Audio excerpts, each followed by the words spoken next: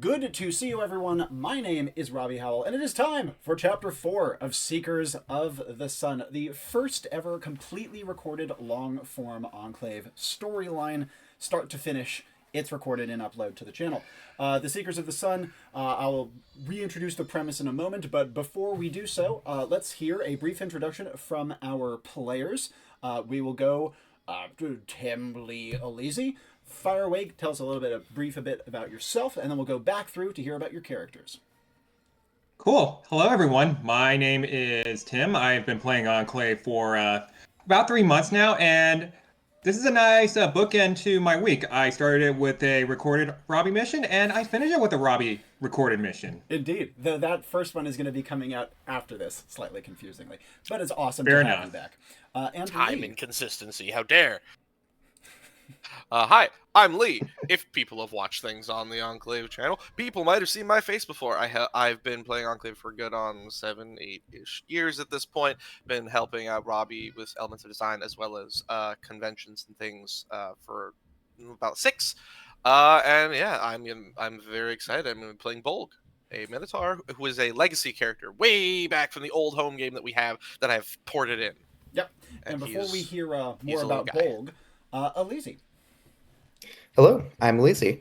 I've been here for a few months, and I'm playing Gina, who is a Gremlin Samaritan. She was also in the last one that I was on here. Okay, and yeah, looking forward to getting into it. Marvelous. Yep, that one with Gina will also be coming out after this, even though it was recorded before. And Yep. characters. Tim, tell us about who you're playing. Okay, today I am playing my gunslinger, Caroline Denge. She's in her early 20s, 5'8", 135 pounds, a bit on the athletic side, and also a bit of a social person. Would definitely love to talk with you, get some information, and then shoot her foes away. Mm-hmm. She also happens to be level 10, which is a pretty important note. She's one of the highest level characters in the game. Mm-hmm. And next, let's hear about Bolg. Yeah. So Bolg is level 9. Also one of the higher level characters in the game. He is also a 9'5" Minotaur, weighing in at approximately 1,500 pounds in full gear, and started off as a bit of a joke character as the ooga booga hit things, and has become a very involved bridge between man and nature in his own right. And big boy, hit thing good, but also good at talking. So we'll see. Yep. Also Lithomancer. So Earth. Also, yes. Oh right, yeah. We can't just call him a Minotaur anymore. He's a Lithomancer. He's a stone and earth mage. He's gonna be maging that stone and earth. Perfect. And lastly, Gina. Gina is a 2'11", green skin, big ears, little gremlin. She is a Samaritan in appearance only. Is technically the class, likes to make people think she's good, and then runs around hitting things with a great axe and setting things on fire. She is level 5, so lowest level character on the mission. My highest level character, because I have 15 of them now, so... Oh, and we appreciate you ever so much for it. Yeah, so this is quite the gang. Lithomancer and Samaritan are both classes that are not available in the base book, so I'm going to be maybe asking you guys to briefly describe what you're doing in some instances when you're using one of their powers, just to make sure that everyone has some context for it. And with that said, let us dive in to Seekers of the Sun to briefly remind everyone of what Seekers is. Seekers is a long-form storyline of a group of adventurers coming from the questing realms going west into uncharted lands to seek a mysterious ally. Now, the questing realms is a very long-running piece of Enclave world building. Been kicking around for well over 8 years, featured on well over 24 missions, including a few on this very channel, besides Seekers itself. The Questing Realms is kind of a pastiche of the Matter of Britain, Matter of France, very classic high medieval, where knights bond with fantastical mounts called farers, and the Seekers themselves are a quadro of individuals, 3 knights and 1 noblewoman court mage. They are as follows. You have Sir Falstaff and his egret hippogriff mount Gurley. You have Dame Sheila, the leader of the group, and her serpent mount Tallow. You have Sir Shackle, the junior-most knight, and his moth Flit. And lastly, you have Lady Ethel Hexlord. Not a knight. She doesn't have a fair, but she does have a good bit of utility magic. I've said it many times, I've said it again. The Seekers have gone into this quest knowing that they may die. And as such, your topmost priority, obviously you want to keep them all alive if you can, but your topmost priority is Lady Ethel. She is the only one you absolutely must keep alive for the Seeker's errand to succeed, because she's the only one who will be able to get back in touch with the questing realms from vast distances to effectuate the diplomacy that they are hoping to do when they reach the Western Lands. Now, this chapter joins the Seekers months into their journeys. It's been like at this point approaching 5 months since they left the questing realms. They've gone through some absolutely horrible endurance trials, and many of them are still nursing wounds from early on, but they're in healthier state than Chapter 3 saw them. They've just made it through the vast desert that they were stuck in for well over a month, and have now entered a kind of dry canyon maze. Think kind of like Arizona, in the United States. Beautiful red earth, but these like winding, almost barren passageways with minimal vegetation and maybe the faintest trickle of water running through far down below. But they have been following a road leading eventually to a singular bridge that spans one of these vast canyons. And this bridge, at its very center point, on like a big pillar of rock, has a garrison, the first sign of civilization that they've seen in ages. And moreover, the heraldry on this garrison seems to indicate they may be getting close to what they're going for. They've been seeking a people called the Nightwing, and the banners do, in fact, hold a black coat of arms that seems to show feathers upon it. So they were hopeful, only to find, when they reached the garrison, that they were met with outright hostility and turned away. They soon deduced why. Their rivals, a group not from the questing realms, but from not the king's land. It's a rival faction opposing the king. War soon to break out. Has been ahead of them for some months now, and they've known about this other group. And they have found that this other group has reached the garrison before them and poisoned the well against the Seekers, clearly having told the garrison that the Seekers were bringers of woe or evil or something of that nature. This rival group is led by Dame Melifene, an incredibly dangerous knight who Dame Sheila has fought, and it took 2 Enclave agents and 2 knights of Dame Sheila's caliber to make Melifene retreat once.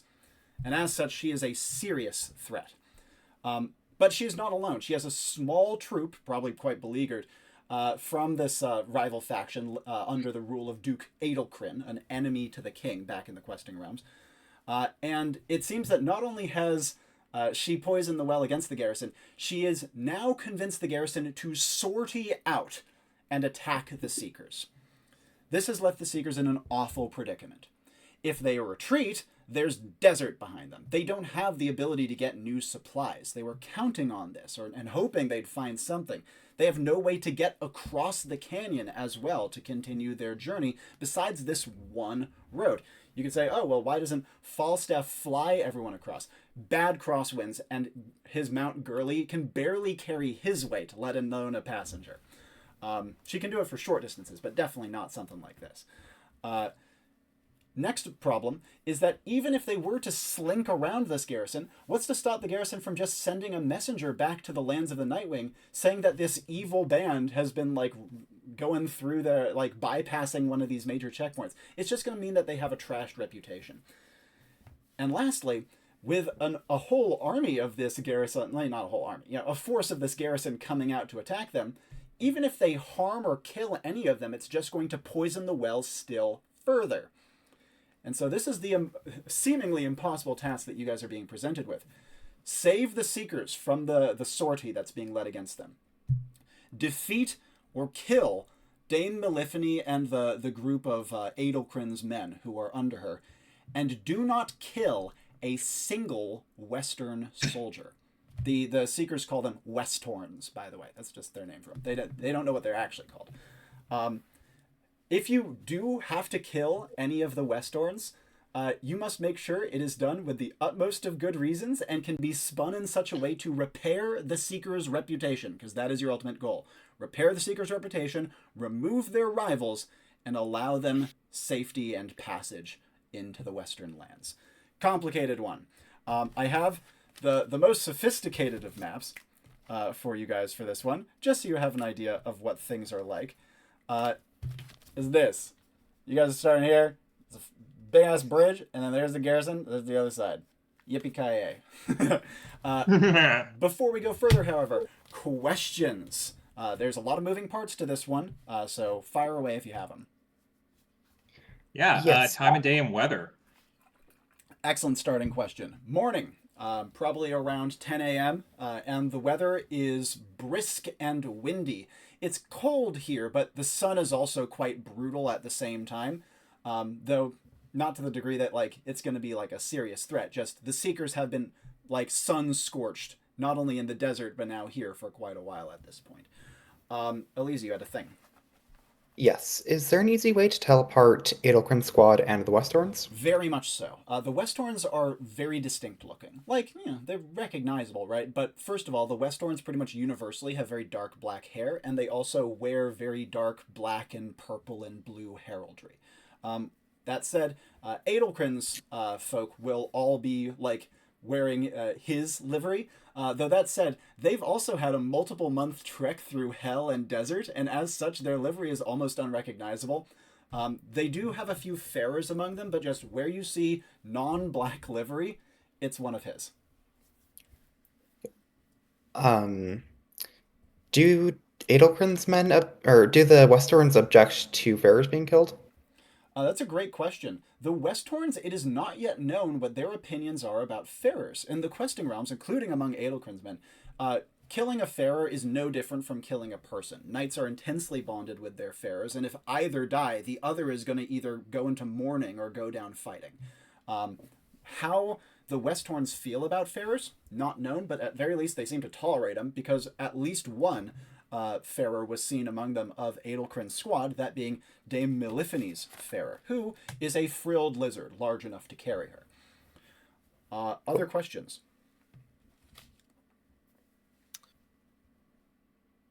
Does the garrison have anything of relevance to them outside of the bridge? Are there watch posts that they move through? Do they have like some weird desert crop that allow them to not die? That's a great question. So the garrison seems to be purely like a fortified outpost just holding the bridge. They don't have any crop fields. They probably import food. Because the road just goes right beyond where they are. So they're just like plopped in the middle of the road and everything has to go through them to use it. In terms of other buildings or structures, none. It is just this one garrison. Nothing on like the surrounding peaks. Nothing in the surrounding canyons. It's just this one building. Though again, big. It is a fortified keep, and as such, it does have walls and it has like a major defensive structure, and so like a main tower, and so it could easily weather a siege, probably of any size, because it only is accessible via that one dinky little bridge. Tim, you had a thing. Yeah, I was just gonna ask what is the general size of the pillar that the garrison's on? Oh, excellent question. Yep.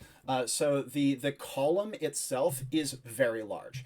At least the size of the footprint of the actual garrison building and its walls and everything. So you can imagine it being like, oh god, numbers. Like minimum 50 yards wide, probably more like 75. Okay. And it would get a little larger towards the base. Like a big-ass stalagmite that had its top lopped off and flattened. Yeah. Other questions?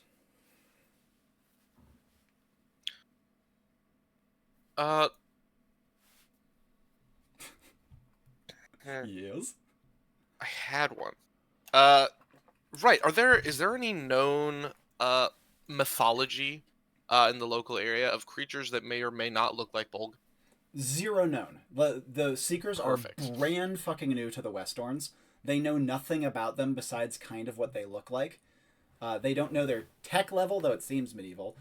They don't know their beliefs, though clearly they were like copacetic enough to shelter Adelkrin's squad. They know nothing about them.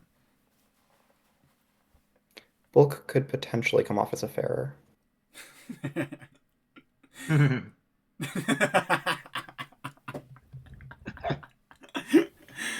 That's God. the route we're going to take, but we'll see. We shall see. Any final questions? Do we know about how big Edelkrin's squad is? Yeah, Adelkrin's squad is probably at this point pretty small. It seems very unlikely that a group bigger than like a dozen could have made it across that massive desert and had the supplies to feed everyone super feasibly. Not to mention just the increasing logistics of having more people. So the Seekers guess that it's somewhere between 5 and 10. They don't know for sure. Okay. Something like that, though. And admittedly, if you like capture them or force them to surrender, it's feasible. The one who needs to die is Maleficent. She is too loyal to Adelkrin, too smart, and too dangerous to be kept alive. Important note. Maleficent does not have weapons, though she does have armor. Instead, she is a very proficient mage who uses short-ranged spikes of like concentrated air, functionally sonic booms, as weapons. And she is also able to produce shields. Good to know. Do we need a good reason before we start killing them, or will will the Westerns understand? That's not known. You will probably have to do at least some image crafting, so to speak, before just killing people. Because if the Westerns are sheltering Adelkrin's squad and acting on like their suggestion, they clearly have some sort of good opinion about them, and just murdering them is not likely to go over well. So a classic case of get someone to hurt Gina first. Yep. One possible route at the very least. In that case, I say we proceed to assembly.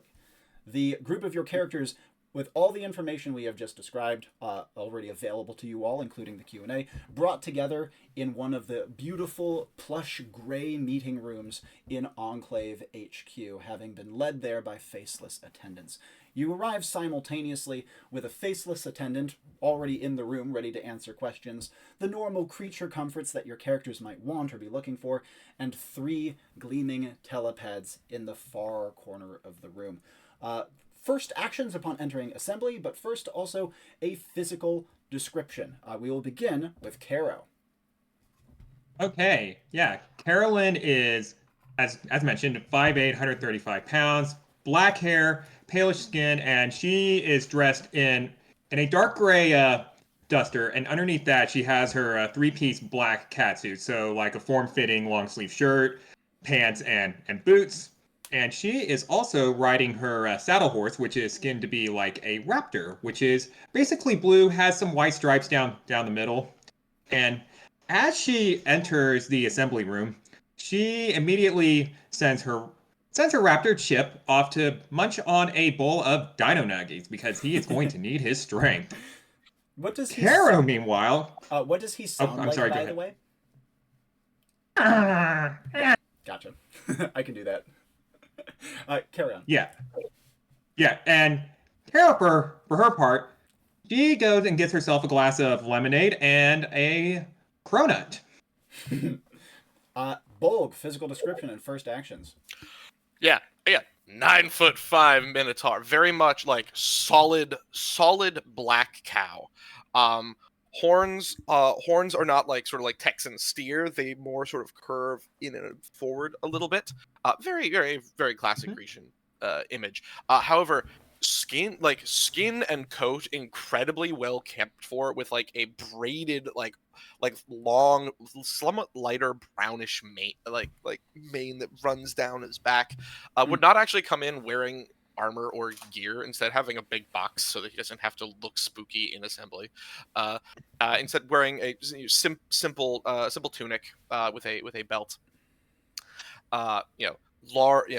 Covered in piercings all across his face and upper shoulders, made of different bone and solid pieces of, not even precious, just stone, just carven stone.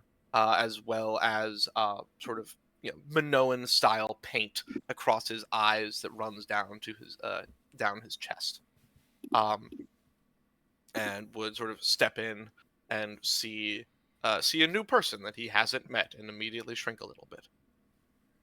Just sort of like, not trying to take up all the space, and will say, Oh, hi. Nice to meet you, little lady. Bolg is Bolg. What's your name? Oh, hey there. I'm Carolyn, she says with a smile, giving Bolg a two-finger salute and then finishing up her lemonade and cronut. Yep. Would Chip be nervous around Bolg? No, nah. He just looks to Bolg and he just... If raptors could smile, he would. Yeah. So he just looks at him with a neutral face. And before we go further with that, Gina, brief reminder of physical appearance and your first actions upon entering. This is, I think, the largest height range of any mission I have ever hosted. Oh. "Yep." Gina is 2'11", green skin, big ears, wearing a tattered monk's habit that's homemade. She has a lot of stuff. Most of it's strapped to her back. Her lighter's just hanging at her hip. I lost her character sheet. That's fine. Her battle axe has a like, for my daughter Gina roughly carved on it. She did it herself. If anyone asks why she has a battle axe, it's because it's a gift from her dead mom.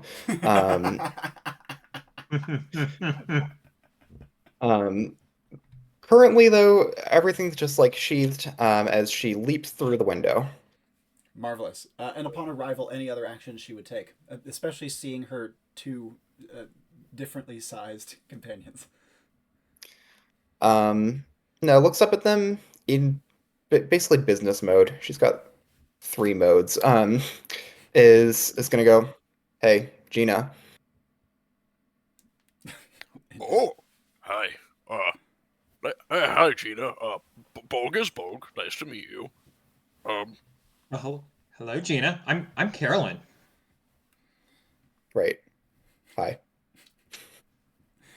And as the 3 introduce themselves, follow up starting with Bolg. Bolg is going to find somewhere to sit, given that there is somebody who will hurt their neck to look at him. Given it is assembly, a chair his size would somehow be available. Yes, he will sit on the large chair and just get like a small for his hands glass of water. Yeah. And just sort of sip neatly and say,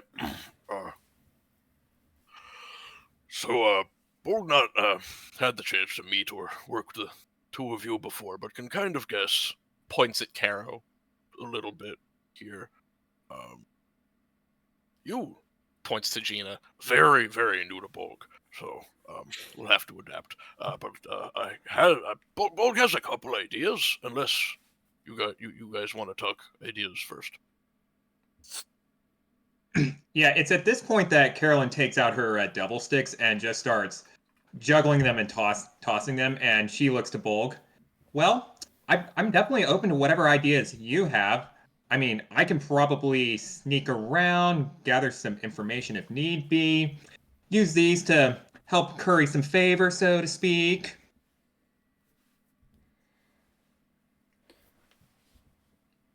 Looks at Gina just as sort of like trying to do the I'm making everybody heard sort of thing of like. Yep. I'm really good at starting fights and making it look like it's their fault.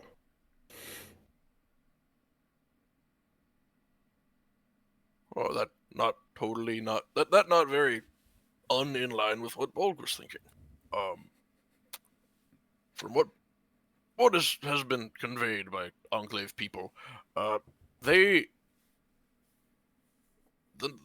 other night team from the questing realms, they don't know that we're coming. They don't know what we look like.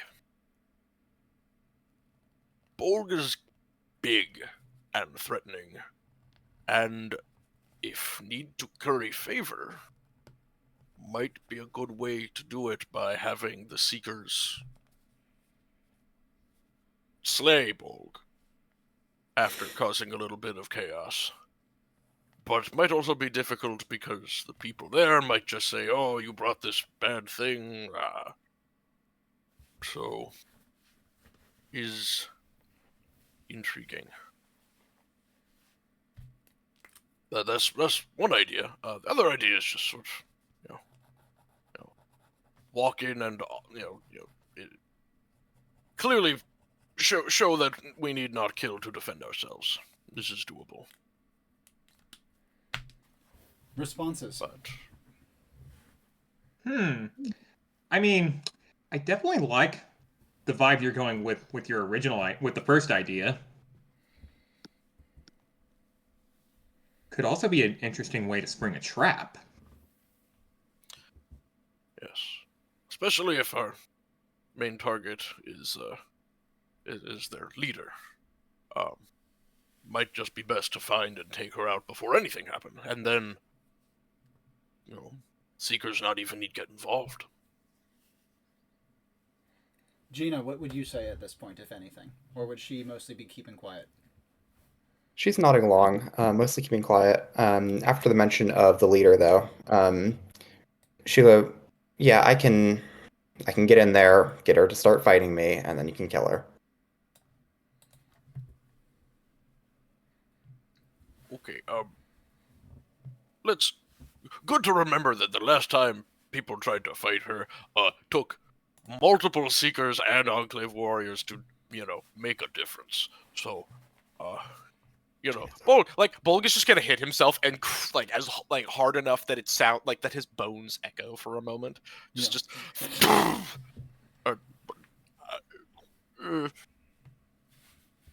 Bolg kind of tough, so would definitely be better than Bolg taking the hits than. Not immediately blushes if a Minotaur can blush. Not to be sizist, it's just and, Yeah. And Caro adds, and if we can get it to where I can flank around her, all the better. Bolg has some ideas, because Bolg can probably just throw one of you off from one side of the thing to the other, but landing gonna be hard. Gina. Oh, Oh, pardon. Gina first. For Asclepian. Yep.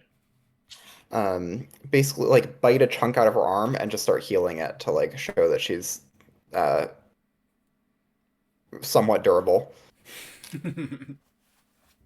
Definitely has sort of an intrigued cow face.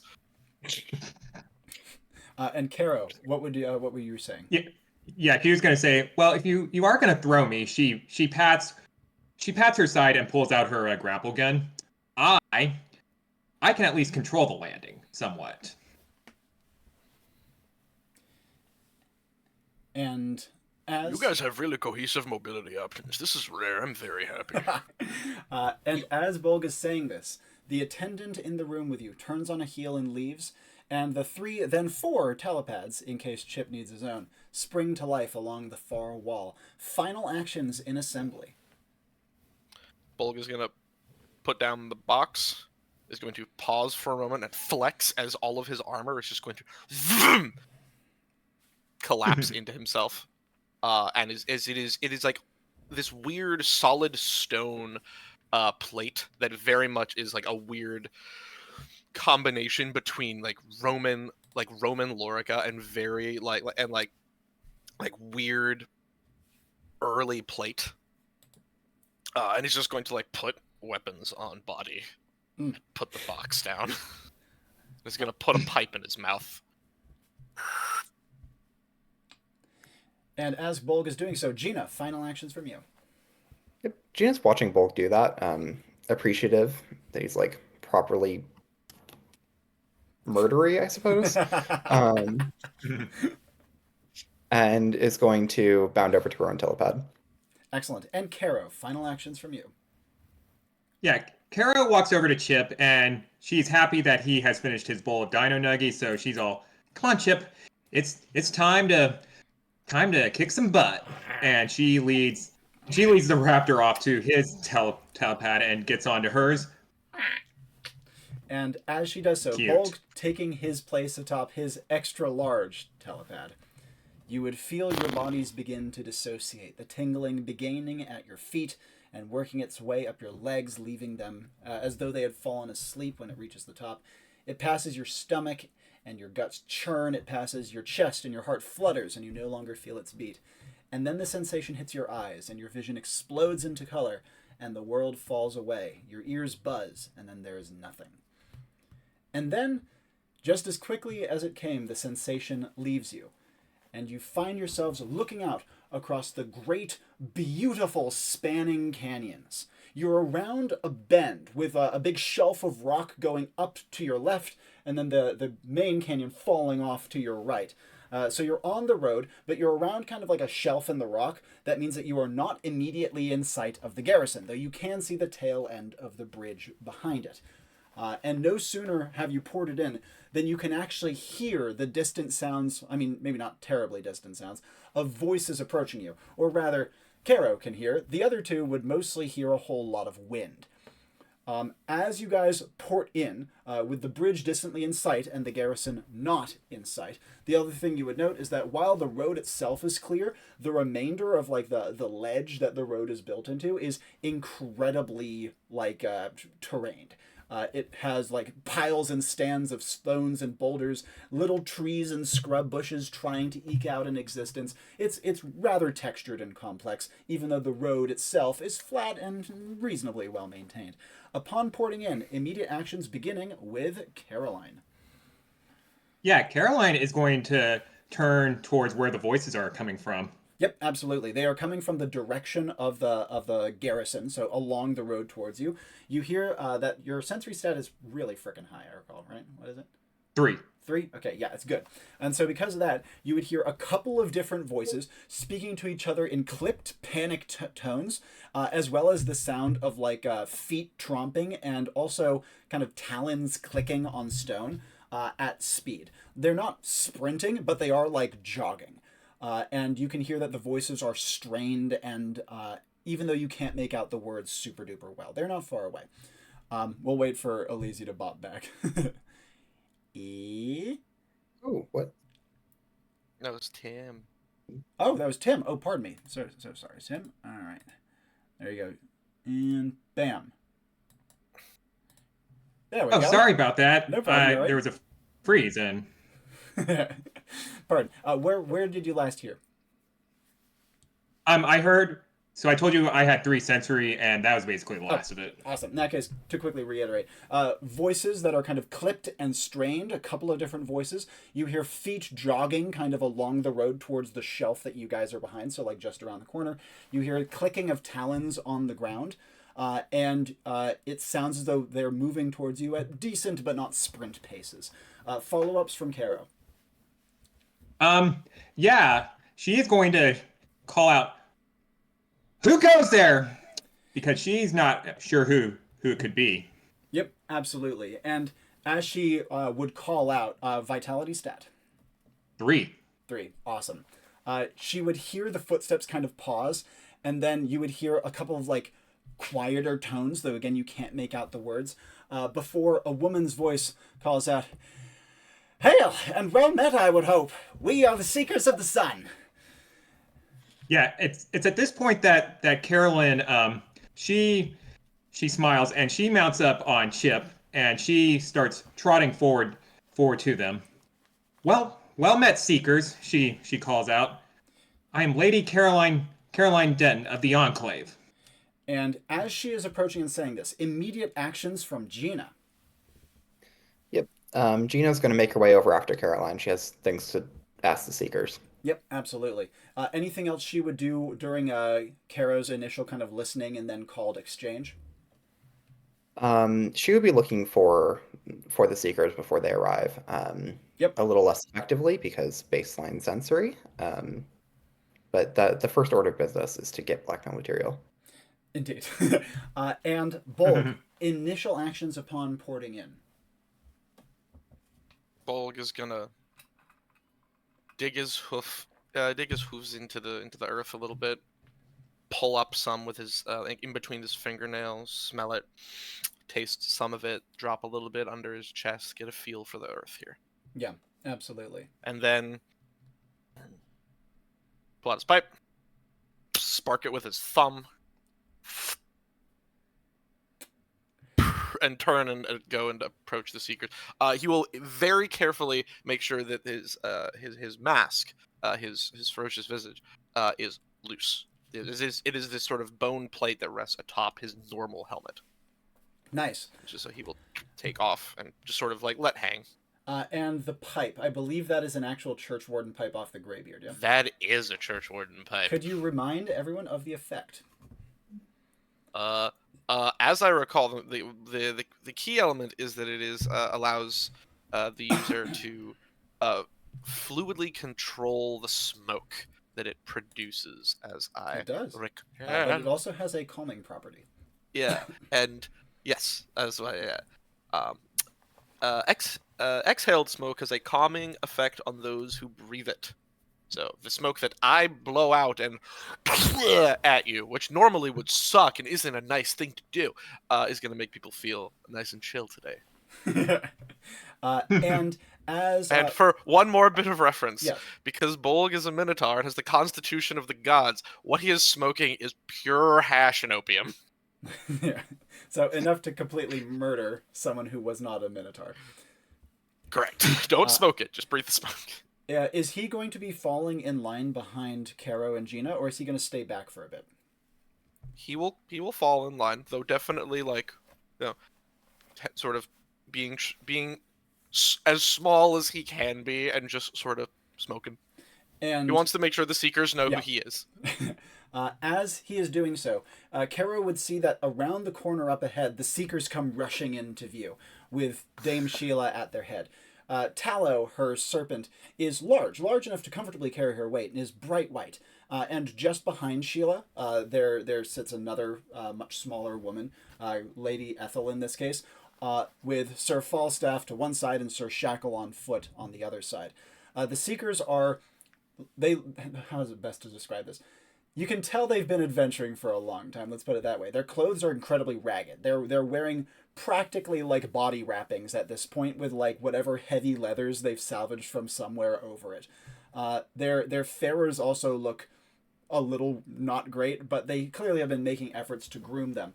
And Dame Sheila, with kind of like shoulder-length blonde curls bobbing under her helmet as she comes rushing into view with her lance at her side, would pause for a moment with her hand on her mount's head, just kind of staring, and then just kind of say to herself, "What strange wonders has that strange, wondrous place produced for us today, I wonder?"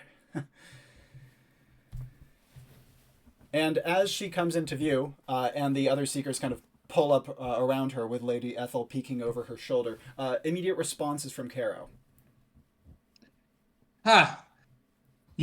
Well met. It seems you all have been on quite an adventure, it would seem. And Sheila nods and kind of smiles slowly, and she says, "Quite the adventure.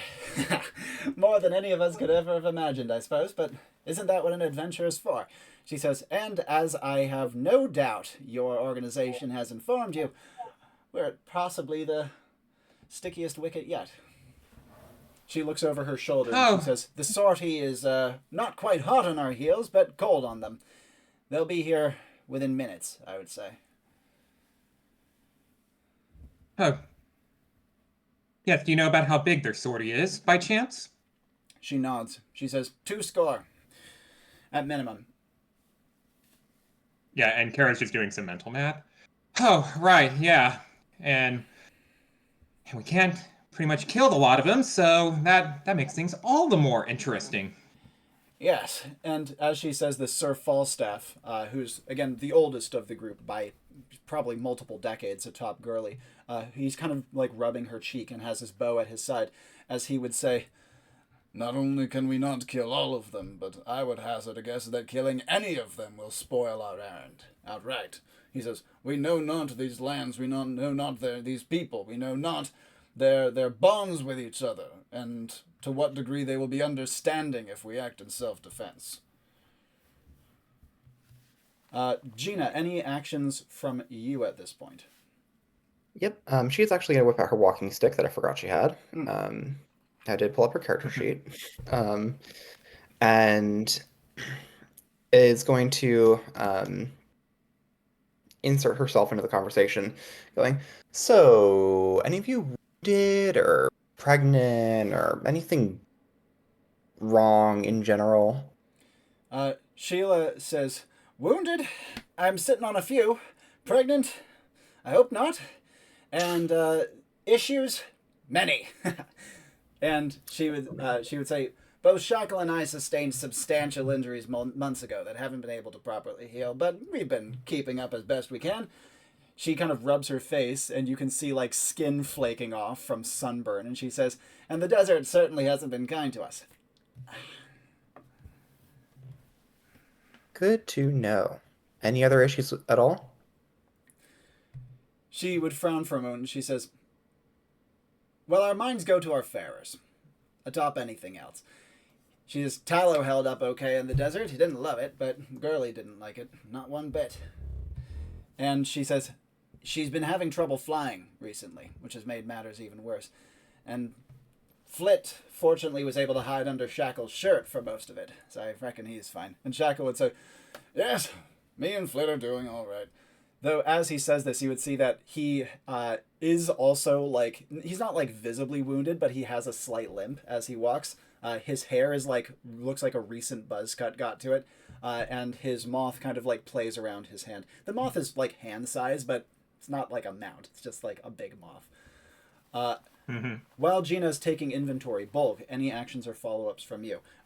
You have several Seeker's eyes pretty fixed on you, specifically Lady Ethel and Sir Falstaff. So this is the part where Lee has a question. As I've, funnily enough, this place has been encountered before. Was it Captain or was it Grupp who was more well known here? Captain by far. And this is Captain? old All right. characters. This is old lore stuff that I'm dragging back into remember, the light. you're thinking Ch4, which is related Yes. to some I degree. no, I just didn't know if I knew Captain was involved here. Captain I didn't was remember very if Grupp involved was. here. Yeah. Bolg will do then is sort of take a big huff of smoke, look up a little bit, and like deep guttural breathe out as the smoke forms a somewhat darker shade and creates a momentary canopy over the desert sun and gives them a bit of cool. And as some of it sort of trickles down and wafts under them as if almost raining. And as you do so, you can see that Lady Ethel kind of shrinks a little bit from it, and Sir Falstaff looks to it with deep suspicion in his eyes. Dame Sheila is completely unconcerned, and Sir Shackle seems a little more concerned with, like, the conversation than this. Yeah, and as I finish that, I will look down at the Seekers and say, It is nice to meet you, Seekers. Bolg is Bolg. Breathe from the smoke, it will calm you. Bolg has a few ideas. Perhaps we could stage it to seem that Bolg was attacking the group of you, and that in your self-defense, you are weakened. As the next party arrives, Bolg turns to charge at them, still not aiming to kill, but to rout. Then the two of groups would have a common enemy and a chance for the Seekers to prove that they are not villains. What say you? And Sheila would look up at Bolg, kind of like seeing him, not seeing him for the first time, but like really looking at him for the first time. She says, "Bolg is Bolg, indeed, and Bolg is wise to think of such a plan. I know not the character of the Westorms, and I know not how much the defeat of a mutual enemy would be respected and appreciated by them. I think it's unlikely to hurt, but it'll hurt you, perhaps. And I think that the greatest flaw in this plan is how we can look as though we have defeated you. Without you, of course, being actually ran through by a lance. Though," she looks at her lance, "I'm not quite sure that my knitting needle here will do much against you." Bolg knows not the magic that you all hail from, but many creatures and beasts are not just flesh, but often have banes that work against them. Perhaps a tale could be spun.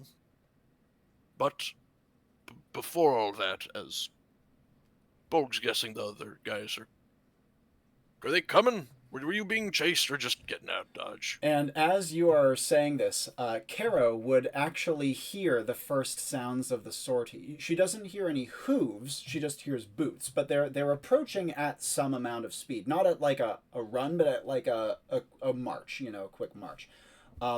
They are probably still like a minute or two away, but approaching at speed. Actions that Caro would like to take both in relevance to that and other things besides before I jump back to Gina and Bolg. Yeah, Carol hears that and she looks to the others. Heads up, but we got some fast marchers coming. Now here's a question: Is there like a nice open space nearby? Because I have a genius idea. Could probably, well, we can't kill them, but nothing says we can't knock them out. She smirks. And as you say this, Sheila would say, "Open space. More open than the road, you say? Because unfortunately the answer to that is no. This thing snakes and winds for miles and miles with absolutely no clearing whatsoever." She says, "It's been rough to camp upon it, I'll tell you that. But not the worst." Oh, well, there goes my Bolg idea can of make tossing open some smoke. space. Oh, what was that, Bolg? Bolg can make open space. Again, well, she gestures to Caro and kind of does like a be my guest over to Bolg. "It seems as though you have that element of your plan sorted." As she is saying this, however, follow-ups from Caro before I jump over to Gina. Yeah, it's also at this point, and I totally forgot, but Carol reaches into her duster pocket and pulls out a small little box, and this has her earpieces. Ah, nice. So she affixes one to her ear, and the other would magically transform in size to fit whomever would want it. So she looks to Gina and Bolg. Who wants this? Make it quick. Yeah, she tosses it to Bolg. Oh. Never mind. Was that like a no this? That was a nope. Okay, in that case. Oh, in that case, it goes to You're Gina. good. You're good. You're good. Yeah. That was Sorry, didn't realize that. No problem. Yep. Okay, In that case, Gina gets it. passed over to Gina. Gina's large, funny ears would make it a little bit of an awkward fit, but she could definitely get it in. Yep. Yeah. And follow-ups from Gina at this point, having been given an earpiece. Yes. What is the road dirt? The road is stone, but it's like largely in disrepair and is pretty much functionally packed earth with like a suggestion of flagstones. Gina's gonna roll around, get herself dirty, get some dirt on her face, like just look as pathetic as possible. Yes, indeed. As she is doing so, Sir Shackle would take a couple of hesitant steps over to her and say, "Terribly sorry, my good Fia. Are you well? Do you have something crawling upon you?" I'm fine, trying to get pity. Pity? By Pity. to resemble an urchin, yes. Well, if you would like pity, if there's one thing about us, it's that we are pitiable at the present time. And he would take out from his like a back pocket a bunch of like dressings for bandages that are actually caked in old blood. He says, "I was going to wash these and reuse them, but perhaps." Yep. Suddenly fascinated, takes them. Yes. I can work with that, thank you. "Of course, my good fear." He says, "I aim to serve, albeit unconventionally." Yep. And Gina's actually going to wrap one of her arms and one of her legs with bloody bandages. Yep, absolutely. It's old and caked and dirty and looks really gnarly, like you've had it on for days and days. Yep. And any other elements to her costume she wants to do before her next actions? She's pulling her hood up for sure. Yep. And tearing a few more holes into her clothes and kind of like scraping at the skin under them. Yep. And from here, is she going to remain about the Seekers, or is she going to make her way along the road? I'm going to look up at Bolg and see if the fighting plan is going through. In that case, Bolg and Caro, actions the two of you would like to take in discussing Caro's open space plan. We'll start with her. Yeah, Caro looks to Bolg. So, here's my thought. We make some open ground. I can toss out a smoke bomb, kind of make it obscure, time it right so that way when they run, they're all confused, and then I can rush up behind them and knock them out. And she pulls out from her back pocket with this, and that is her tonfa. Excellent. Bolg sees hit stick and goes, yes, hit stick. Plus we can definitely say, like, in their rush, they accidentally ran off the road.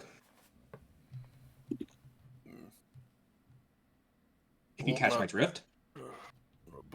Bolg is catching the drift, but couple issues.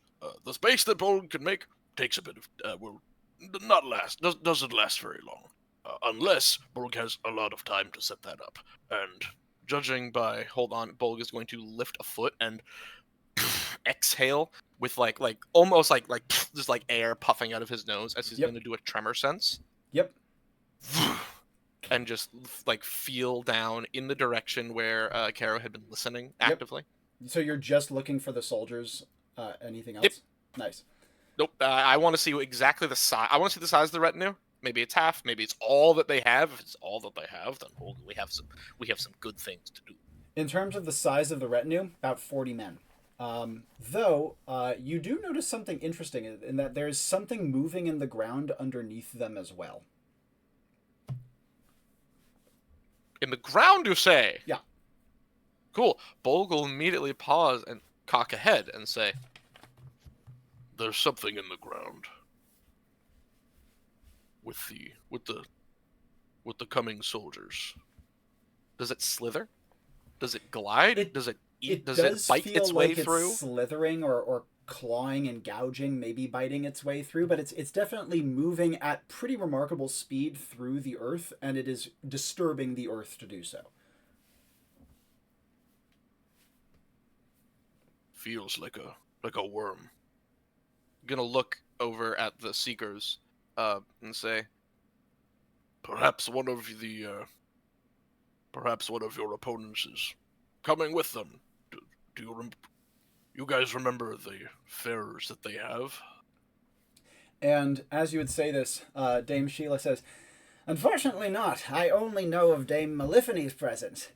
However, those that she took with her, I wouldn't know. And unfortunately, the Knights of Adelcrim's land are largely foreign to me, besides the most famous among them." How far are they at the pace they're moving? Pace they're moving, less than 2 minutes away. Call it a minute and a half. Okay. Before they get into eye shot, rather instead of being on top of you. That was my question. And are we angled? Are we on a bit of flat? Are we at like a hill? You're on relative flat, but it's a cliff winding road, and as such, there's going to be a lot of like small to medium variations. Okay. Cool. I'm gonna dip back into tremor sense while other people do stuff for a sec, and I want to feel out this path. Yep, absolutely. Caro, follow-ups from you after discussing with Bolg, unless there's other things you want to add to it. Yeah, she... Oh, that's a good question. Do you know I would say... Yeah, probably. Yeah. Totally. In that case, Gina, follow-ups from you. So the sortie's about to come to view? Sortie, would Bolg have conveyed how far away they are? Yeah. Would just given like a pause. About 2 minutes out from being over there. Yep. Okay, so not quite yet. A few ways I can take this.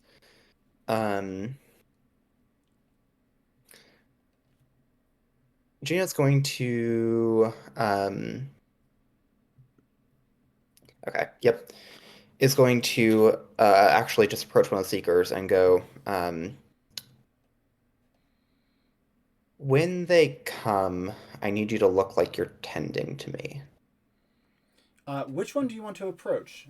Sir Shackles, Sir Falstaff, Dame Sheila, or Lady Ethel? Was it Shackle who gave me? Yep. No, it was Shackle. also Shackle gave you the bandages. Yep. cool. Yeah, I'll go Shackle then.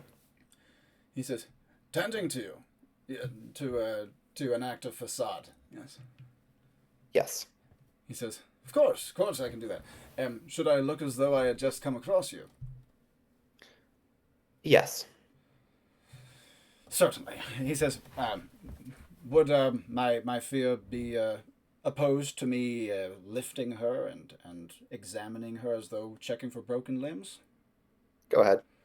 Certainly. I shall endeavor to be as gentle as I possibly can. And as he is saying this, he would say, "Flit." And the moth would kind of like land on his finger, look to attention. He kind of whispers something to him, and the moth would kind of flutter over and land on one of your ears. Nice. You would feel the moth is remarkably warm. Not unpleasantly warm, but like putting your hand into a warm, or your ear into a warm bath. Yep. As you are doing so, Caro, follow-ups from you if you've had your time to think. Yeah. How high? So how high up are is the cliff wall? Like, Yep. So the path you are on right now, it has like the drop off into the canyon on your right, and then it has Yep. like a cliff wall to your left. The cliff wall is not sheer, but it is rather steep. It would take a pretty committed effort to climb it, though I believe Caro does have pretty monstrous stats for that. In terms of and a grapple gun as well. yeah, and a so. grapple gun as well. In terms Yeah. of the actual height you have, it's not like just a single cliff. It's like cliff and then shelf and then cliff and then shelf. But in terms of the overall altitude you have until it gets to some sort of like evening out, it's like comfortably 400 or 500 feet. But there's like shelves and ledges and like breaks in the slope every 50 to 100 I think what feet I'm or so. yeah, because I think what Kara's gonna do, she's gonna take out her grapple gun. She's gonna look to the others and say, "I'm gonna get some high ground because I want to keep an eye on these guys as they're approaching." She says, "Any objections?" No, you got good eyes and ears. That's good for you. Yep. Sir she ready? Falstaff would also add, under normal circumstances, I would join you. Perhaps She it just might be nods. better if you did. And Sir Falstaff would, as you said, Caro's doing, getting out her grapple gun and launching up. Yep. Yep. Yep. As you do so, and Bolg says this to Falstaff, he says, I will do so if it is demanded of me, but I am concerned for my farer. Mhm. The desert was cruel to her, and her flight feathers are damaged. This is fair. No, then do not. And then I had been tremor sensing the path. What Exactly. is there? You said there's a bit of a bend. So the idea of the road that you're on, if this was like a bird's eye view, kind of snakes and winds. Yeah. It goes around like a shelf of rock right there, and that's what's obstructing you guys from their vision. In terms of the ground that the path is made on, very solid. Like a lot of the earth around here is incredibly hard packed clay with like big slabs of stone mixed in, and so you have a lot of very malleable earth, and then like pockets of very hard fixed earth. So it's a relatively stable structure to build on. Okay. But there's a block that is, so they're over here. There's a and then it's just straight. Not straight. There isn't like it's another kind of like bend. a gentle curve that winds away. Oh, okay. In that case, I'll nod and say, "Plans change. The path bends just a little bit back there. Might be best for for you all to pull behind it a little, as if you continued on. And Shackle was doing Shackle things.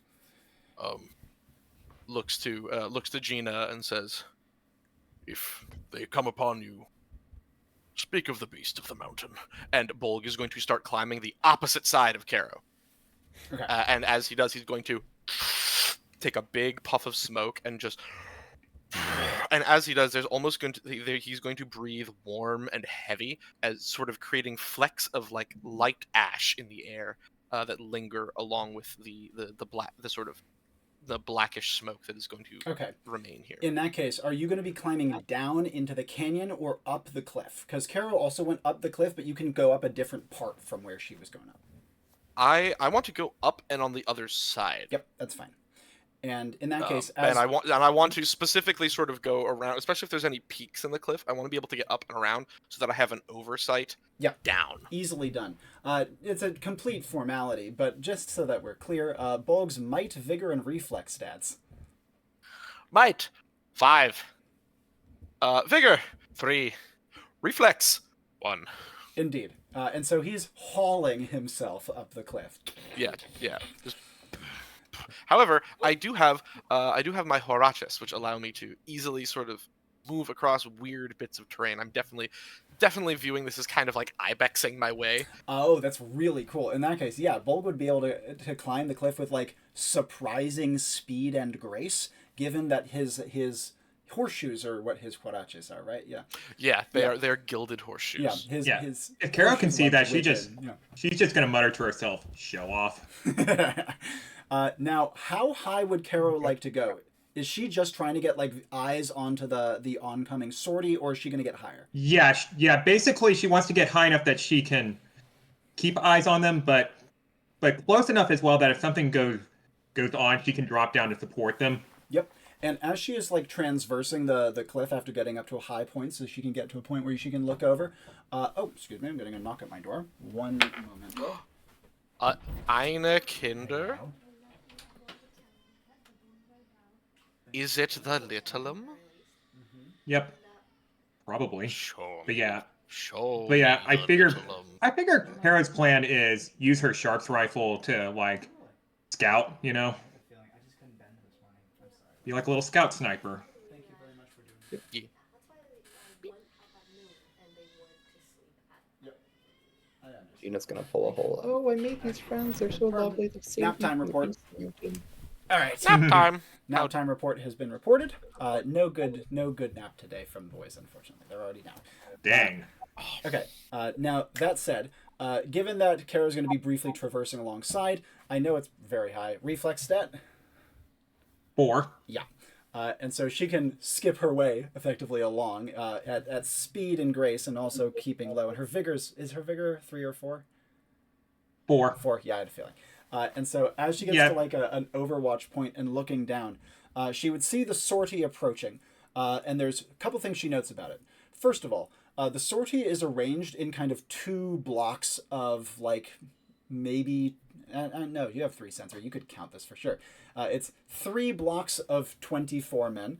Although you can see that the second block is a little like less organized.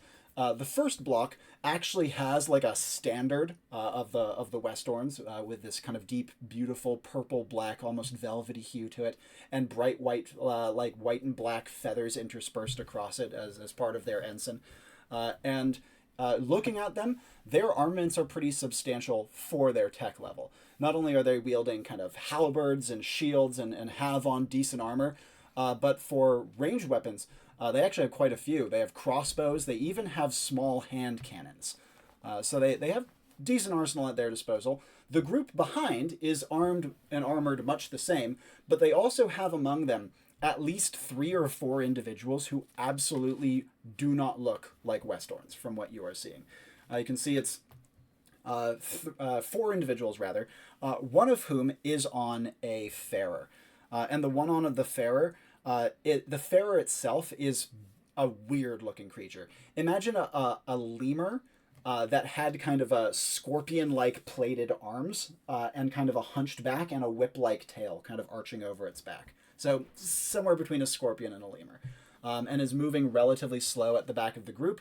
The woman who is riding it is speaking to one of the Westorns next to her, who is also carrying a small standard, though not as big as kind of their primary battle standard. Looking past them to the garrison, which you can see clearly from here, there is definitely still plenty of people in it. You can see the walls are manned, and they definitely are anticipating some sort of potential need to use their armaments up on the walls. But it's not crawling with people, nor is it huge. Like, at a guess, just looking at the size of that building and the size of this sortie, maybe half their garrison is moving out. Okay. So is it 24 men in each block, or 24 overall in this 24 sortie? men in each block, with the second block having some of those men be Adelkrin's squad. Okay. Yeah. Caro taps her earpiece and she starts relaying what she's saying in a quiet tone to Gina. Yep, absolutely. Okay, 24. I see 3 blocks. There's 24 men in each. First 2 one blocks. is oh, yeah. First block's well armored. They've got range and melee. Second block definitely doesn't have some Westorns. There's like 4 non-Westorns in there. And as she is relaying, any responses from Gina? Shackle is starting to like get her into position on his knee. Okay. Does Kara mention the banner with the feathers? Would she? Yeah, she would also mention the Yep. banner with feathers on block 1. I'm in librarian mindset. I need to get out of librarian mindset. Any responses or follow-ups from Gina? Yes. So the terrain, when they round to be able to see us, is there going to be a decent amount of range? It's not going to be like an enormous amount by any means. They could easily shoot from that distance, but it would not be near melee range. They'd need to rush in to charge. Okay. So they're going to be able to see us in detail before being able to shoot. Yes. Okay, that's important. And I might not be a librarian, but Gina's not an idiot. I'm gonna look around. Have there been any birds in the area? Did the Enclave mention anything about birds? Like what's the wildlife? Mm-hmm. That's a great question. The Enclave did not explicitly mention any birds in this area, but they did mention that the Westorns are in some way like affiliated with a strange, powerful species called the Nightwing, who are presumably feathered to some degree. In terms of the wildlife, would the Enclave have told you that? You could ask Shackle. You could absolutely ask him that. Okay.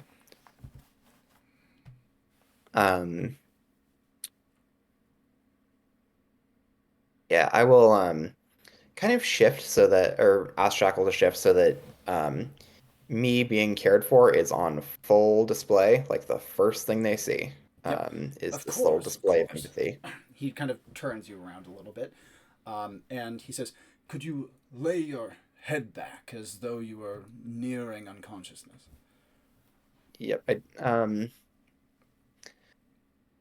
I do that. Yeah, He says, "Thank you, my Fia. Thank you very much. I will attempt to splash some water on your face when they come into view. Is that acceptable?" she nods. Very good. Right. You hear him kind of like muttering to himself as he's thinking through what he's going to do and say. Anything else that Gina would do or say herself? She is also now at the point where she can hear the marching soldiers getting close. Cool. She's gonna ask Caro over the earpiece. She's seen the sharp rifle, right? Yeah. Okay. She's gonna ask, can you shoot one of the bad guys without getting seen? Definitely. I have a suppressor. Any particular targets I should go for? Like, I see a leader in block 2. Yes, not one of the Westorns. You mentioned there were Adelkrin's men. If you can take out at least one of them. Copy. And in this case, Bolg, once you have taken your high position, your like lumen position, any other actions you would like to take? Yeah. Can I see them from here? Just sort of like. No, they are around the Like, shelf from your position, around but the back. like you can see Caro quite clearly from your position, who is looking down and clearly has an Overwatch position on them. All right. In that case, I am going to take my pipe. I've been smoking it. I've been calming. I've been settling. I'm just, keep it in my mouth for this. I'm gonna pack it as tight as I can. Just as I begin to chain smoke the crap out of it. not exhaling a lick of the smoke. Yep. And as I do, I'm going to begin to dig my fingers into that clay, into that rock, and like it's not loose, is it? It's still like hard. It's like a mix of clay and other things. It's packed, but it crumbles if you dig in a lot. Oh, perfect! I'm going to dig in, and using my earth shapers, which are skinned is these sort of volcanic bracelets on my on Bolg's arms that draw earth onto his hands, begin to pull up with each sort of inhale of the smoke, and then solidify it further onto his arms as he doesn't breathe out, just in large lung capacity. I have 5 resilience. I was about to ask you that. As I am going to begin to channel a geomorph, specifically into my perk, Labyrinth. Marvelous. Can you give us the brief, like a most basic description of what Geomorph does, as well as what Labyrinth does? Yeah, easily done. Geomorph allows me to bring about a sudden and localized change in the land and terrain around me, normally appearing and then disappearing. However, with Labyrinth, I'm able to significantly prolong these effects to produce a earthen maze that I'm able to control and manipulate as I interact with it. And while this geomorph is active, I actually can't do geomorphs to make new things. I can only change this structure that I am creating. Remind me, is that a double or triple compounded perk? Triple compounded perk. 3 big boys in that. Yeah. And I'm going to be asking for details on the Labyrinth quite soon. But yes, carry on, please. Yep. Speaking of lungs. But yeah, so what I'm doing is as I am drawing this up, this earth, I'm going to be doing an arcane manifestation into my war paint, which I would like to begin to paint itself across the earthen structure that is building up my arms. Excellent. And beginning to form these passages, these right angles, these adjoining connecting lines in an almost like, jagged spiral, starting from the fist and sort of spreading out as more and more of this rock is built up into Bolg's arms. And like the more I can do this, I want to get like a line of this up to his shoulders. Excellent. As you are doing so, brief check back in with Caro. The block 1 has now is like in the process of rounding the bend around the shelf, which means that you at the moment do not have eyes on block 1 because the shelf blocks your vision. So unless you literally climbed out across the shelf and like looked straight down, you would not be able to see them super well. You do still have eyes on block 2, particularly that leader duo that you were looking to. Yeah, she's keeping her focus on block 2. Yep. However, they're going to start to go around the shelf as well shortly, meaning that they're going to be completely out of your eyesight for like a section of time until they pop back out on the other side where, Gina and the Seekers are. Though admittedly, most of the Seekers have hurried on down the road, leaving just Shackle behind with Gina. Yeah. Dun-dun-dun. Now here's an interesting question. When she was observing block 2, were there any other of the Duke's men that were noticeable? Yep. So there was 4 total. There was the one who's mounted, the dame. But other than that, there were 3 who looked like foot soldiers. However, they weren't keeping good formation with the sortie. They weren't like falling in line necessarily. They're kind of a gaggle at the back around that one knight that you saw, and you saw that while they were ragged, like their clothing was not in great shape, and their armor was not in great shape either. They just kind of had their weapons at their shoulders and looked casual. If you want, you can try to get more information by looking back to them, but like, tell me what you would want to be looking for if so. Big thing she's looking right now, the knight one, the one on the mount. What is her armor like? Yep. Her armor is doing much better than the other ones. She is well armored, and also her farer is well armored and tends to seems to walk with kind of its arms kind of up in front of itself to kind of block its face, and also block her a little bit in the process. Though you're looking at her from such a high angle that you can bypass that. In terms of what her armor looks like, she has kind of a T-shaped helmet, so it's only T-shaped slit for her eyes and her nose and her mouth. The rest of her, she also has very heavily plated arms to kind of match her farer. And apart from that, you can approximate full plate.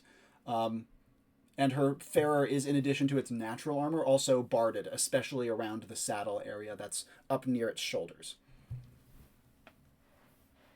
Okay. Would Caro be able to see any gaps in the armor, like open visor? Yep, she has that T-shaped kind of visor thing right at the face of her helmet. Apart from that, Caro would guess that she could probably get a bullet through a bunch of the other pieces, especially the kind of classic plane of the clavicle, or maybe trying to get into the thigh, or maybe trying to get into a crook of an arm. She could probably get a bullet through the armor. It just would start to behave weirdly once it does, as the bullet meets metal and kind of redirects its momentum and maybe deforms. Yeah. Her skill stat is 5. Yeah. So in terms of getting the bullet where you want it to, it's child's play. Yeah, I'm just trying to remember if it's full metal or hollow point that does better against armor. And I should know this because military brat. I would say that you probably are going to want to go with full metal. Yeah, and plus, also, I'm guessing we're using V2 rules. Remind me. I'm using V1.5, meaning I'm fine with V2. Okay, because I want to use the V2 bandolier for that. Oh, I see. Which allows me to pitch a loosely realistic specialized round. Excellent.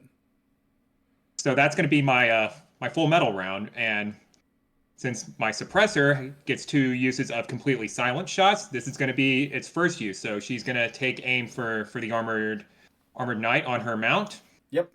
And basically, she is going for a headshot. All right, now, what is Caro waiting for to pull the trigger on this? Basically, she wants to. Is Bolg also forming his geomorph right now? Not yet. Or at the same time? He has not started doing it yet, and he's behind Caro, so she can't necessarily see what he's doing. All you have is your earpiece to Gina in terms of coordination at the moment. Okay, so before she actually shoots, she's going to message to Gina, I can get a free shot. Can you give me like something to cause a disturbance? This would be just before the first block comes around the corner into sight of Gina. Yeah. Within seconds. Yeah. Yep.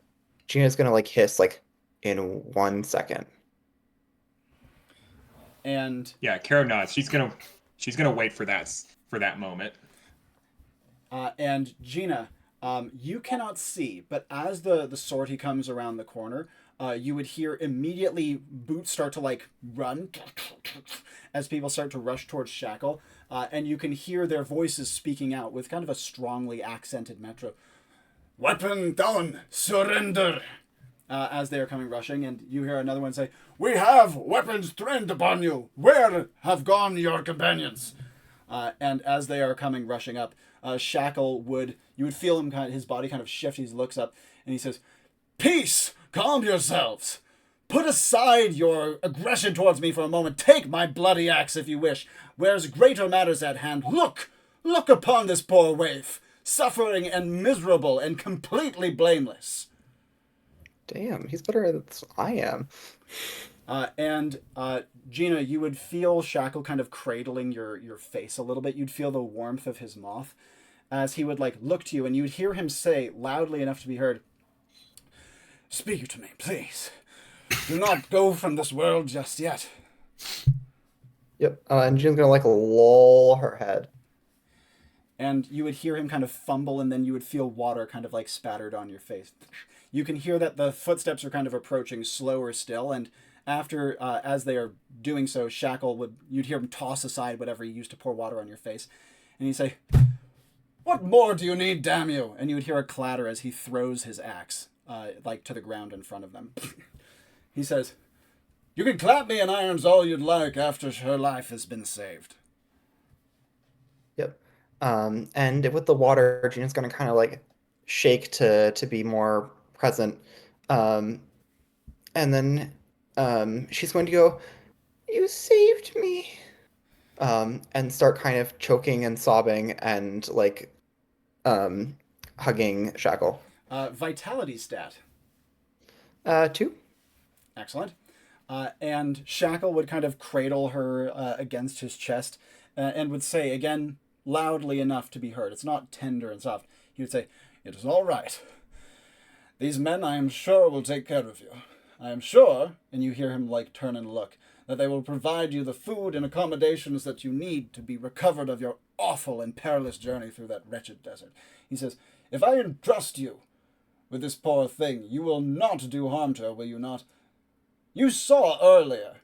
We were turned away, and I accept your rejection of our presence within your keep, but she is blameless, and I've come upon her just now upon the road.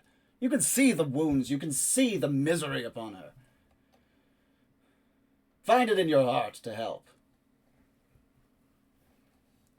You can hear that the footsteps have actually come to an outright stop at this point. Any actions that Gina would like to take? They're hesitant. They have sympathy. They have empathy. Mm. The fact that they've stopped moving, that's a virtue. I'm going to extol it. Let me just check the paired action on that. I Briefly forgot. describe the ability Extol Virtue, if you would. Yep. Got the thing pulled up. Okay. You praise someone doing something good and basically redouble their commitment to being good.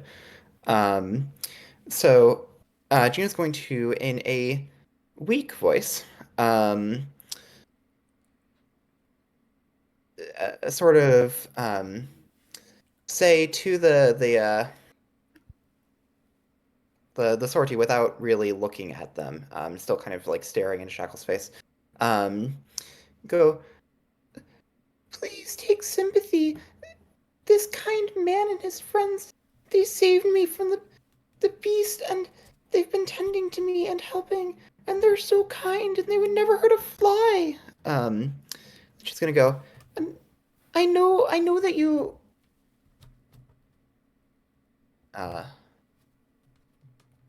shit, I don't know anything about these people. Okay. Yeah, that's a tricky one. That's a tricky one.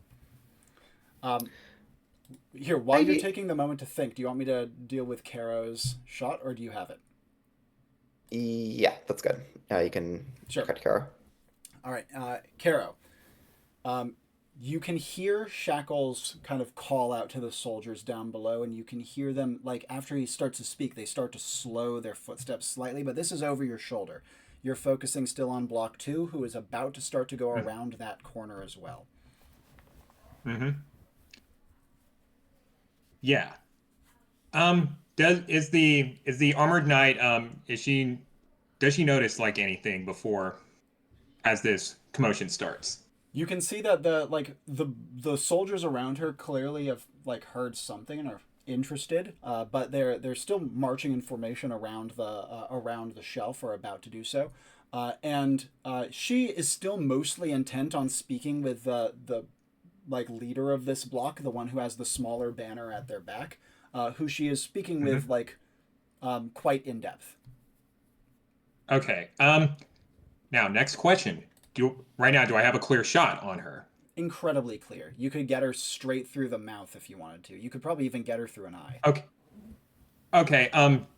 One more question. Like, where I can shoot her at, is there going to be any risk of like, if the bullet were to pass through, like any secondary targets that might be affected? The only secondary target that could be affected might be one of her own men. One of Adelkrin's squad. The garrison commander, or maybe not garrison commander, but like the regimental leader she's speaking to, is not on that side of her. He's on the side kind of close to you, looking towards there. Okay. And one of her men, that's we are good to deal with them how we see fit. Bet.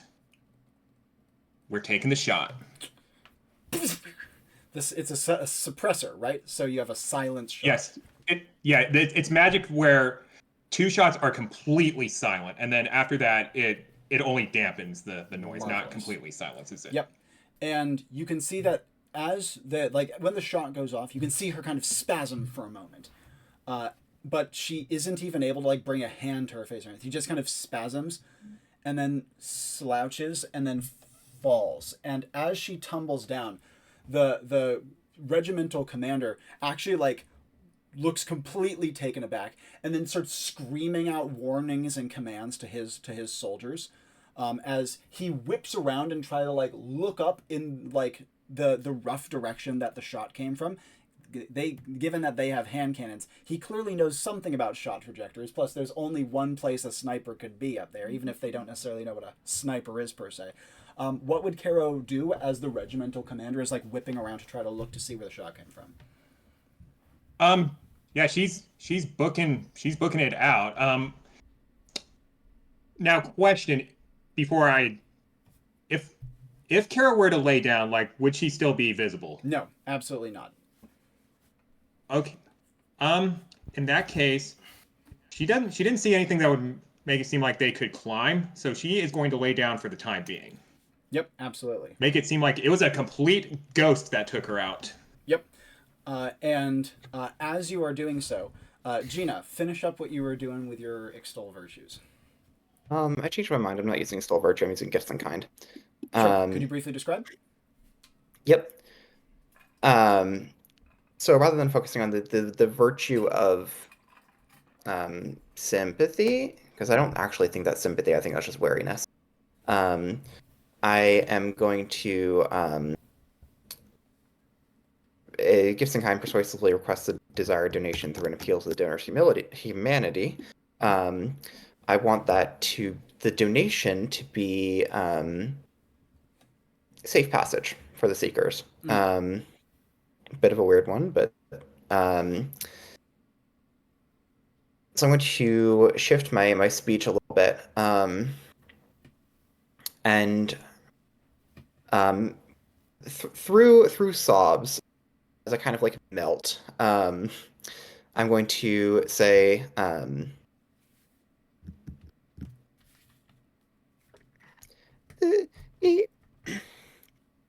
was terribly wounded. I barely escaped, and I just came across these people, and they gave me shelter. They gave me food. He's been helping me with my wound.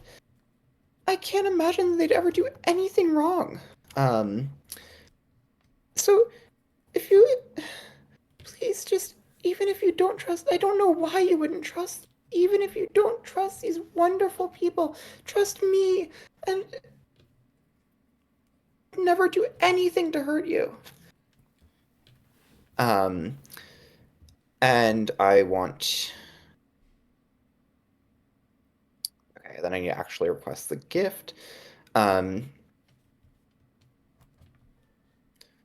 So please, have a heart, see them through my eyes, and give them a chance. And the give them a chance is the gift I'm requesting. Yep, that's a great way to end it there. And as there's this pause, you then hear a yowl of alarm from around the bend, and you hear commands being roared out, not in Metro, I should note. And you can hear immediate disturbance and concern, and then one of them would bark at Shackle and say, "You! Where are the others?" And Shackle would say, "They have fled. We have retreated just as you bid us to. You, come here then! Come here!" And you can hear footsteps coming, hurrying over towards you. I'm gonna go, "Oh no, it's the beast!" And as Gina wails this aloud, Bolg, actions. All right. I've been prepping. I've been sitting. I've been focusing on the mountain, focusing on the earth. And I've drawn up a bunch of it around me, sort of like letting my arms almost sink in as I do. As I was planning to do this either way, but timing could not be better, as Bolg is going to release a mighty, like true cow, like bellow that like instead of the moo, it's that more like it's like the one that like starts low and then pulls into that higher pitch, as all the smoke that was amassed inside of his lungs, it like as if a vent has opened in the Earth's crust, is just going to up into the sky, filled with little flecks of ash, as and I'm going to do that very loudly as I begin to lift my arms up and sort of allow myself to be seen, if possible. Vitality stat. But yeah, just +1. +1. Cool.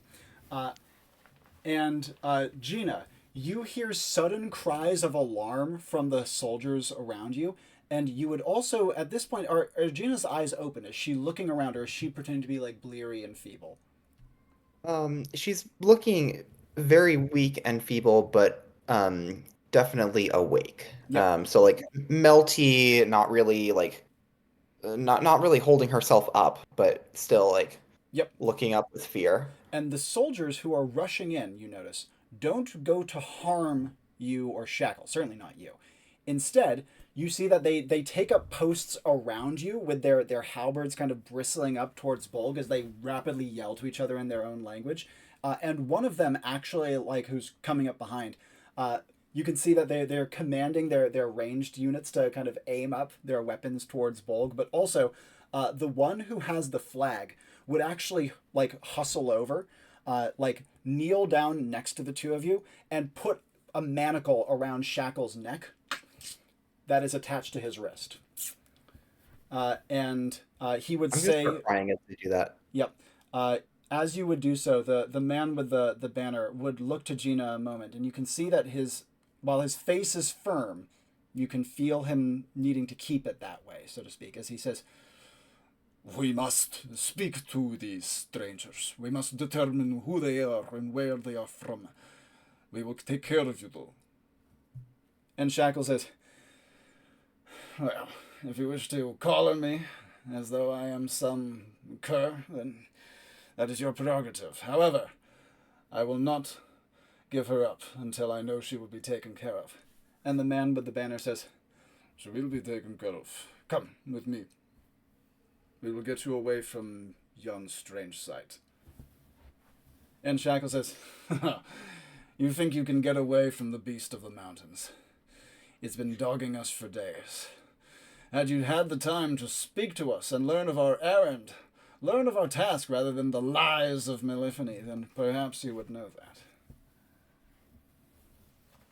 And with that, I would like to slam my arms into the ground, using myself like an earthen torpedo, the arm points coming into this drill point, as I would like to geomorph myself into this space, like literally just like if we're up here, as the earth behind me like uproots like a set of two hands that digs and bends the earth like a wake as I spear it in towards there, the smoke billowing from underneath the fearsome visage, followed by a more mix between humanoid and bull sound, a more a delighted scream. Yeah. And as Bolg is whipping down, you would hear the man with the banner give kind of like a whispered sound, almost sounds like a prayer or something, before he yells loud in his language and then also in Metro, "Fall back!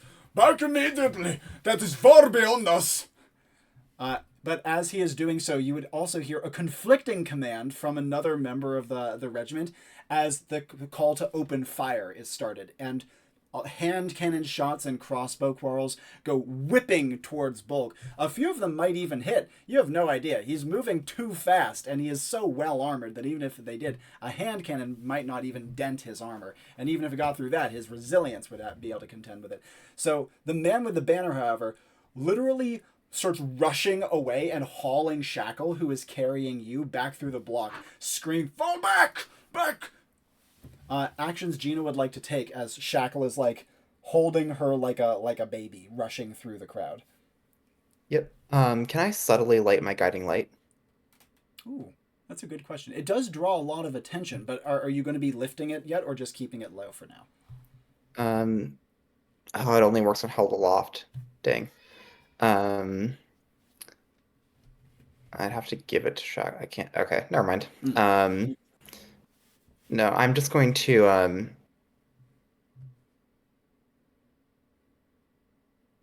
Can I give him an alms and the thing that he needs is a key for the That's shackles? so interesting. Energy work on that. Okay. And think Yep. about the So paired take action my- that you're going to use to lead into it. Giving one to someone conjures up to a minimum amount of money for them. Okay. Yeah, Gina is like openly weeping. Big Yeah. scary monster, mean people who are trying to hurt her dear friend. And she's going to like start just kind of like pulling at the chains, like not in a like actual, but like grabbing at the chain around one of his wrists, like trying to get it off pathetically. Yeah. And she's going to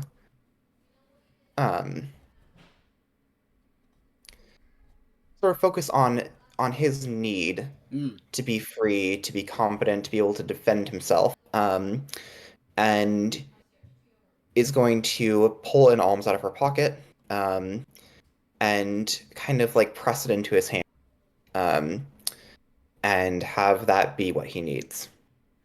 Is she going to say anything to him, or is this going to be purely silent? Obviously, if she's saying something, then she can't say it loudly, of course. But if it's purely silent, that could work as well. Purely silent, I expect that he'll know not to immediately unlock it. And as you would kind of pass it into his hand, and it morphs, Shackle would like look back to Gina, and you would see in his like sun-crisped, weather-beaten, brutalized face a kind of like gentleness in his eyes, kind of a firmness in his appearance, and then the tiniest nod. Yep, little nod back. And she's going to play it off like she's like holding his hand. Yep. He would like grip her hand tightly as he's kind of like scooped her up, so he's one of the hands that he's scooping her with. And his moth would kind of like creep down onto her forehead, and from there its strange warmth would kind of pass around like her upper face, kind of like you have like a compress on you in a spa. Yep. And as you do so, and you and Shackle are hurrying through, like rushing to retreat, we're going to jump back over towards Caro. After pulling back and getting flat, you would hear the yells in response from one side, you would hear the calls on the other side, you would hear Gina's voice, and then you would hear her yelling the thing about the beast. Given that Caro is very low, she doesn't have full visibility of the situation, but she can look over her shoulder and see Bolg for sure, and she could see him leap into his like boring, like a earth boring sort of attack. Yeah, that's actually great because that's going to be a distraction, and distractions means that she can relocate easily. So she looks at Bolg rushing down, and she gives a soft smile, and she readies her grapple gun, and she's going to get up higher. Okay, absolutely. Now that there's no way anyone's looking up here, and getting higher not only gets her further away from any return fire, would there be any, but also now she can see over that shelf that was blocking her vision. She can't see perfectly. If someone was like hugging up against the cliff face, she wouldn't be able to see him. But she can see people starting to rush away and fall back. And very notably, she can see the man with the banner rushing through like the crowd. She can hear him calling for people to retreat, and she can see Shackle being pulled behind him with the manacle around his neck. Okay. Yeah, she is going to look because she hasn't. Are more people retreating back towards the garrison, or are they or more trying to rush up towards Bolg? Well, they formed a defensive line against Bolg, but they are rapidly retreating, and they are like shooting at him a bit, but not standing to reload. They're just focusing on pulling away and covering the retreat. Okay, all right. And would you be able to see the commander that has a shackle? Yes, very clearly. Okay, whereabouts are they? And would she be able to see if like there's any nearby threats? Because Yep. They are actually close to the back of the group at this point, with some soldiers kind of trying to cover their retreat, but it's such chaos that the commands are not being conveyed properly by the guy with the big banner. That said, there is a threat. You can see that the knight who has been killed is on, like, she's slumped to the ground with her farer over her in a position of absolute mourning, but the other three soldiers who are around her are on high alert, and you can see their eyes all looking to Shackle as he is being led towards them, because they're also at the back of the group.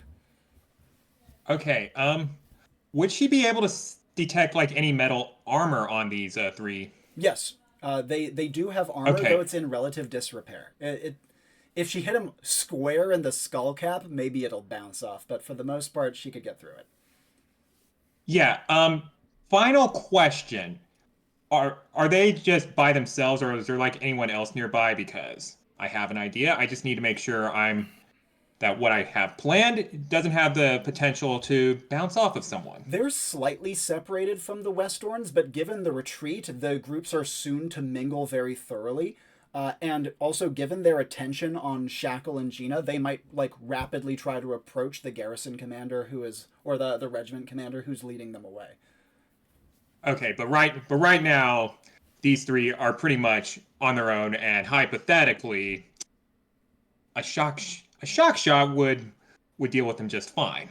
As of Hypothetically. now, it seems like a rebound of some kind would be very low chance. Bet. Okay. Because there is chaos right now, first she's going to take off her suppressor because Yep. at this point we don't have to worry about stealth. Yep. And as she finishes up, she just starts tossing her rifle up, and this is going to activate her trick shot. And Yep. there is a perk for that I want to use for that, which is her elemental shot, which basically as she does her as the rifle gets back into her hand, she does another little twirl, making like a little lightning bolt pattern. Oh, that's cool. And that's going to imbue the shot with lightning round.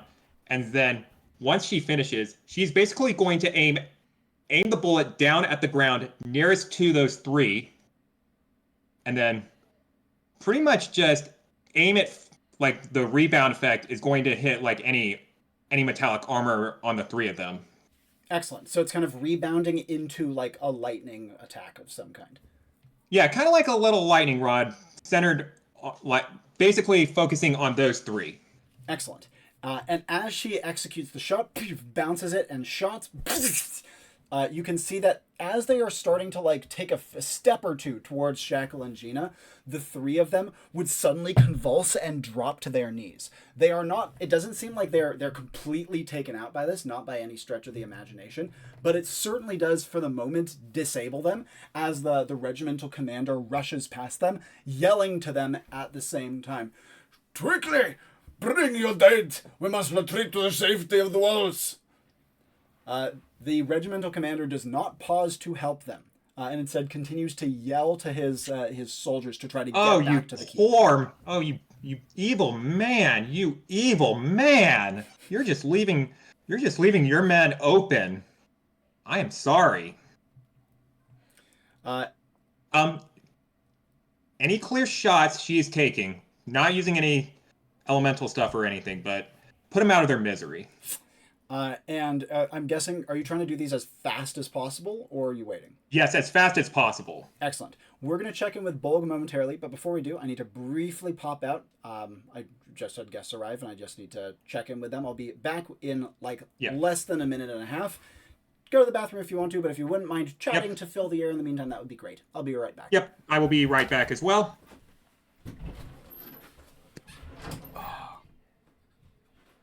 Gina and Bolg creating the greatest lie since blaming the main on Spain. This gaslighting is fun. Gaslighting is good! Remember, kids, gaslighting is good in role-playing games. Of course. And in politics. Yeah. Don't gaslight too close to the fun. How would we know if we did? I mean, probably melt. I hope I hope this works the way I want it to. I think it will. So far, it's doing great. Yeah, it should be great. If Caro doesn't manage to kill all 3 of them, I'm gonna pull an Extol Virtue shit on one and make them look terrible. Yeah. Well, if Caro doesn't, Bolg probably will. Fair enough. Does it count as killing them if you seem like an outsider? Seekers? That's the thing. That's the thing that that was my goal. You see, I would like to be able to make it so that I have no visual allegiance to the Seekers. Yeah. So it doesn't matter what I do. And then if the Seekers come and help or try to stop me or something, it might work. Well, we'll see. I might just use this and try and charge and go punch the angry lady that they have. I feel like Lithomancers have got to be pretty good at dying off screen. I'm back. Too. Like just sinking into the earth and vanishing. I've done that on mission to not die. Actually, it was great. Nice. I Caro's nearly died. causing chaos. Everyone's causing chaos. It's great. This is a time. Yeah, this is definitely good that Caro had that suppressor and then decided to take it off when all the chaos was going about. Gotta think with your brain sometimes when you're being a marksman and a scout sniper. I prefer to think with my left hand. Well then.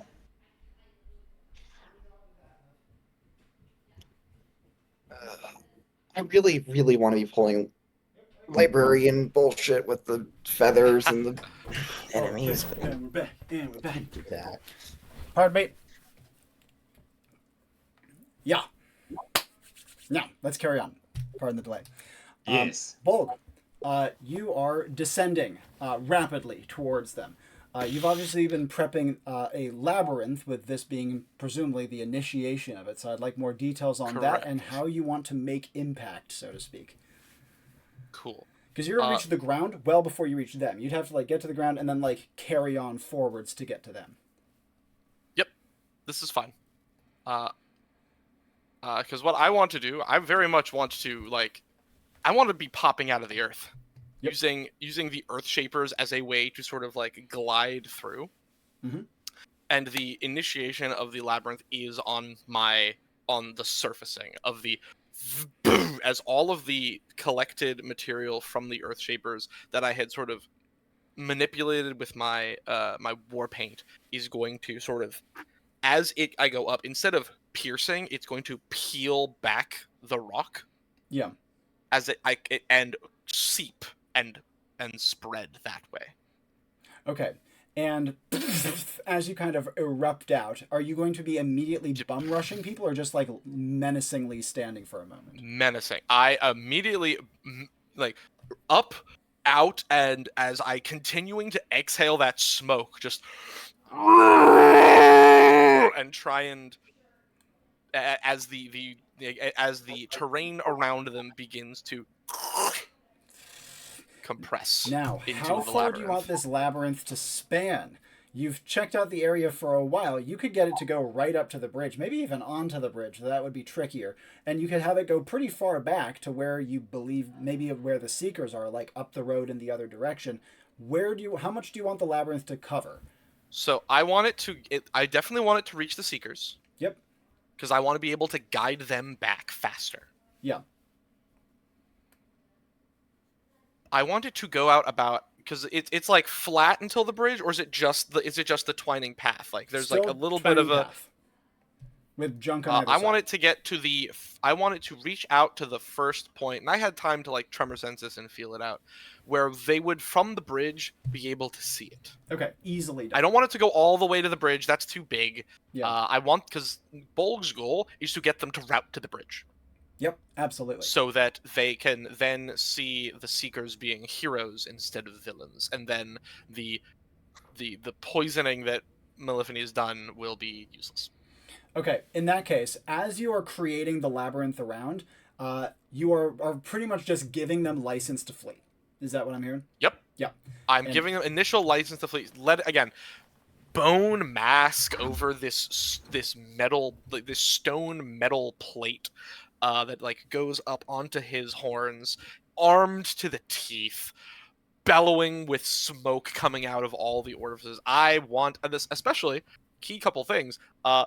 I know that these the other folks who are against the Secret of the Sun, they have their pharaohs with them. I felt one in the earth, and there was the scorpion one. I have pelt panoply. Yes, you do. And I have fearsome visage, both of which make animals spooked of me. Well, the pelt gives you some form of like affinity to be precise. So, and then Well, it also says renders the user somewhat unnerving to beasts. Yes, thank you. Yeah. Then so this is off. This is put them on edge and dominate. Yeah. And because of this, that one in the earth, you have not like seen any sign of that one yet, but there's very low chance it's going to try to like jump you or anything. Good. And as the Westorns are retreating, as the labyrinth is forming around them, yelling to each other, a few like take pot shots at you. Even the hand cannons just like kind of ping off of your armor, leaving cracks, right? But nothing much worse than that. It's Bolg is far too tanky for these weapons to do much to him. As they are rushing out of sight and starting to get kind of like lost in the maze a little bit, not hopelessly lost, they'll get out eventually, but lost enough to be scary. Follow-ups Bolg would like to take. Is he going to like slowly pursue them and stay in sight? Is he going to try to reach out to the Seekers? What does he want to do? Remind me what the crest of the Edelkryn house is? The Edelkryn house. You actually haven't seen it because it's all their livery is so tattered and shitty. Oh, okay. This is fine. I will bellow and yell as if there's anyone immediately around me, I just want them to run. The second I'm out of sight, I'm running back to the Seekers. Yep, absolutely. As I do, sort of letting the maze turn and twist and keep them stuck for the moment. I don't want them to leave just yet. I want them. Yep. I want them in for a bit. I want them to be rats. And as you rush to where you know the Seekers to be, or guess the Seekers to be, you come across them rather quickly, they've been trying to like proceed their way up through the maze towards you in this direction. As you come like kind of stomping into view, Sheila would not yell, right, but call out to you. No way she could be heard from this distance. Ah, good Bolg. I thought I had heard your dulcet tones somewhere upon the horizon. Hi. So Bolg's got all these guys stuck in a little bit. It's all right, Tallow. Don't worry. He's friendly. Oh, sorry. I blow some smoke at the Tallow. In like little rings, like. Yeah. And you can see that Sheila kind of guides his head to kind of like have the rings like pass through the rings like a little stunt plane, like. And she says, "It's all right." Yes, you were saying, Bolg. Yes. Bolg thinks it's going to be best if you all are chasing Bolg out of this place, trying to beat me. Bolg will make it easier for you, but make it look hard. And yet, once again, how on earth can we possibly look to defeat you without harming you? But Sheila... You can harm me. You can harm Bolg. Sheila would actually speak up and say, "Well, I don't wish to do that, but I did have an idea. Given the ascent that I saw you make and the presumable descent that I believe I heard, what if we threw you off the ledge?" She gestures to the side of the cliff. She says, "Could you survive such a fall comfortably?" Yeah, Bolg could. One note. One note. Perhaps, you are points to Sheila. You are smart and wise. Yes, or at I've least not can been told feign to that. be so. As she says this, however, Lady Ethel would speak up. She is. She is very wise. All right. Perhaps there is a tale you can spin from your homeland of what's the word you would use it? Lulling a beast into a stupor and then push Bolg off that way. Because then it would make sense for Bolg to show up later and try and help you out at your beck and Aha. call. No, that's not a bad idea at all. Ethel, dear, that's going to be your job. Here, Bolg have an idea. Bolg is going to take a little bit of reach down and take a. Yeah, I have to check something about my toads really quick. Yep.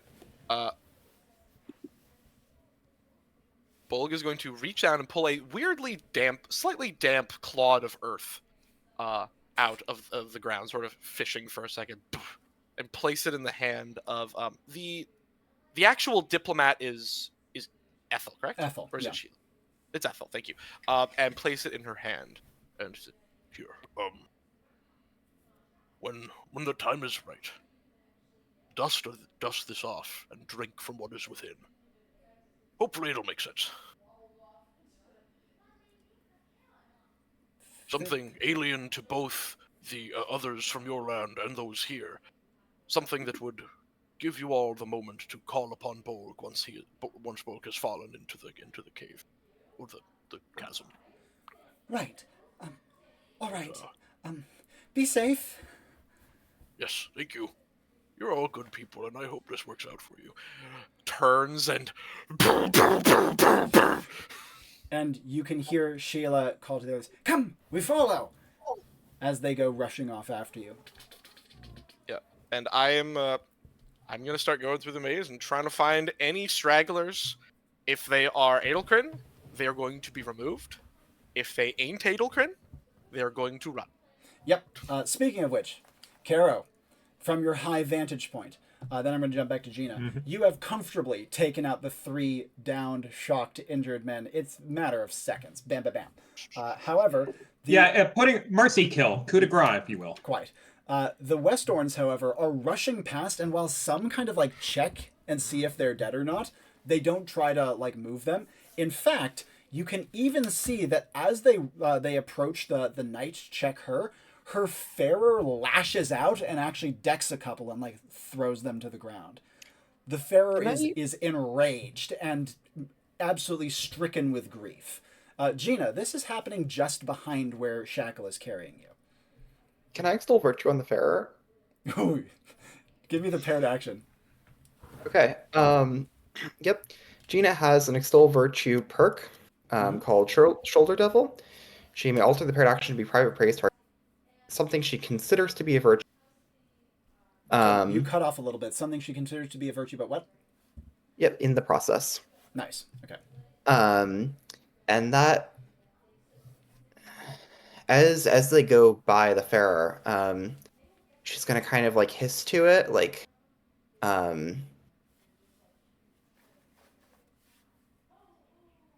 yes, they all want to hurt you. Lash out. And make the Gina considers violence to be quite a virtue, and is going to extol that in the Farer to make it go on a fucking rampage.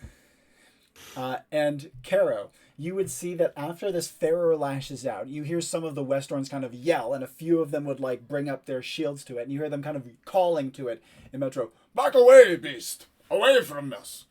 And the Farer gives a screech back to them, and you can see its strange, almost scorpion-like tail kind of flick, and you can see that a few men go and clutch their eyes as it seems to splash maybe a caustic chemical into their eyes from its tail. It scoops up its mistress, and in not a dissimilar way to how Shackle is carrying Gina with one of its big kind of arms, and then with the other, it grabs one of the Westorn men, and actually pulls him after it as it starts to pull backwards. And the Westorns are having none of this. And you can hear the commander who's hauling Gina and Shackle along would turn and says, "Get rid of it! Put it out of its misery!"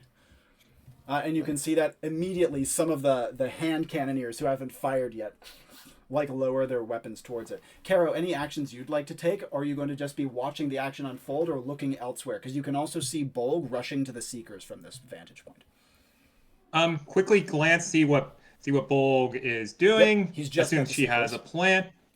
Yep. Now from her vantage point, how much of a clear shot does she have on the lemur scorpion?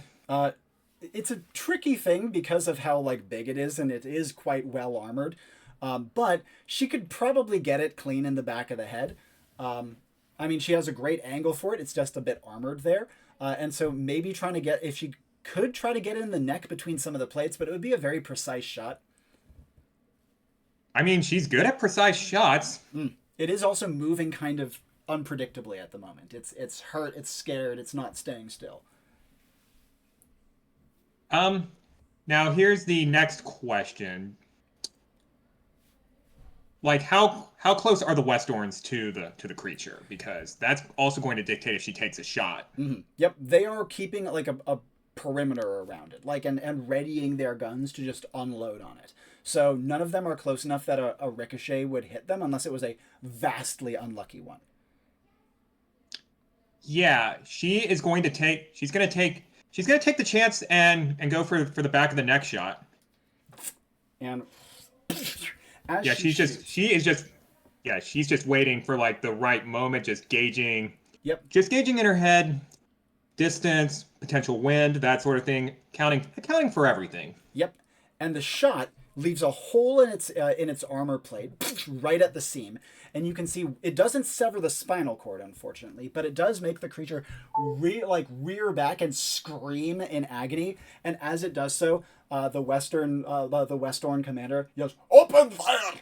And immediately 12 hand cannon shots and 6 crossbow bolts pour into it. And you can see that it's spurting blood from a dozen different wounds. And it kind of staggers back, still clutching its mistress, as it screams in defiance towards them. Badly, badly hurt, but not dead. Caro, actions you would like to take. It is, at this point, immobile. It's not trying to walk anymore, and it's just cradling its mistress. Gina, Question. You have a quick thing first. Yep. Did any of those hand cannon shots hit the Westorn that the Farer stole? No, they did not. He is he is being dragged on the ground, and it's tall enough that they were aiming up high. Cool. Okay.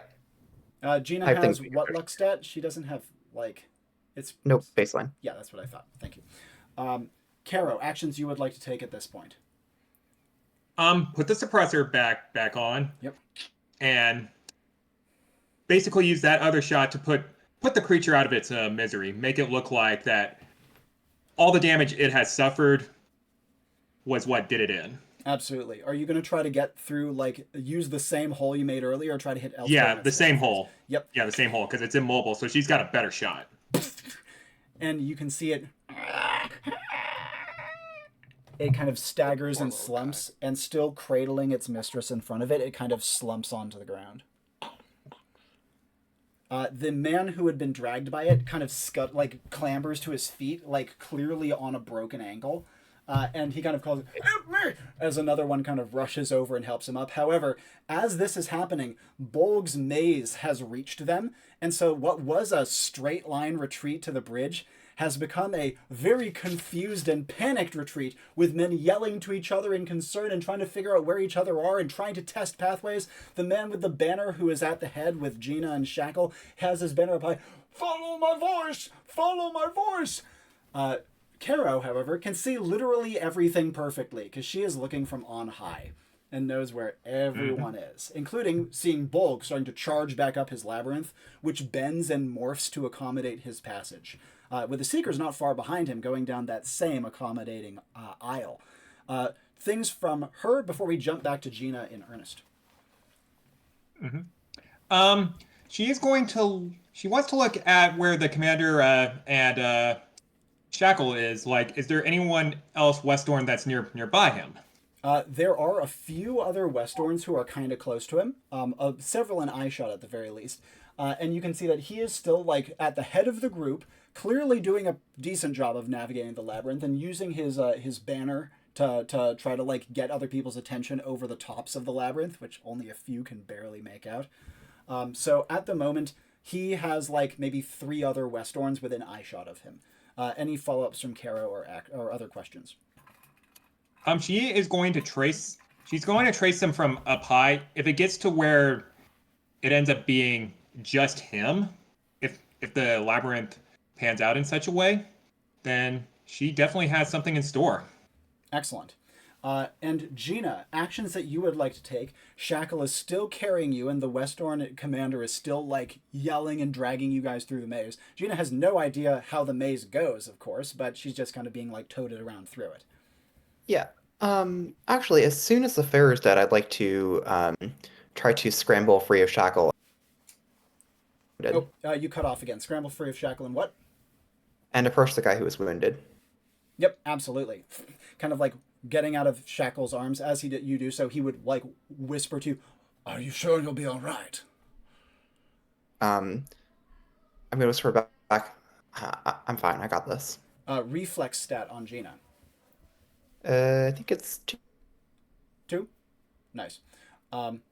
Brief freeze. And I think we're back. Okay. Can you? You said you have 2 reflex. Was it? Nice. Oh, nice. We're catching. Yes. Awesome. In that case, how much are you trying to like get to the man fast and publicly, or are you trying to sneak over? Oh, fast and publicly. This is a show. Will Gina be saying anything as she is approaching him? She's actually going to like, after scrambling free, like kind of flop on her face. Yeah. Stick to like drag herself to her feet and make her way over like quickly, but looking like she's hurting herself in the process. Yeah. You would hear Shackle like yelling to the commander as the 2 of them argue about what you're doing, and he would say, "Calm yourself, man, calm yourself. You will see in a moment what her errand is. It is such an errand that endears her so deeply to me." Yeah, she hears that and wails like, "I have to help." And as you're approaching the man with the broken ankle, being supported by 2 of his comrades, with other men looking around in terror as Bolg's distant bellowing is drawing closer, what would Gina do? She's gonna whip out her Asclepion, and start healing his ankle. And as she does it, she's going to say like, "I can't believe those people brought such vicious and beast with them." And as you are doing so, the man with the broken ankle would, panting, look down to you and say, "What are you? I've never seen anything like you before."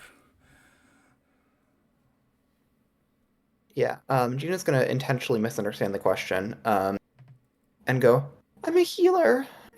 I can only heal others, though I can't heal myself, but I need to help whenever I can. And the terrible beast attacked you." And as he looks like he's going to be saying something, and then he kind of like, and one of his names says, "Let's say, are you all right?" And he nods and says, "Relief." As your Asclepion over time is setting and healing his broken ankle, and other soldiers are temporarily pausing their fleeing to like look on, and many of them are also covering your position in case Bolg erupts out unannounced. As one of the ones who's carrying, who's like supporting the man with the broken ankle, says, "Can you walk?" And the man with the broken ankle kind of like tests it gingerly as Gina is finishing up, and he says, "Yes, I can walk." And he would look down to you, and he would say, "Little healer, I am in your debt." And Gina's going to give his leg a little hug and go, "No, it's just my job. Helping is its own reward is a super cheesy line. Um, she's gonna go, I did it just to help. I don't need any. And she's going to take out her walking stick again and start hobbling back towards Shackle. And you would hear him and a few of the others say, "No, no, no, no, no." And he would say, "Let me help you."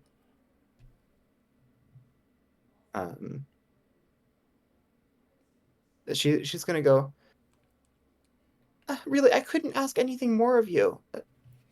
And as you do so, you see Shackle has actually like partially dragged the garrison commander back, or the regimental commander back over here, as he says, "There you are.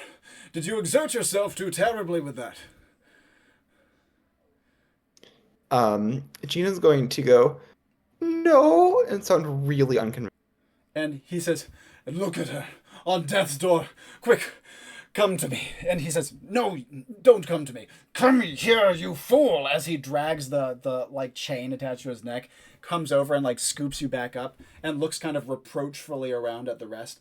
And he says, "I trust that a bed will be ready for her when we approach yon great rock." And the man with the flag says, "Yes, a bed can be arranged. Let us go. We will not reach that rock in time otherwise. Quickly." And with a lot of the soldiers more centralized now, he starts like hurrying them out in earnest, seemingly having located a bit of a path during the healing sequence. Now, Caro, you have full vision of Gina doing this, and like a small clearing in the maze, because the creature was like thrashing and writhing and actually destroyed some of the walls of the maze before it fully set. Meaning that there's like a slight opening in the maze where this little scene took place. You would see the soldiers kind of crowding around, giving like rear guard action, watching as Gina heals, and then also quickly stepping into line and following as the retreat continues to rush out. Actions Caro would like to take. Well, she can't shoot, but she can definitely be scouting. So from her perch up high, she's going to keep an eye on the column and then start turning her focus towards the garrison. She wants to try and gauge what the vibes are like there. Yep. A couple things you would note. First of all, they have not one, not two, but 4 fixed gun posts atop their walls, 2 covering each entrance. While the building is not huge, it has a pretty small footprint. It is rather tall, like maybe as many as 4 stories high, and maybe it goes deeper into to give itself a basement as well. It seems to be like a very compact building that has just enough of a courtyard to like let a wagon or a caravan through or something. Other thing you would notice is that there's a lot of activity up on the walls. You can see at least another like 1 to 1.5 dozen people on the walls, some manning the gun posts, looking out and trying to see what's going on. Additionally, however, you would see up on the walls something else. One of Adelkrin's, not a knight, but a foot soldier of Adelkrin's, who's watching out and is turning occasionally to speak to one of the soldiers on the wall next to him. Yeah, it's at this point that she taps her earpiece and whispers to Gina, since she knows she needs to keep it quiet. You gonna be all right? There's a lot of baddies inside the garrison. And Gina's gonna like hiss back, like, I've made some friends. Good. Now, it's at this point that Bolg would be rushing up and picking and like catching stragglers. He hasn't seen any of Adelkrin's, but the Westorns that he encounters are easily left to like fled and scurry their way up the maze. 1 or 2 even like finding a dead end and just kind of like putting themselves up against the walls, staring at him and resigning themselves to death. What would Bolg do as he is approaching, especially if he finds cornered ones? For the cornered Westorns, he will definitely like set in to charge and just sort of like arms down, like deep breaths, just trying to be the big spook. And as he does, using Geomorph to let the wall behind them crumble a little, so that it falls into another path that they can escape through as he proceed.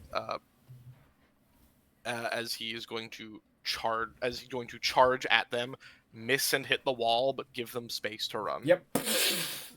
And making your way through, you would soon come upon like the rear guard that they are forming, like quaking soldiers aiming halberds and hand cannons towards him. None of them shooting, and all of them trying to pull back down like a couple of different aisles of the labyrinth. All of them kind of like separating themselves from each other in the process and trying to call commands and like request for aid to each other. All right, cool. This is the first time they're gonna hear Bolg's voice as he is going to pull the rock maul off his back and let it like slam with a quake, and he's going to grumble out. Riders came and rent my home. Another smack. Their cursed flesh I'll rend from bone! Hey, I know I have base luck, but any chance this is nearby the spot that Caro had dispatched those 3? Now, or nothing to do with the luck pitch. This is exactly at that location. Yes! Cool. Nice. I'm going to look. Yeah, I had a feeling of where they were all moving. I'm going to look down at one of their bodies and turn it unto paste. With just a one-handed lift and let gravity do the rest, and just until it's gonna hit, and then Bolg will just sort of flex and let it, Gallagher this poor corpse. And as you do so, and you can see the men again quaver and fall back, and they've started to fall a little bit quiet. You would hear behind you a familiar woman's voice. Desecrate not the dead, monster. Your quarrel is not with these folk.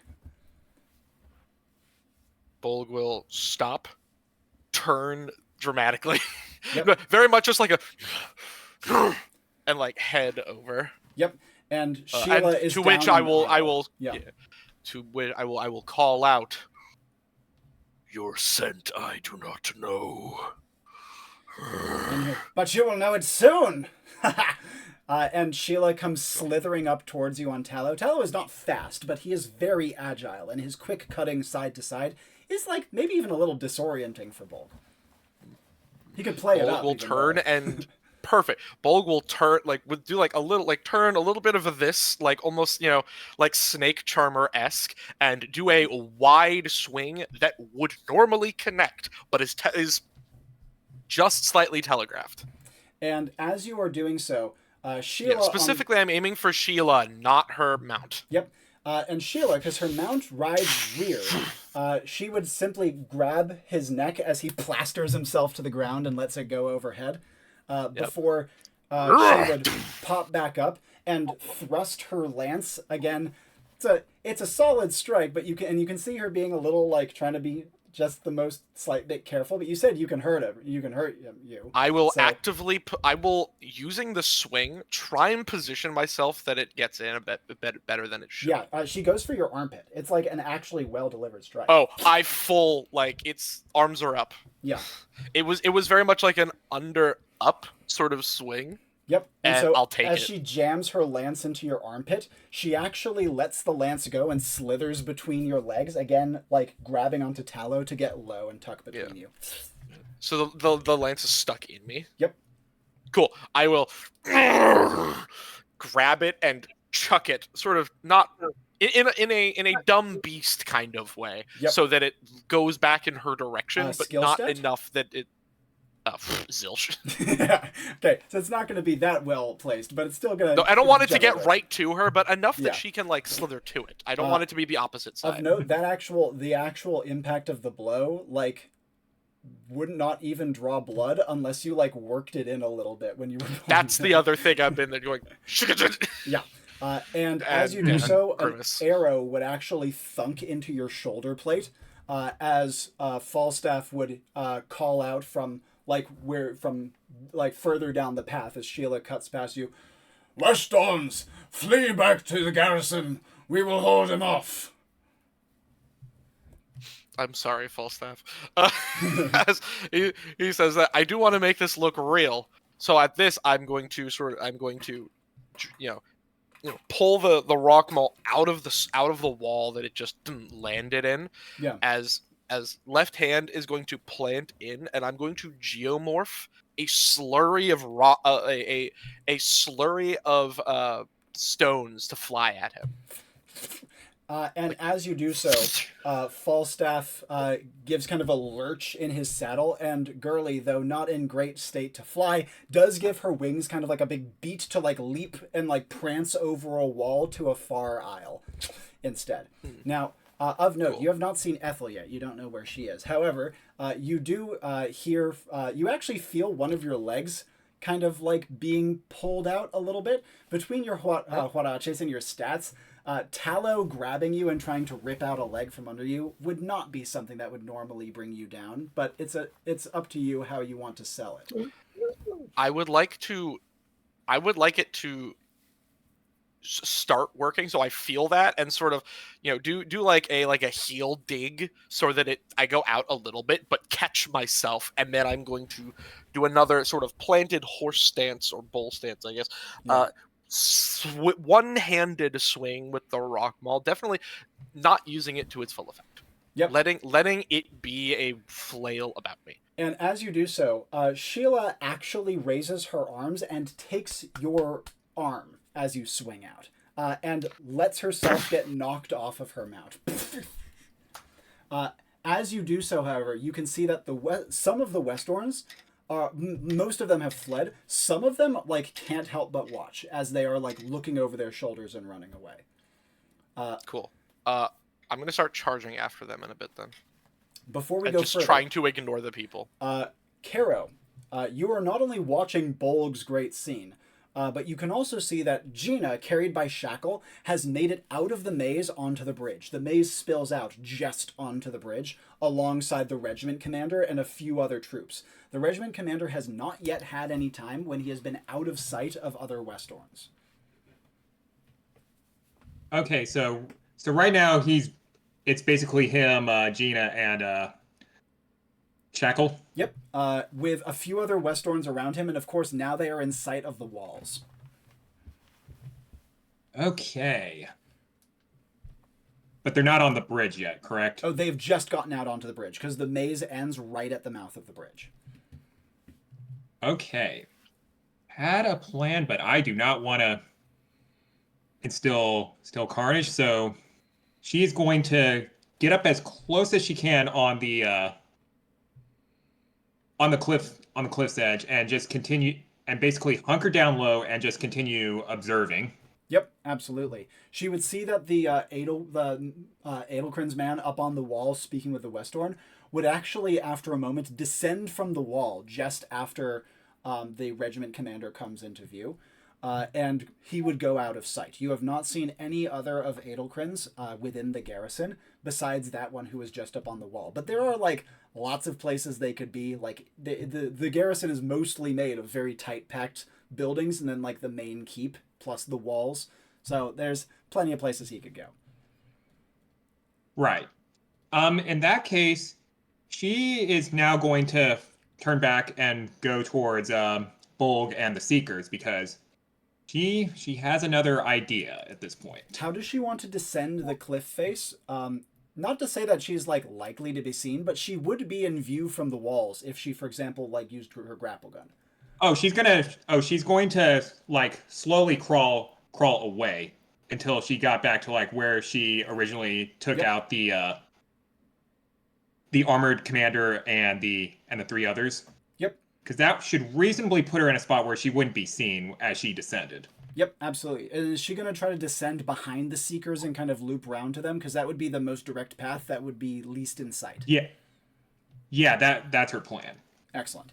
And as she grapples down, it takes her 2 steps to grapple down, given how high up she was. Then into the maze, but fortunately she was looking at the maze for so long, she can pretty easily figure out her way through it, given also that Bolg and also she has a map as well. So. Oh god, she has a map too? That's even better. In that case, she could like really figure out where she wants to go through in the maze and like precisely position herself in it.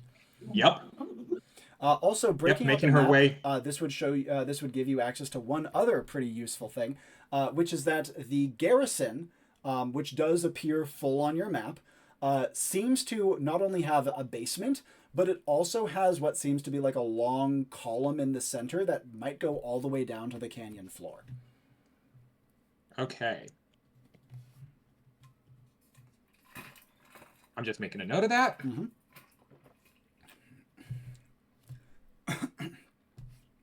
And all right. Who would Caro like to approach? Where would she like to position herself? Is she trying to get to Bolg, to a seeker, to what?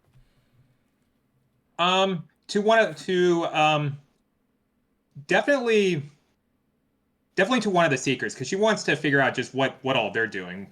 Yep. Is she moving through the maze fast, like calling in Chip or something, or is she going slow? Yeah, she's whistling for Chip. She's Yep. like, "Come here, boy!" And she would hear as he comes like hurrying up the maze. Yep. Mounts up and just starts galloping. And as she goes trotting off, she would, following her map and also her ears, the first seeker she would encounter would be Ethel. You can see that Ethel is currently off of a mount at the moment.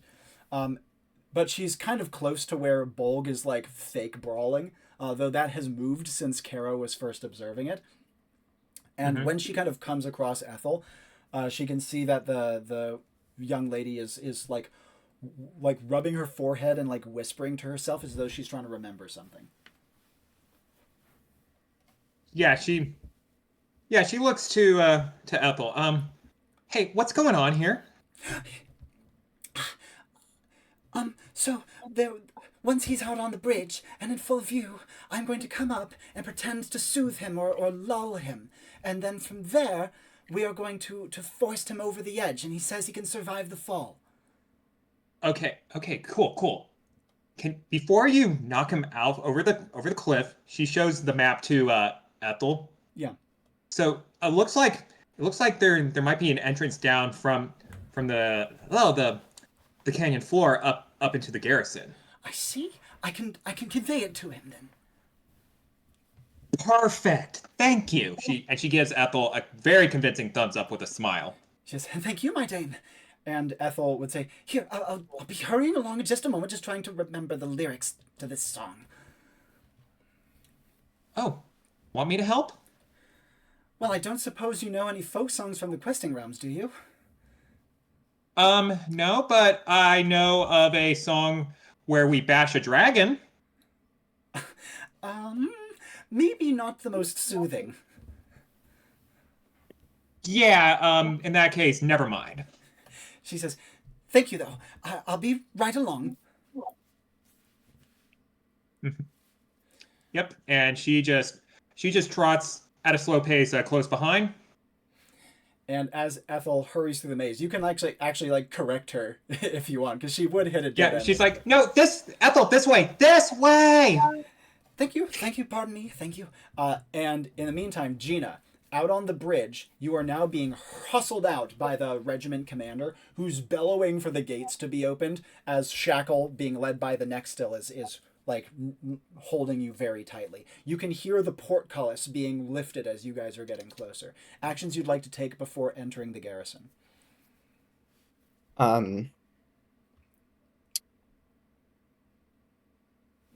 Not much before entering the garrison, just kind of huddling closer to Shackle and looking as weak and pathetic as possible. Absolutely.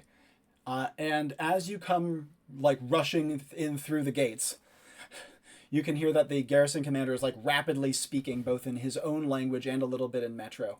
And you would feel like Shackle be kind of like jerked a little bit as he says, "Pardon me, we need to clear what's going on here first. I have 2 stories that do not align, and I need to resolve them." And as he kind of partially drags Shackle along a little bit, Shackle makes kind of a show of being dragged. He says, "She needs water and food immediately, and a fresh change of clothes. This will be done, but remember, there is a vicious beast that has pursued you from your home. It has not pursued us. It pursued that cur Malephony and the troops alongside her. And how do you know that? Because it's been following all of us for quite some time, and we came up behind it at first. And yet, as per usual, she has taken the coward's way out. And the commander says, well, you can speak to her about that. And he brings you into the main keep, up like a floor, and from here you would hear him knock a door. And he would say, Dame of Distant Land, we need to talk. And you hear a voice inside, kind of muffled, say, very well then, hurry in. And the commander would open the door. He does seem to actually be a garrison commander now that you've seen him around other people and see the way that he's speaking. As you enter into the room, it is pretty nice, actually. It seems maybe to be like a dignitary's like apartment, for want of a better term. And inside, you can see not only Dame Meliphany in her armor with like papers and notes like arrayed out in front of her on a bed and kind of sitting side saddle on it. But you can also see her Farrer kind of drooped across the bed as well, a mighty frilled lizard whose frill is currently down. Meliphany bears no arms and her helmet is currently off. But that said, looking at her, there's kind of a weird fuzz in the air around her that makes her just like slightly lower res. One spirit, I'm assuming that's her magic. Pardon? One spirit, I'm assuming that's her magic. 100%. Like, it's Cool. clear as day, especially given that you've been told a bit about it. And Yep. As you would enter, you would see her eyes narrow severely as she says, why do you bring this liar, traitor, and cur before me, Nagel? We had discussed what to do with them. And the commander, Nagel, says, to be fully honest with you, Dame Meliphany, I do not fully understand your reasoning now that I encounter them. This man has done a great service to a waif in need, who then did service to one of mine. So too, we saw one of your own, the strange beasts you bring behind you, strike out and lash out at one of mine, and so too are we now told you are pursued by a monster that you roused. I need answers. And Meliphany, looking bored, closes her book with one finger and pulls herself to her feet, putting her helmet on her head. She says, the answer is quite simple, Nagel. And if you cannot see it, it makes me doubt some of your intelligence. They are clearly lying to you. She gestures to Gina and says, this one is obviously a plant. She gestures to Shackle and says, and tell me truthfully, do you really think that that little manacle of yours is going to do much against what we have discussed? He says, but I looked upon, I made the proper judgment call. You made no such judgment call. You've directly defied my counsel by bringing him here. And so too you condemn yourself. Keep him away from me, if you will. You can do me that service at the very least, can you not? Or has your intelligence slipped so far into the chasm? Are my abilities on cooldown? Which ones? Any of them. Most notably Extol Virtue, but... Extol Virtue is not off cooldown. Gifts in Kind is barely off of cooldown. Cool. As she says terrible things about this wonderful man who saved my life, I'm going to kind of press into him and sort of like say to him, but not quite quiet enough. Commander can't hear. Like, so it seems like I'm talking privately, but why would you say these things about you? Like, didn't they see their own horrible beast attacked them? We had nothing to do with that. And Shackle would say, I understand, peace. A liar's tongue is not easily thwarted. And as he is saying this, you see Meliphany's eyebrows actually go up, and she actually looks like she's about to laugh. She says, I don't know you, Are you a knight? And Shackle would stand upright and can't help but introduce himself. Sir Shackle Dara, in service of His Majesty, unlike yourself. And she says, very good. I can tell this is your first assignment, or you would have even the slightest bit of guile. She says, Nagel, you understand that in the proximity that you have put yourself to this hazard, you compromise much more than just yourself. You can see Nagel looking a little scared and a little guilty. You acted rashly, foolishly even. And because of that, you had best allow me to ensure that this does not go further. Here. If you would, tether him to that bedpost. I will contend with him and isolate yourself. Then we will check whether you yourself have been compromised as well. No talking back to me, Nagel. You know that you have made the wrong decision here, and I have gone out of my way to speak at length as to why this decision is the wrong one to make. I will not repeat myself, and you will not do me the disservice of doubting my word after all I have done to prove it. Away with you. Now, Nagel. You can see that he unlocks his own manacle and puts it around the bedpost. I'm gonna call to Nagel, like, no, don't go! And as you do so, you would hear your voice suddenly be muffled as the air in front of you becomes low res. I'm gonna make a big show of suffocating. And as you do so, and go to like that, you would feel the air crammed down your throat, forced into your lungs, and pulled back out, kicking you out of your fake suffocation and making you actually gasp. Yep. And I'm going to fully lean into the shock of that and the violence of having air on your, and kind of just Vomit, you said? Flop. Oh yeah, I'll vomit too. That would be great. Pardon, sorry, you cut out at the very end. Yeah, and yeah, like flop and vomit. And as you do so, Shackle yells, "How dare you! Do you see what?" And as you do so, Maleficent flicks her hand and the door slams shut in Nagel's face, putting him out of the room. Oh, it's on now, bitch. And she looks to the two of you and she says, "Drop your pretense, Junior Knight, and put your imp to the ground." And Shackle says, "I shall do no such thing, cur." Maleficent gives the smallest, most humorless smile. And she says, "Very well." And she brings up her hand and puts it forward in a stiff motion.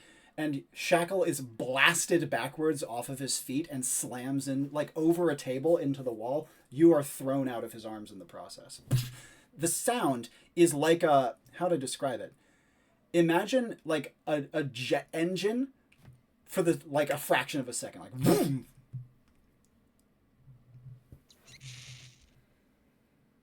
As Gina is flung bodily from Shackle's arms, what will she do? Will she try to land this? Because it's a complete head over heels scramble. What are the walls made of? Stone walls. Fuck. Let them answer me. Okay, I want to... Yeah, I'm going to land, kind of crumple to the ground, and I'm going to take out my guiding light. Yep. And the Westerns are Gina's allies. She needs help to fight. And she's going to hold her guiding light aloft, having it shine out everybody in the garrison, to try to get some attention, try to get someone to come help. What does it look like? It is a lantern with this brilliant white light. Yeah. And I'd also like to make that the paired action for a good cause. Nice. I Could want you briefly to. iterate what that does? That ability? Yep. A good cause when you bring public attention to another's plight, and you can convert people's concern for them. Mhm. And the rejuvenation can be stamina essence or kind of whatever. Um, You cut out and briefly. Gina The has, donation can be stamina or essence or what? or kind of just whatever you need. Mhm. And Gina has a perk for a good cause called Help Me, where she can self-target it.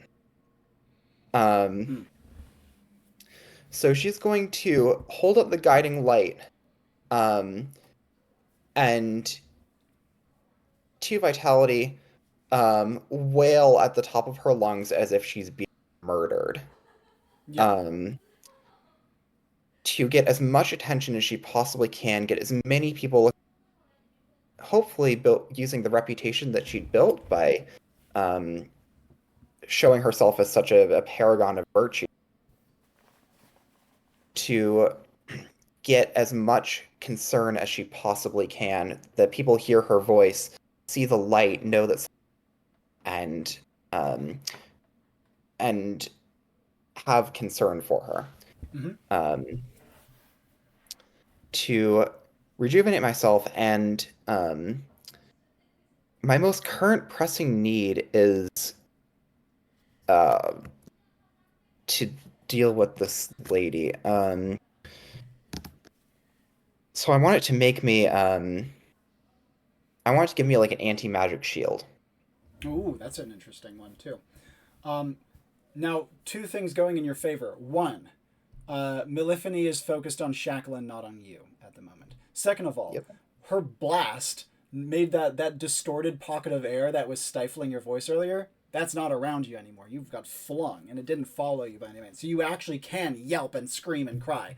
Um, I'm going to be asking you for what you are saying briefly, even though there's a chance she might mute you again. So try to figure out what you would say very quick, like the order of what you would say things in. Before I go further with that, however, jumping back to Caro and Bolg, and I say both of them because Caro has actually caught up to in sight of Bolg through the maze, as he is driving the Westorns out onto the bridge, still kind of like fake fighting with Sheila and Falstaff.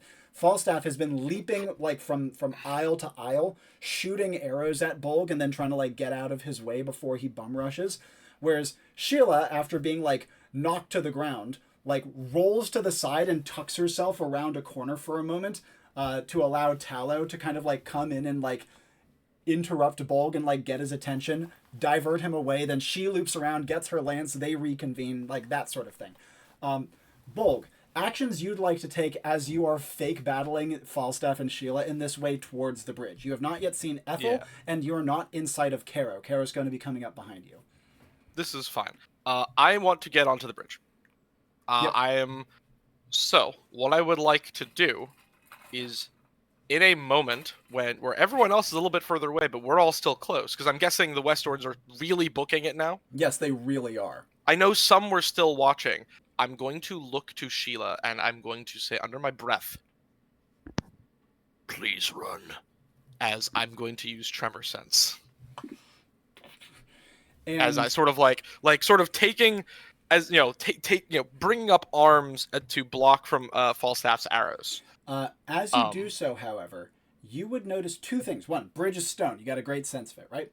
Second of all, you can see that Sheila immediately starts to rush up the bridge away from you. She does it under the pretense of calling to the walls and yelling out, "Get your men inside!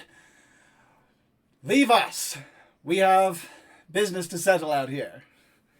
But also, All right. do you remember that creature you felt underground? Yeah, It's I want almost on top of Ethel. it. Perfect. That's what I was looking for with the Tremor Sense. That's an enemy. I would like to use my Bull Rush perk, which is also a 3-point perk. Mm-hmm. After detecting what is believed to be an enemy within a mid-range through Tremor Sense, can dash to them at high speed in a headlong charge. This dash smashes through obstacles with exceptional ease. I would feel it. Eyes bulge open as I shout out, I know vitality is the main loud stat. I would like to try and use my 5 might to just push the air as the I vitality bellow gets out. the attention, but the might can be the loud. Might, I want to be loud as I call out. Murderous beast! And boom! Bull rush to it just trying to gore it on my horns, which are equipped with my spatha, which are skinned as these sort of these like tusk blades that are placed atop my horns. Yeah. Now, Caro, you with like kind of flanking Ethel through the maze, or like close to the bridge, you see that she's like about to be ready to go. You hear Bolg bellow, and then suddenly smash through the walls of the maze, looking like he's going right on top of Ethel, who screams in absolute terror as he just like descends down. Although Caro would notice that Bolg is not looking like he is going to hit Ethel head on. He's going to hit like right next to her. Yeah. Caro is going to use her arm to just guide her out of the way from Bolg. Like whisk her, like are you going to maybe get her back up onto your mount or something? Yeah, basically just get her up onto Chip and basically just get out of the way. Yep. And Bolg, as you plunge into the earth, you would rip out a Farer, which it resembles a mole, but it's as long as a snake. And it has much bigger digging claws. And the knight who clings to its back immediately lashes out with like a big hook-like blade and actually slams it into the side of Bolg's jaw. This is fine. Am I still slamming into? Oh yeah, you've ripped it out of the ground. Cool. I will with that use my earth shapers as I sort of like rake my nails across the walls. Yep. As they form like actual like finger claws, and I'm just into the Farer. Yep. Specifically at like this kind of, it's long, then I'm trying to, it's on my horns. I can take the beating. I can take a blade to the face. I know that these guys will utterly crumple if one of them dies. I would rather the Farer die. And because it is a little, especially because with my pelt panoply, I have a more of an affinity for it. I felt it earlier. I want to aim for where it is the least flexible. Excellent. And Caro, as Bolg rips this great Farer out of the ground, like almost right next to where Ethel was, and starts to rip it apart, you can see the knight riding upon it screaming, "No! No!" as he literally hacks into Bolg's face, drawing blood even with the fierceness of his strikes. I will say, I do have full plate. I do have helmet and ferocious visage. Indeed, but he is using picked warhammers, which are like the most armor-piercing thing. Like, it's not enough to like damage Bolg's jaw, but it's enough to punch through the armor and draw blood on him, especially with the ferocity and like unmovingness of Bolg's head as he is slamming into it. This is fine. Caro, actions from you, with Bolg like literally right in front of you and the knight's back to you as he strikes at Bolg's face. Okay. So yeah, she can see Bolg, and right behind Bolg is the knight. Or rather, other way around. The knight is closest to you with his back to you, and then Bolg is actually facing in your direction, ripping at the knight. Okay. She stops and she just looks to Lady Ethel. "Cover your ears, please," she says, as this is going to activate her, and she halts Chip, and this is what's going to activate her shootout perk, and she has a certain perk for it. It's called what is it? Aha!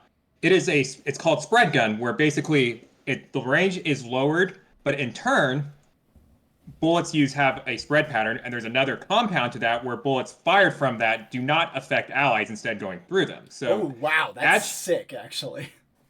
Yeah, so she's just watching, quiet for a few seconds, and then flicks out her hand. One of her revolvers appears, and she just yells, "Die!" and just starts and just starts shooting at the knight and the fair. And I would say as the bullets just start going through, any that would phase through Bolg, it's going to feel like a slight tickling sense, slight tingling. Yep. And Bolg, Mm-hmm. even though you are in full sight of the walls, Caro is not. And Yep. so as you are like ripping at the Farer, her sudden flurry of gunfire, which would pass harmlessly through you, would literally just cause it to start popping like squibs are going off, you know? To make it seem more like this is my doing from a visual perspective, I would like to geomorph as I'm gripping in that spikes of earth jut in from the walls. Yep. And as you do so, you can see the knights... I'm only aiming for the Farer, by the way. I'm not targeting the knight. Yep. Caro, are you targeting the knight as well, or just aiming for the Farer? Can she see if the knight is resembling like the Westthorns, or is this? No, he's not a Westthorn man. He's a Edelkryn man. Oh, if he is not a Westthorn, guess what? Free fire on him. Yep. And Bolg would see the man's contorted face, like the light fading from his eyes, as he dies with both of his like picked warhammers sticking out of Bolg's cheeks. I'm gonna leave them there. That adds spooky. Are you going to... I should note, between the amount of damage you and Caro have done, you could literally, like, rip the Farer in half without much effort at this point. I would like to, and I would like to throw it to the walls. Caro can feel Ethel literally pressing her face into Caro's back with her hands covering her head as she tries not to look at anything.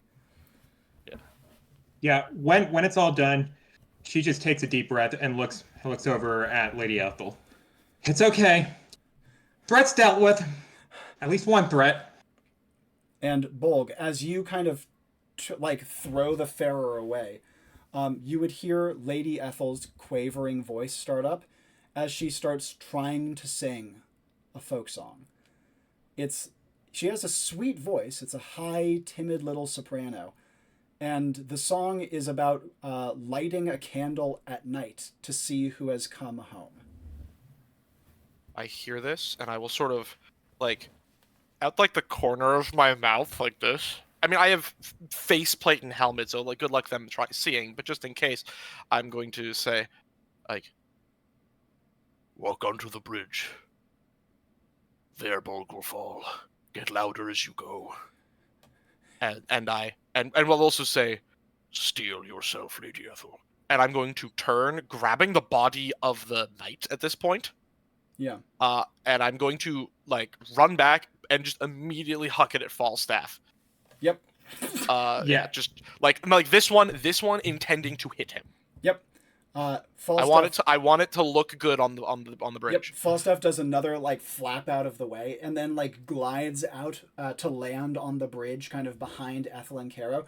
Ethel would pause her singing for just the slightest moment and say to Caro, "Go out ahead of me." Copy that. And Caro would join Falstaff and Sheila, who are bristling with with their weapons drawn, looking with their back to the garrison, their front towards the entrance of the labyrinth, as Ethel stands alone in the entrance of the labyrinth and starts trying to sing louder. Yeah, she's gonna join. Oh. Yep. You go first. Yep. Yeah, I was just saying she's following Lady Ethel's command, and she's gonna rejoin Falstaff and Sheila? Yeah. Yep. And Bolg, what will you do? Bolg is going to sort of scraping the blood off of him, put his pipe, not hiding, but his hand big, his pipe is a pipe, and take a drag from it. Yeah. And just... again, let smoke billow from him, especially, and controlling it so that it goes back to Ethel. Excellent. Both clouding her approach and helping to soothe her struggles. As I am going to then look up at Falstaff and grab onto my belt, which as I'm pulling, which is... Falstaff has repositioned himself now Ethel is between him and you. Like all of the Caro, Sheila, and Falstaff are now like almost midway up the bridge, with Ethel being a little ways onto the bridge and you not having gotten onto it. Oh, then I will do Falstaff last. I will aiming for Sheila. I'm going to grab onto my belt, which is my skin for the circling stones. Yeah. Which I'm able to sort of control and maneuver as I will. Specifically, it is designed that they are four pairs of two that are connected by a heavy link as bolas, and I'm going to launch one with pinpoint accuracy this time, and I want to nail Sheila. I want to rip her off her mount. And as Bolg throws, Caro, given that this is like flying out like directly between you and Falstaff to hit Sheila, you can see that Sheila, like literally for just a moment, she quickly says, "Taking it," as she has Tallow rear up to make sure that the bola gets her. And she is whipped off of off of her farer and goes skidding back across the bridge, and it's clearly a bad hit. Like she's hurt from this. And Tallow immediately rushes over to her. And Bolg, as you are starting to come out of be more visible in the smoke, with Ethel still singing, you can see that she's raising a hand up towards you. Bolg will sort of, starting to begin to charge back down the bridge, getting to like the middle point, and then sort of. Well, again, Ethel is between you and the other knights, and she's just kind of holding her position with her hand out. No, I know, but this is like sort of turning back towards as if undeterred, and then becoming deterred. Yeah. As sort of turning. As I'm going to actually pull off my fearsome visage. Yep. And sort of and like sort of let the blood drip from my face that the now dead knight has had left. Yeah. As sort of trying to resist, as again using my body to look like it is resisting, flexing carefully around my neck so that like veins and things are popping, but my head is turning back to Ethel. And the line in the song she's gotten to is "Come towards the light so I can see your face," as she kind of reaches up to you and takes a few steps towards you.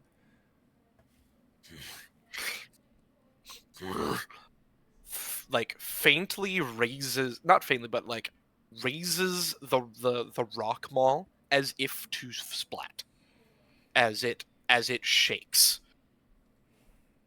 And as you do so, Ethel would actually reach out a hand and like touch Bolg on his belly, which is about as high as she can reach on him.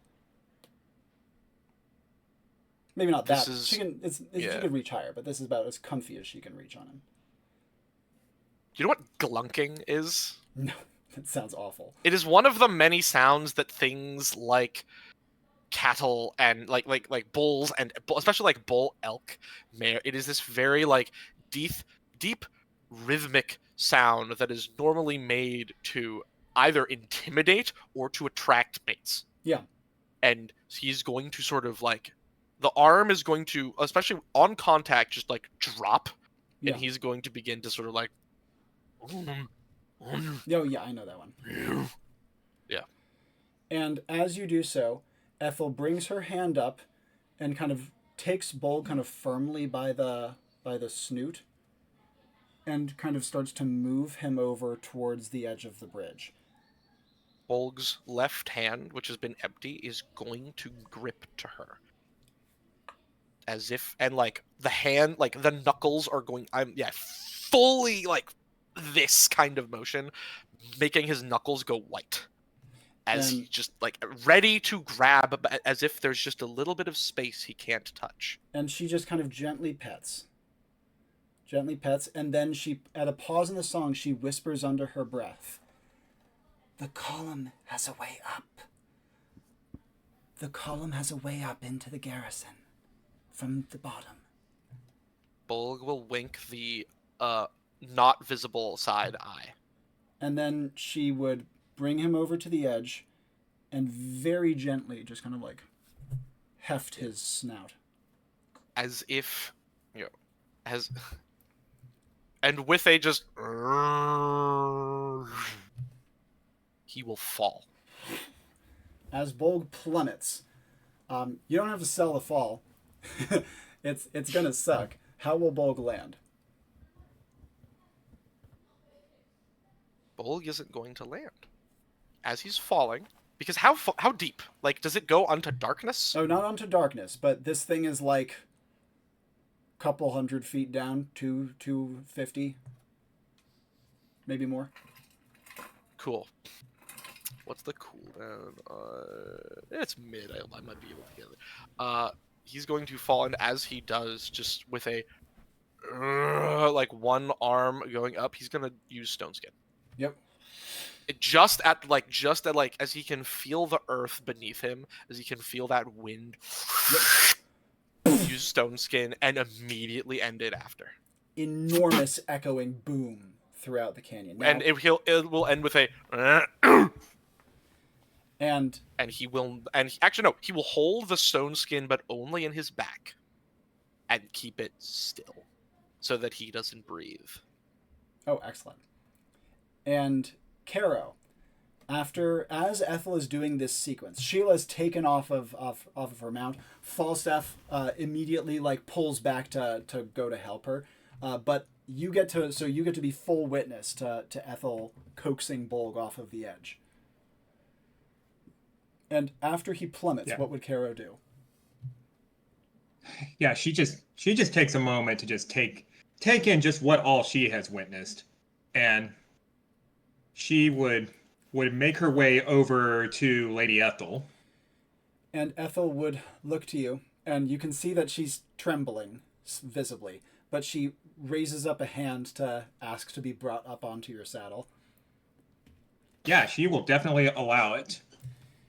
And as you do so, you guys, she would come up and say, "Mayhaps we can approach the garrison now." I hope so too. She slowly starts trotting off towards the garrison. And as you are making your way towards it, you can see that as you are approaching it, the garrison portcullis is actually still open, but it's at half open. And as Sheila has been gotten out from the bola and is being helped back onto tallow, as you get close, she says kind of quietly to you, "He wasn't kidding about that one." Whoosh. Cracked a rib, I think. It's okay. Oh, I'm not. I don't doubt it's going to be okay. But as no sooner as she said that, then you hear from the gate top, Not a step closer. "Well, maybe not." "What now?" she says. "Please let us in." And you can see that a few of the Westorns are like up on the wall, but a few are actually descended to like right in front of the portcullis. They don't have their weapons up, but they do have shields up. And one of them says, "We told you to turn back. Turn back. We cannot make an exception." Caro just looks to them. "Oh, but surely you would not turn away such heroes who have managed to slay the beast of the mountain, would you?" "That beast I cannot explain," says the one speaking to her. She realizes it's the second garrison commander, not the first one who had brought Shackle and Gina in. "The beast I cannot explain, but what I can explain, well," he pauses. "You I do not recognize," pointing to Caro. I'm a bit of a monster hunter. I'd been tracking the beast, and I had run into these fine souls along the way. She remarks. He shakes his head and says, "Then I am afraid it is too late for you." Elaborate. He says to you in like a kindly, like maybe not kind of like a sympathetic, tragic way, "You have already been infected then by the plague, Carrie. And Sheila says, oh, that's what it is. No. Nonsense. Absolute nonsense. Meliphone's got you. No, not nonsense. And she said that you would say so. We have definitive proof.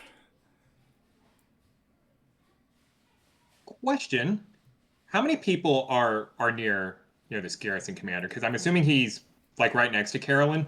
Not right next to. He's like they've bid you not come closer to the gate, and he's like in the mouth of the gate with 6 Westorns on like around him, and then there's more up on the walls. And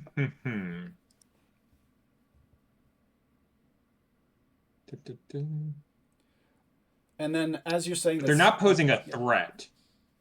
Carry on. Right now, correct? They're not posing a threat. They are not aggressing. Sweet. All right, and what were you asking? Falstaff would add, if we carry a plague, then why have you brought one of our number within your gates? That was a mistake.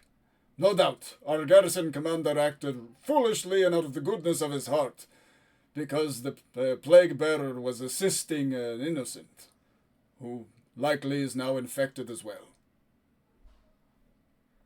And what proof do you have? How can you prove a plague? It's ridiculous. And he would say, we saw one of the plague victims. We see the symptoms. They are now on your face, too. And you bear the clothing that marks you as being of them, too. It's from out in the desert. Sunburns. And as you are saying this, Sheila would say, well, it's quite a kindly plague if it let us travel for a month in the desert without killing us or disabling us. Wouldn't you agree? The commander, the acting commander, just shakes his head. You may not pass. We cannot risk anything of this nature entering our homeland. Yeah, Caro would be able to deduce that this is just sunburn, right?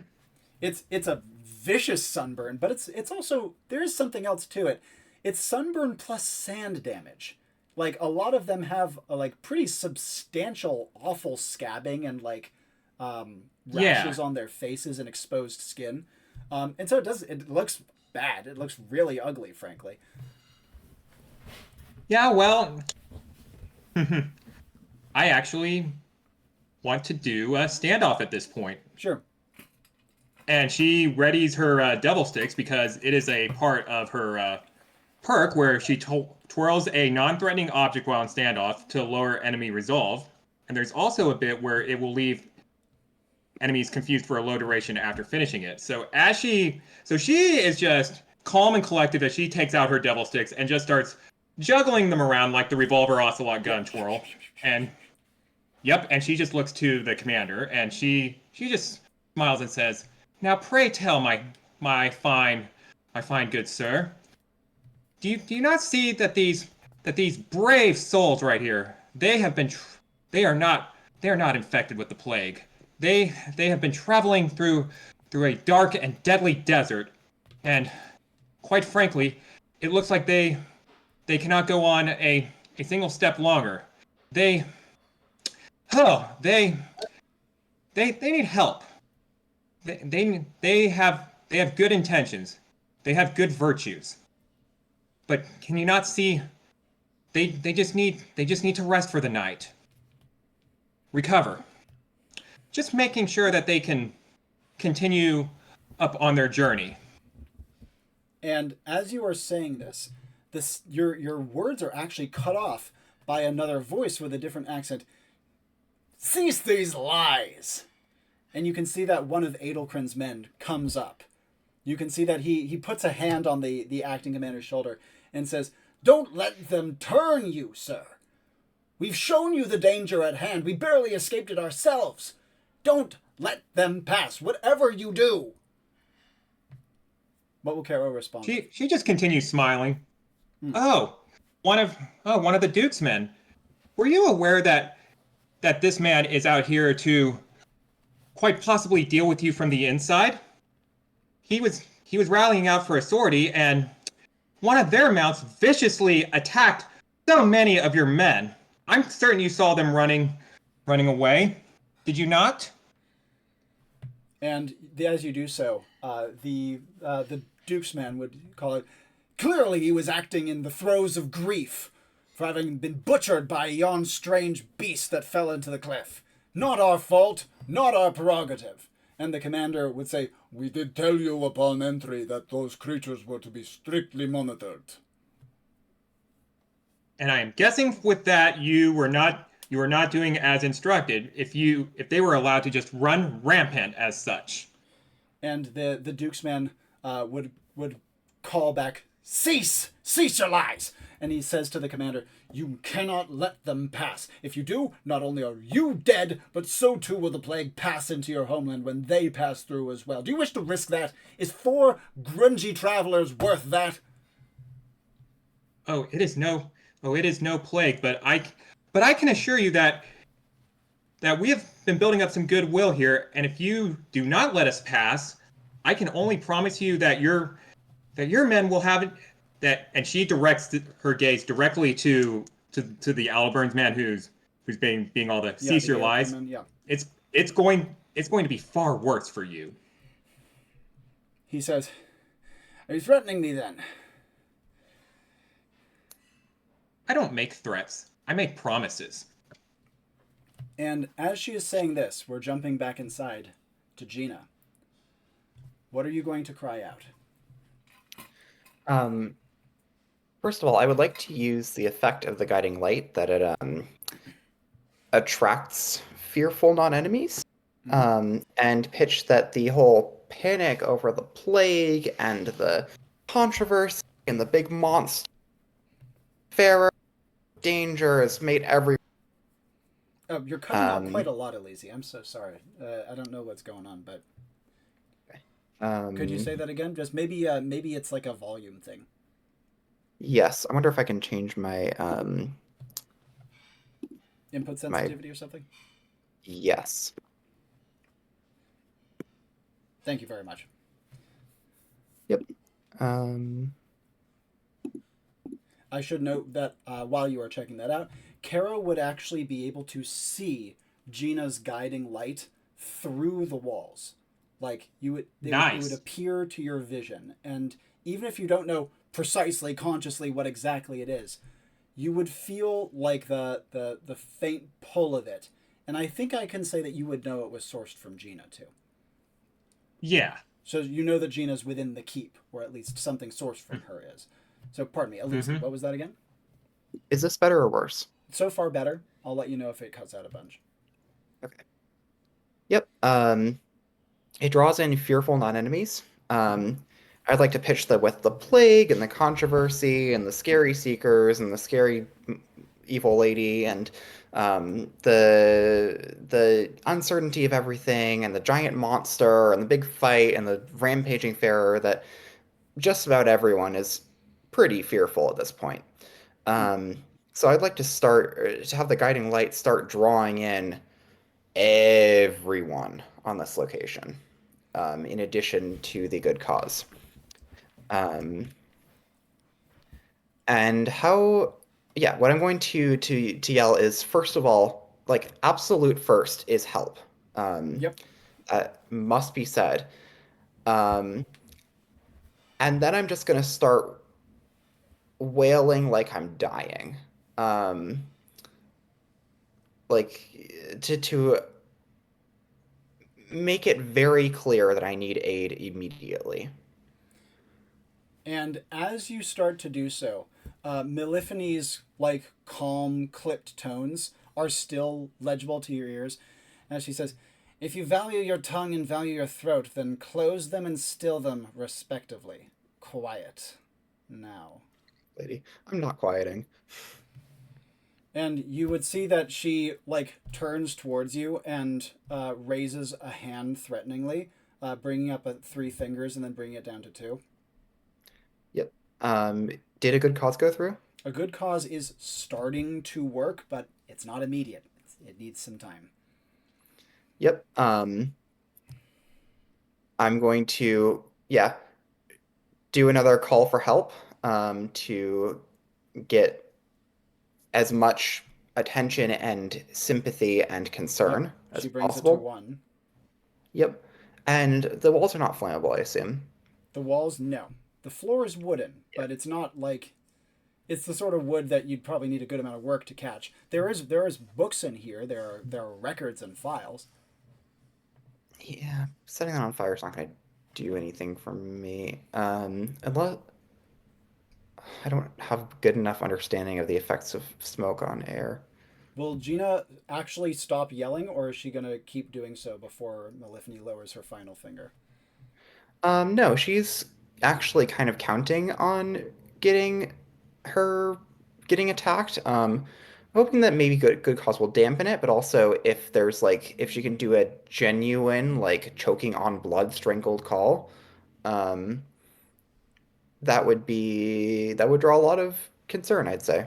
And as she gets to zero, like this, she just kind of goes from like this to like, and flicks a finger, and Gina is lifted from her feet. Her eardrums, like, vibrate wildly as she is again flung and crashes headlong into the wall behind her. What is her resilience? Baseline. That is a bad hit.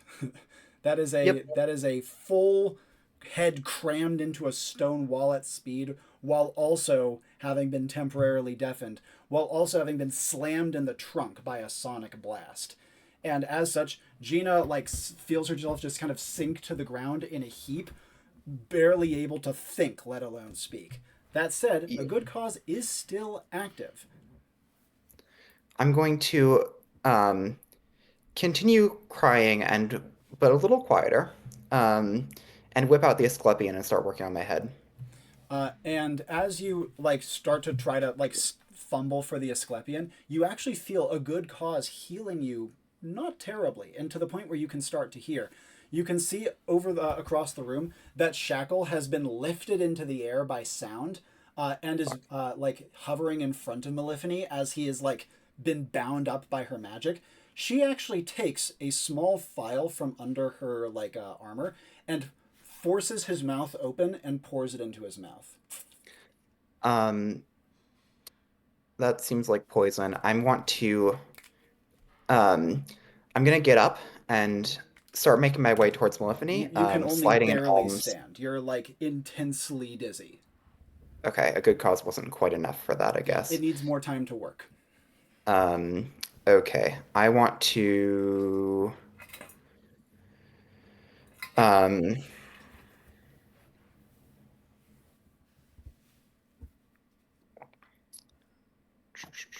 what do I have other than my? Okay. Um, I want to use my walking stick to get to my feet. Yep. Um, using it as a walking stick. Um, As you do so, you see Shackle trying to like push the drink out and spit it back in Meliphne's face, but then you can see his mouth forced open by a pocket of air that crams it down his throat. And then you can yep. see that Meliphne manipulates her hand again, and you can see that he starts to choke as she strangles him from inside of his neck. I want to using my walking stick getting over. I want to. He's up in the air and I'm short. You could Um, grab his foot, but not going to. yeah. I'm hoping that the walking stick makes me look more helpless and makes her pay less attention to me as I slip an alms of an antidote into his hand. And as you are slipping the alms into his hand, the walking stick effect holds, plus your reflex stat, which, if I recall correctly, is. Two. That's what I thought it was. That's essential. And as you pocket it into his hand, and you can see that he is like choking and his eyes are bulging, you can see that his moth has landed on the back of Meliphne's neck and it bursts into flame, catching her hair on fire. Also, Gina, for the first time, sees Meliphne's back, and she sees that Meliphne has a sword sticking out of her back, like wedged in her armor. It looks like it's been there a very long time. And it's a fascinating sword with many strange little segments and little like ridges coming off of it. It looks very old, like it's been there for well over like maybe a year or more.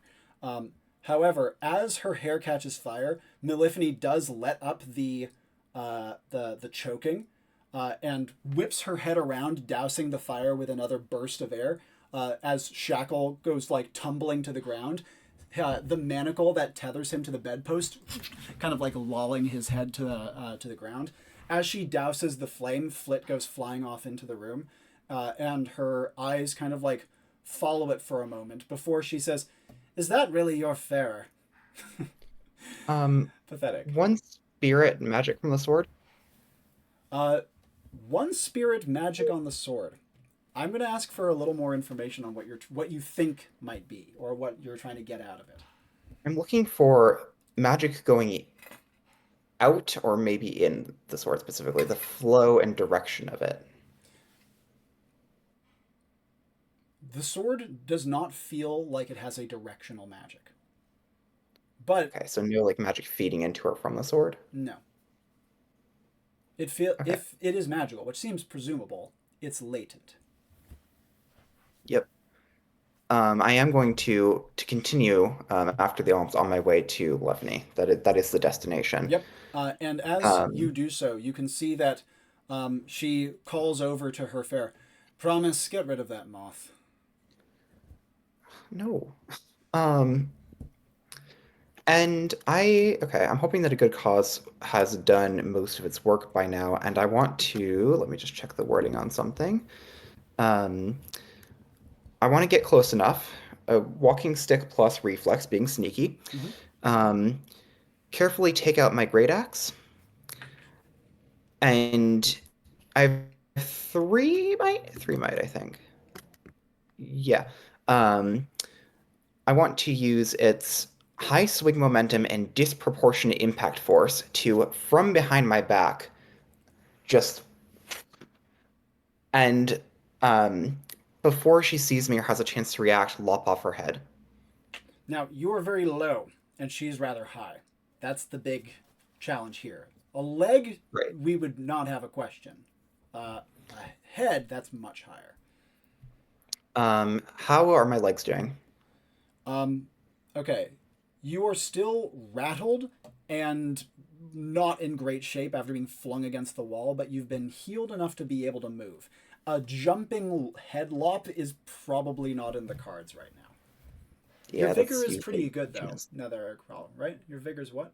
3 vigor, Yeah, yes. vigor's great actually. So with a running start, you could probably get it into her back, but head would be a head would be a challenge with this. Okay. Gina needs Talaria. Oh wow, that would actually be a great item for her. Um, instead, then I am going to. Is it Mercy over here? Um, walking pogo stick. Um,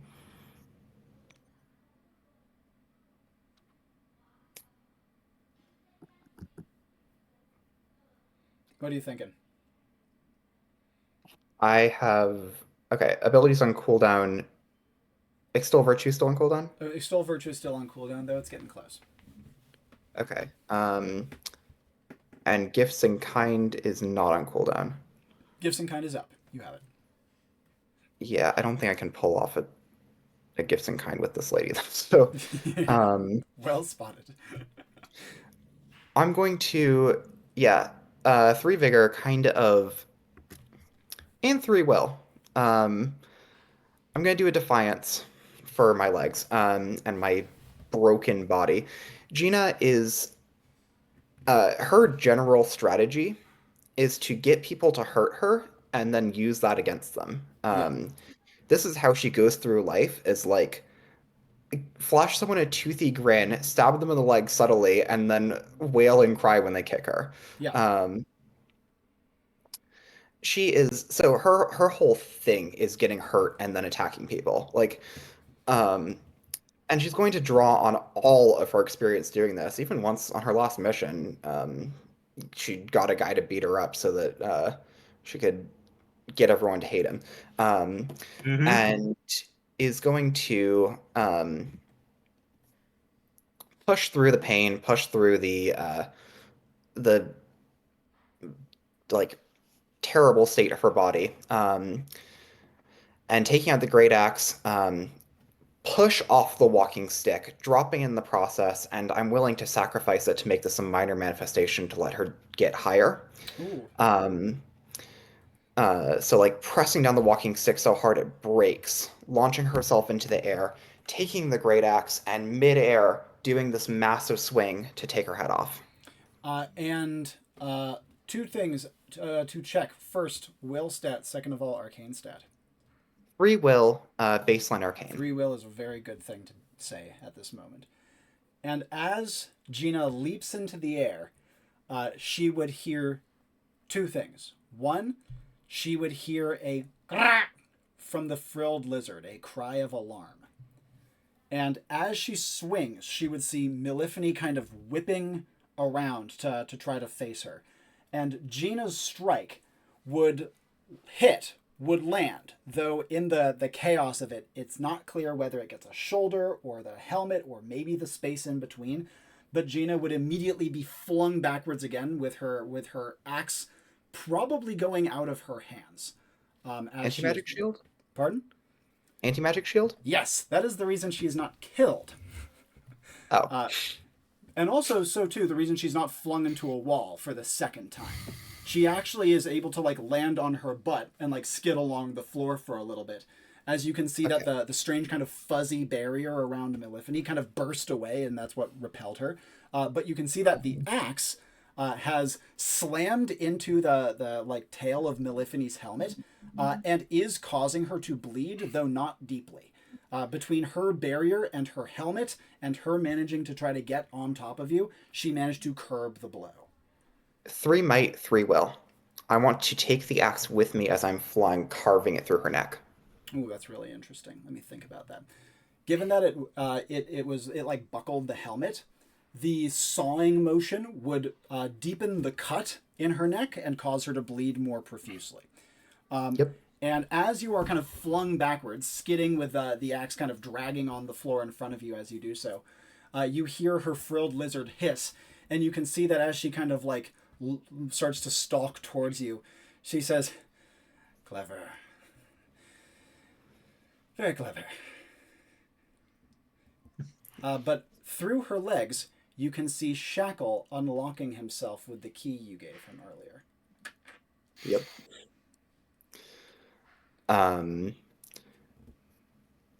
Has the guiding light attracted anyone? I guess I wouldn't know. You do not exactly know, but you do hear there are sounds of like footsteps on the floor, like above you and like on the stairs outside. You also hear another like hiss from the frilled lizard as it kind of like looms up on the bed before its eyes look towards Shackle's moth.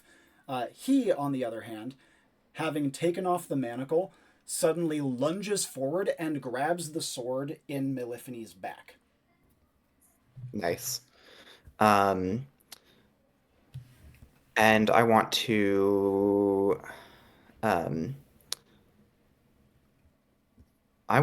do rallying, but I'm so bad at them. Hold on, let me pull up the rules. It's also tough with a character like Gina. Think about it this like way. Gina, but that's Obviously, what she's doing. Gina is a very like Machiavellian character, but she has actually worked quite a lot with Shackle at this point. What is her genuine opinion of him?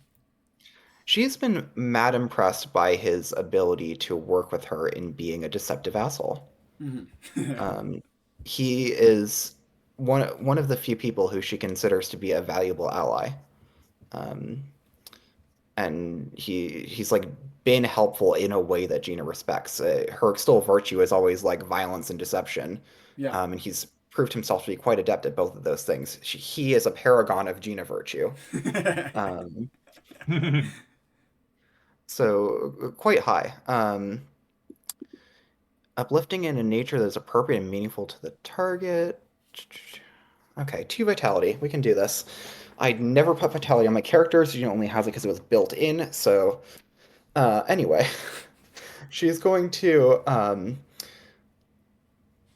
using her pulling out her Asclepion and using it as a walking stick at this point to try to get herself to her feet.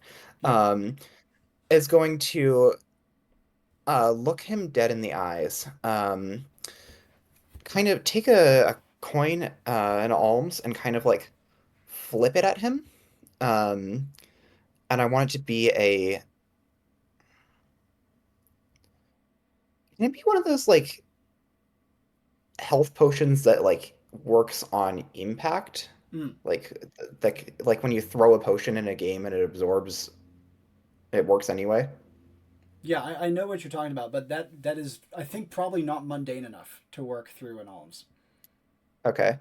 In that case, just a. I want to turn into like a refreshing mist. Um, to like get like snap him to his senses, get him as aware as possible. And Gina is going to say in her three modes are like violence and cackling, business, where she's just bored, and pity. So she's going to, for the first time with anyone other than her brother, um, is going to speak genuinely. Um, and say to Shackle,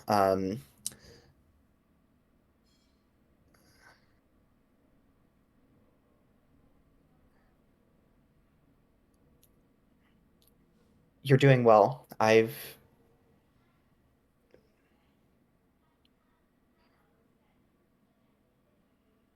more impressed than I've ever been." Um, as she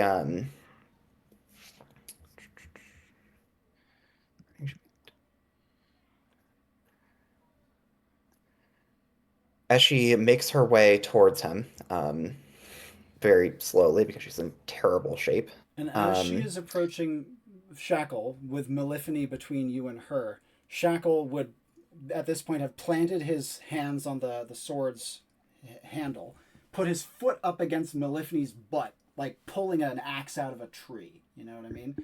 And yep. as he does so, you would see his moth land on his hand, and not only would his hands erupt in fire, but his head would erupt in fire, and so too would the blade of the sword. As he pulls, the sword doesn't come out of Maleficent. Instead, it segments out into a long bladed lash. Yep. And as he and Flit are set on fire, I'm going to put one hand on my lighter, Yeah. um, and say, "Burn her to the ground," and have that be the conclusion of the rallying, hardening. And as you do so, Shackle gives a roar and kind of flicks the blade of the segmented whip, such that it actually wraps around Maleficent's front. And as he does so, you can see that while this has been happening, you've been speaking. She's been bearing down on you. He's been coming up behind her. Neither she nor her mount who has been idly by. And as such, when you say this final thing, you can feel a great puff of air like forced into your throat and lodge there as she begins to strangle you and freeze your body in place with her air power. Your anti magic that you had gathered earlier was all like blasted away when she did that initial attack, which probably she was expecting to kill you in the first place. But you can see the kind of murderous intensity in her eyes as she just focuses on throttling you and preventing you from moving or talking.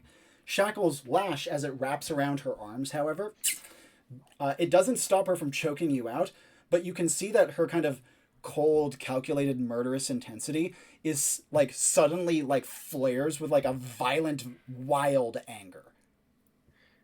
Can I ask for clarification? Yeah. What is her magic? Oxygen or what's As going on best there? as best Gina can tell, it seems to be something between compressed air and sound. Maybe sound that makes compressed air. Okay. I want to take out my lighter, Yeah. set it alight, and it's coming from her mouth. No, she casts it purely from her hands. Okay. I want to flick the lighter at her and see if the magical oxygen shit catches on fire. And she has cast a fresh barrier around her front. And as your lighter touches it, it does indeed woof, kind of whoosh up into flame up in front of her. You hear her give a yell of frustration, and you then hear her yell of frustration cut short as the flames like vanish and like are consumed rather. And you can see that Shackle has actually gotten the like lash around her again, and it's looped her neck, and he's pulling. But as he is doing so, you can see that her Farer has like descended upon him. And even though you can't fully see what's going on, it is clearly fighting tooth and nail to rip him off of her. We don't want that. Gina is still unable to breathe and only barely able to move. Her hands and lower arms were able to, but like Nilithany has like lifted her up like she did with Shackle to just try to choke her out without Gina being able to run or do anything about it. Is it still virtue off cooldown? Yes. Okay, that is my best ability. Oh, you know what? I'm going to use the part of it that I never use. Again, Shackle is a paragon of virtue for Gina. And seeing him fighting and killing this woman that she hates, and like working so well with her and using what she gave him, I want to give him a sly smile and have that be the like a sly smile and a like weak thumbs up and have that be the shoulder devil private praise to extol the virtue of his murderous intent, strengthen his murderiness words, and also restore him, because it also does that. I never use that effect. Yep, it replenishes essence, and he is definitely using magic at the moment. Yep. Now, as this is happening, I'm going to briefly check in on Bolg and then get back to Caro. Bolg down below, will he start moving and repositioning himself? Yes, especially since he was told that there's apparently an entrance or some sort of thing in the big pillar in the middle. So he will land, he will wait until everyone's looking at everyone else, and then we'll release the stone skin, roll over, and just crawl his way quietly, sort of keeping low, not trying to boom, boom, definitely, as best as his, many 100 pounds can do. Yep. And he'll go check out this big, the column in the middle. Absolutely. Is he just going to be like looking around it? Like, how does he want to interface with it? Well, apparently there's an opening, so he's gonna, first look it over and see if there's just a obvious door. Yeah. No obvious door is to be found. Cool. He will then place a hand on it, focus, and sort of he'll click his tongue and use that as sort of like a resonance point and tap in time into the column as he is going to use Tremor Sense. And as he does so, there is in fact a long, tight staircase that winds all the way up, as well as a big thing in the middle, maybe a well, at a guess. Is it wide enough for Bolg to move in? It is wide enough for Bolg to move in. Cool. And also, he does find the entrance. It is actually an illusory entrance, pretending to look like boulders. That's cool. I'm gonna walk through the boulders. And at that, Bolg is going to... He hears on the staircase, by the way, distant sounds of footsteps kind of coming down and the sound of Westorn language kind of filtering down to him. All right. What he is going to do in that case is he is going to bring up... As he's moving, he's going to use the Earth Shapers and draw up some of the column stone into his arms. And as he does, to try and make as little sound as possible, he's going to sort of what he's going to do is take that earth and sort of plaster it against his body Yeah. to create effectively a sled. Yeah.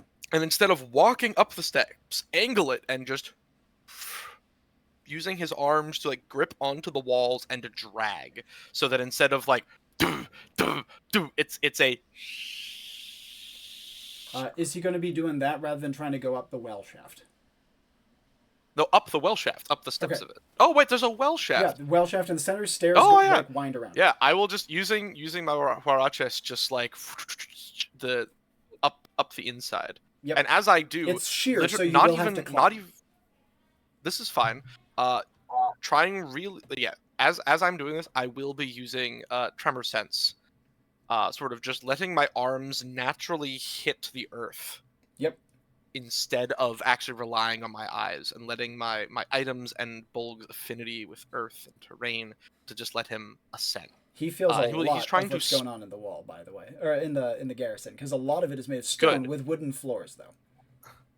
The thing that I'm hoping to feel eventually is the positioning of Maleficent, but I'm going to wait because I know because I also want to realistically, Bolg kind of is considering killing any Westorns that discover him. Yeah. So that they can't attribute him to until he is in proximity to Maleficent. They can't attribute him as a accomplice yet. Yep. But he will move up, and if he feels anything in the tremor sense of people nearby being like, "What the fuck is that?" He'll definitely take pause. Yeah, he does. At least momentarily. There are pauses when he's passing people. He'll be like, what's that scraping or whatever. Do any start coming back up to follow? No. Just kind of Cool, a pause. If you stop moving, they keep going afterwards. Yep, I will. Yep. And when Bolg reaches like the a cockroach climbing up a pipe. When he reaches the top of the well shaft, he'd find himself in like the bottommost room of probably the center. Actually, definitely the center keep. You've tremor sensed on the way up here. The bottommost room of the center keep. All right. Now here's my question: do I feel, and I'm going to focus on sort of, tremor sense to Bolg is very much that he is pulsing out into the earth and sort of naturally echolocating, and things pulse back. He's looking for a big thing or a group of big things next to a really small thing. Yeah. And he would not, at least as of now, find it. Reason being is that, unknown to Bolg, Gina is on a wooden floor. This is fine. Before we go further with that, though, I want to catch up Caro, because her actions may be relevant too. Caro, in your back and forth versus this it's like it's like nice little dips at throwing back and forth between between her and the. You would actually hear Gina's wailing voice. Initiates that big fight I've been doing with Aliizi. You would hear Gina wailing, and you would see her guiding light at this point snuffed, given that she is no longer holding it up. And you can see a bunch of the Westorns kind of like look up and towards the keep where the voice came from. Yeah, Caro had seen enough of what was going on with Gina and Shaft, and she probably would have deduced that Gina was being tended to. So she looks to everyone, still juggling, mind you. Do you see that light? That one poor soul that was brought in there, her guiding light, helping others out. It's been snuffed. Won't someone go and help? And as Caro is saying this, you would see a couple of the Westorns like looking up and seeing the light like flickering out. And you would see them concernedly speaking to each other. And the man who was trying to like turn them back against would be kind of like at a loss for words for the moment. He would kind of flail, like verbally flail, being like, but that's not the issue at hand. Close the portcullis, man. Come on, close the portcullis. But eventually, the acting commander would raise a hand for a moment and say, We... There's too much to make a swift decision. There's too much. He says, I presume you have no way of proving that you are not infected with plague. And Sheila would say, kind of hard to prove something that doesn't exist, you know? Or to disprove something that doesn't exist, I'd say. And he kind of waves his hand frustratedly and says, and yet if the innocent brought within is screaming and crying, then she's obviously a plant, man. He says the Duke's man who's speaking. A plant brought in by these plague-bearing liars. He says, and not only that I should add, but do you really believe that my leader, Dame Meliphany, would be acting untoward when we have done nothing but guide you right and provide you with the tributes and taxes you have asked? If Dame Meliphany is taking action, it is the right action to take, and you could be assured of that. The commander is once again paused, but as he is paused, the door opens and the full garrison commander comes striding out. You can see that he's kind of shaking his head. And as he does so, he points to the acting commander and says something in their own language, and they briefly put their heads together to talk. The Duke's man, kind of forces himself not to say anything and looks daggers back in your general direction. That's fine. Caro just smiles and looks at him.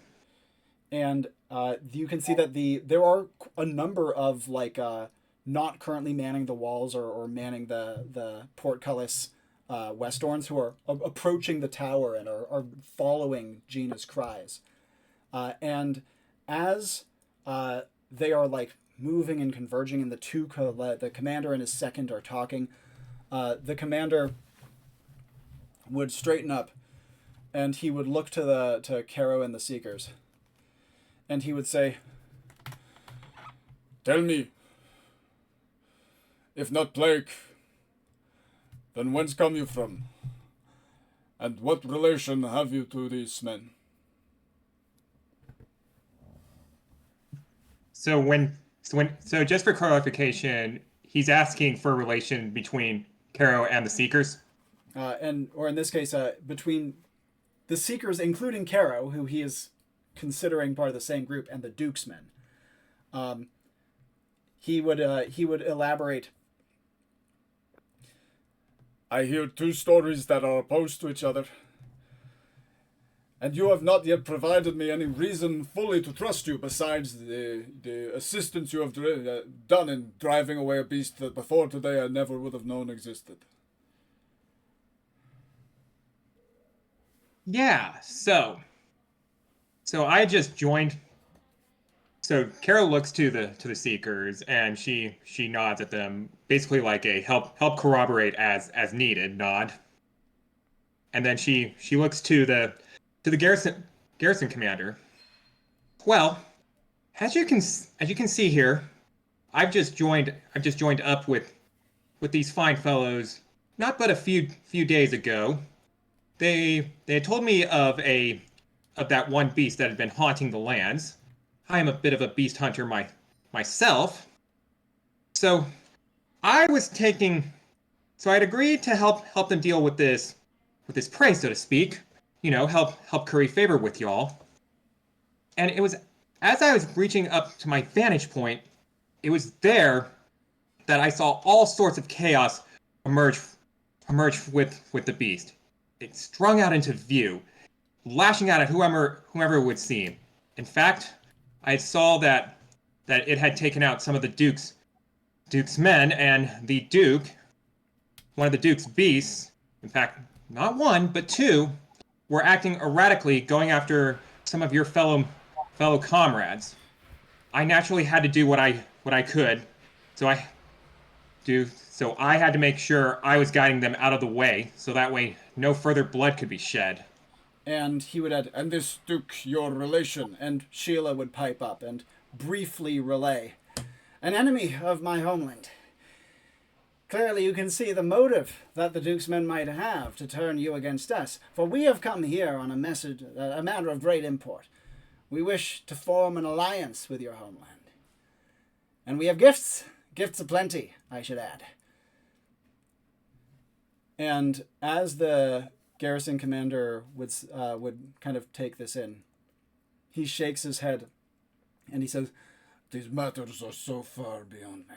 And the Duke's men at his side would say, "Well then, let me not make your situation more complicated. Let me be the first to offer a hand to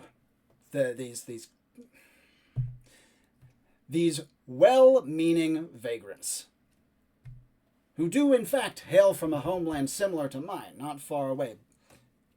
I can offer them a leper's pity, in light of their disease that they carry. And so let me be the first one to reconcile with them. I will not act overtly hostilely before them, and I will relay this to the rest of my crew and speak to Dame Maleficent." And he would bring out, like, you can see that he had like a small drinking horn at his side, and he would lay it down and say, "Clean water." He says, "They have a well here, and consider it a token of, well, if not friendship, then at least a lack of overt hostilities. It is not your fault that you are infected, nor is it our fault that we do not wish for the infection to spread." Two-Spirit, is she getting trustworthy vibes from this guy? Well, what does she think? What's her guess? The fact that he's readily offering this, she's thinking no. Caro would almost certainly feel that confirmed for her. Yeah, she just looks at him, and she just continues to glare daggers. "Tell me, where did you get this water?" "The well here. We filled our drinking horns as soon as we arrived." "Right, a well that you've proclaimed to be poisoned." And he would say, No. The water here is clean. The water here is clean and untainted with plague. That is why we cannot allow you to drink from it. Of course, with permission of our hosts." He gestures to the commander, who gives kind of a nod. "But this, I give unto you my own vessel, that you might be able to take water without infecting the rest of us." And as you are saying this, Ethel would go, "Oh, a moment. Terribly sorry. I'd thought of something that perhaps could be of use in resolving this matter." And as the garrison commander would look and say, "Yes, then speak, please, speak." She says, "Tell me the exact nature of the plague as they have conveyed it to you." "Well, we said," "I did not say you." The Duke's man stands down. "They said it was a reddening of the skin, a flaking thereof, a burning of the face. It would spread throughout." "Ah, that's what I wanted. Spread throughout the body, yes?" "Yes." "Well," and she would peel away some of the scraps of fabric around her midriff. It's like blindingly white, given that she hasn't let herself be exposed there, and it's completely unblemished. "A strange plague to stick to the face, do you think not? Perhaps you have simply misattributed our wretched time in the desert. And I would imagine, too, that these folk, when they arrived, they looked in not terribly dissimilar shape, and if they did not arrive in a terribly dissimilar shape, then perhaps they found aid in the desert that we did not. Perhaps they were too the ones who turned the nomads of the desert against us." "How did you fare against the Novarg?" "Oh, excuse me." That's fine. I'm gonna get a quick bathroom break in. I got the teeniest cup. Oh, this will be very swift. It'll be very swift, Tim. Oh, never mind. They were kind to us, says the Dukesman. "They were kind. And we were faced with immediate hostility, no doubt because they too thought we carried a plague. though they did not ask us to bear it, nor did we have opportunity to speak to them about it. And so I ask you, Commander, what is more likely, that our enemies from our homeland are lying to you about who we are and what we bear, or that there is a plague that exists only in the face?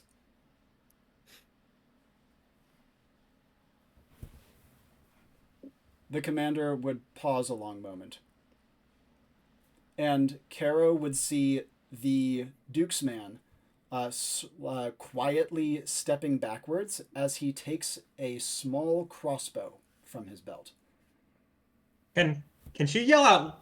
Can she yell out to the garrison commander, "Look out"? She can certainly yell aloud. What is she just going to yell, or is she going to immediately act? Yeah, she is. She is going now. Question: the Duke's man who's readying the crossbow. How much armor is on him?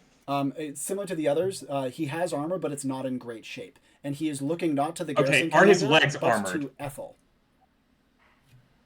Okay, how are his legs armored? Not great.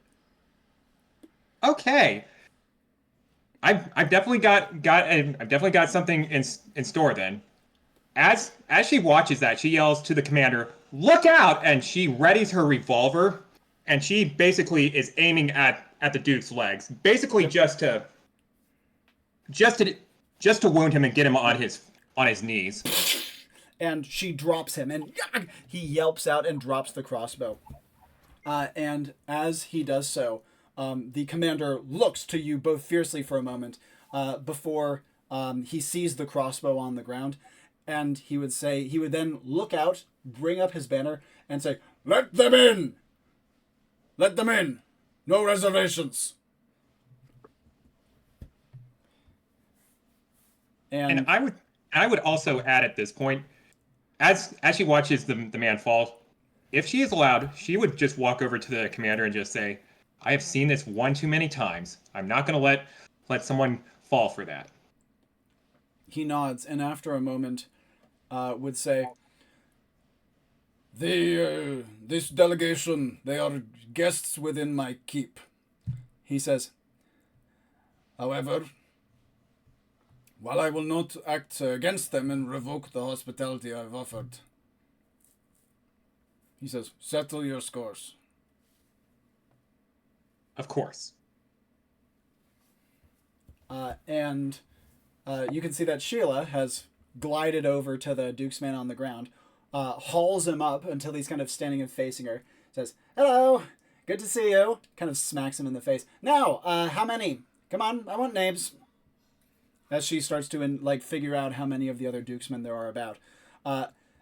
Follow-up actions from Caro as she can hear, not wailing Caro from upstairs, but she can hear the sounds of concern upstairs in the keep. Yeah, Caro just readies one of her tonfas and walks over to the man. And make it quick because, quite frankly, I do not have a lot of time. So, talk now or it gets interesting. And you can see that the man, still gasping from the wounds to his legs, would say, 5 of us perished across the bridge. I can only imagine they didn't come back. There's Malephony, myself, one other. He is down below, seeking the body of the beast who fell. Fascinating. Thank you. And with that, she's just going to knock him unconscious with a nice swift hook of her tonfa. And Sheila would just kind of let him drop to the ground, and turn to the commander, and she says, "Out of respect to you, I won't kill them on sight, except for Malephony. The others, or the other, no." She says to Falstaff, "Folly, can you glide?" "I can glide. Get down to the ground and make sure you capture that last one. I'm going to make sure that he's not lying about there being any others." She looks to Caro and she says, "I fought Malephony once and she's beyond me." "Well, that's okay. You've definitely got an experienced sharpshooter by your side," she says with a smile. She says, "Go see to it then. Ethel, darling, you've done wonderfully.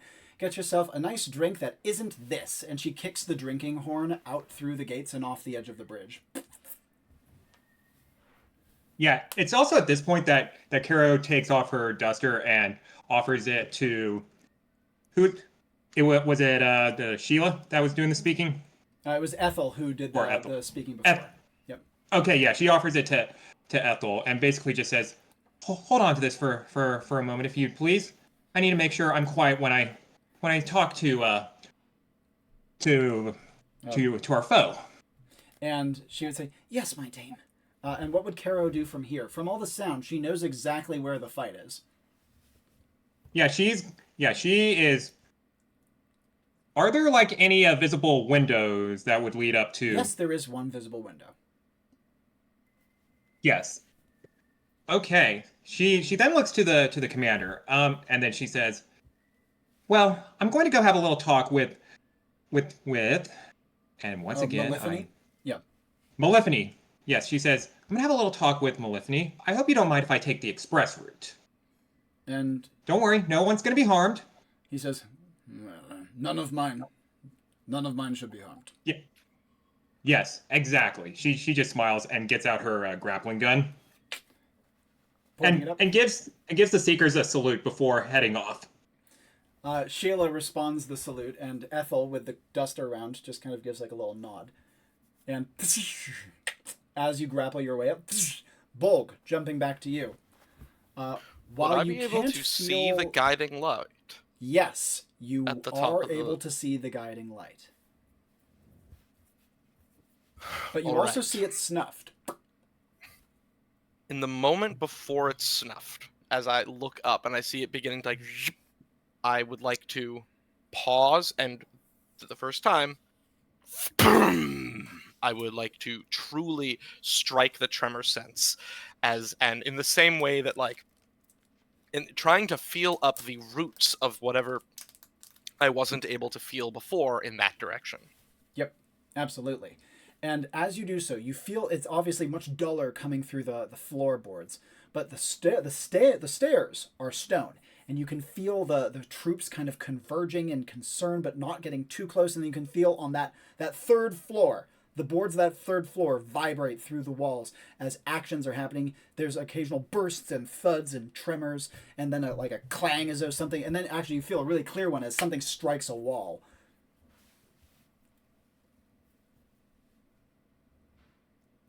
I want to feel something that I want to look. I'm trying to feel for something that is dull and something that is sturdy, comparatively. From everything I've been told about Malephony, she is the most dangerous thing here, which means she will be more composed. She will be, and anything else will be shackle or tiny little creature Gina getting flaunched. Yeah, and because of that, you feel scraping, you feel thudding. And then you feel, finally, composed footsteps. There. Yep. How long has it been, by the way, since I've been moving up? Like, Stone Skin has a mid cooldown. Is you it have off, or is Stone it Skin still... almost back. Cool.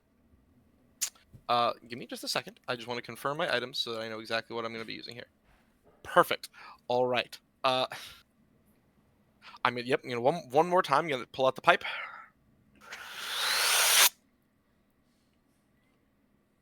Take the rock maul, which specifically because with a big wind-up, slam the ground to create a cone-shaped shockwave extending outward a short distance from the point of impact. Yep. What I would like to do is wind like 1, as I'm like gripping onto the side. 3, focusing on that dull. 4, as I would like to use Geomorph as I crunch into the rock and create a single thin fissure that leads into that space. As I'm going to fully exhale, blow the smoke from the church warden as almost like a seeker, just to go up, fill, and then use the point where I feel magic touch other magic, specifically for air, for the hard smoke touching pockets of not air. I would like to use that as my bull rush target. And jumping back upstairs to Gina as Bolg. And for what it's worth, I do have I have 2 pluses to my arcane. Yeah. Also for Bull Rush, given that Bolg is like, because he's in a basement floor and they're on the 3rd floor, he's going to be bashing up through 4 floors to get there. However, back up to Gina. Following your rally, the sequences that we have just gone through, heartening in V2, of course, you can see that with Meliphane's Farer attacking Shackle behind her, and her looped twice around by the burning blade, and her shield burned away by your tossed lighter. All that said, Gina is starting to lose consciousness as Meliphane's forceful choking is completely beginning to sap her. Yep. And the habit only restores essence. Can I reach for my Asclepion and just start like healing myself to keep myself awake? Like, absolutely. But as you reach for it, she just flicks, and the Asclepion is flung from your hand. You are too feeble at this point to really be able to hold on to it. But what if I Defiance hold on to it? What would that Defiance look like, especially so close to unconsciousness? Yep. Oh boy. Okay. Gina, this Asclepion is her lifeline at this point, and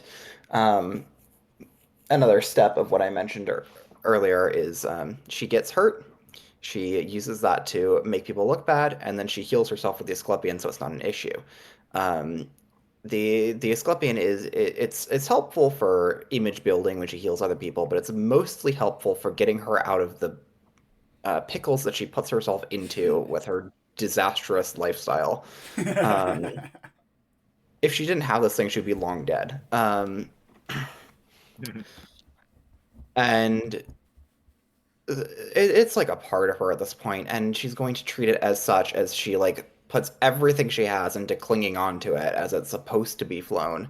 That's actually beautiful. I really like that. Right, and if she has to go with it, she will, but she's gonna like heal herself, keep herself awake. And as she clings to the Asclepion, she barely holds onto it and actually is spun to the ground. She is only barely clinging to consciousness as she press it to her head, but she sees Meliphane whip around, and she can see that Shackle has been completely like held by the frilled lizard, whose like weird kind of clawed arms have like grabbed him backwards, and whose like jaws are clamped around his burning head.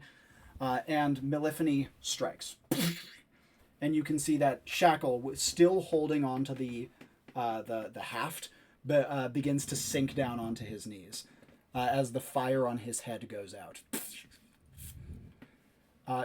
It is at this moment, with Gina looking through like barely conscious eyes, that Caro would appear in the window and smoke would start to fill the room. Caro, as you enter the room, you can see that smoke is starting to like pour into it, seemingly from the walls. Meliphane immediately is like waving her arms to like cast out another sound shield around herself and keep the smoke at bay. Her Farer coils up next to her. But that said, you can see that she is still being like strapped by these strange like chain blade, right? And even though you cannot, from your current vantage point and with the smoke that's entering the room, see Shackle, you can see where the blade kind of leads to on the ground. Nice. So, if Caro peeks up, is Meliphane's back to her? No, Meliphane's kind of side is to her, and she can also see a distortion in the air around Meliphane. Okay. Just check what I've got here. Does Caro want to slink into the room? Because right now Meliphane looks like she is like walking to Caro's left, kind of perpendicular to her.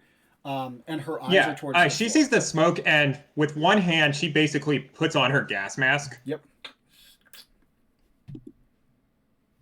And this is where she's going to start slinking in, because she has the because her duster is off, so now Catsuit has the full effect. And plus, Nice. also 4 reflex and 4 vigor. It's like a nice office-style apartment, and as such, there's a bed to get underneath. There are there's shelves that you can climb onto. There's a desk to get under.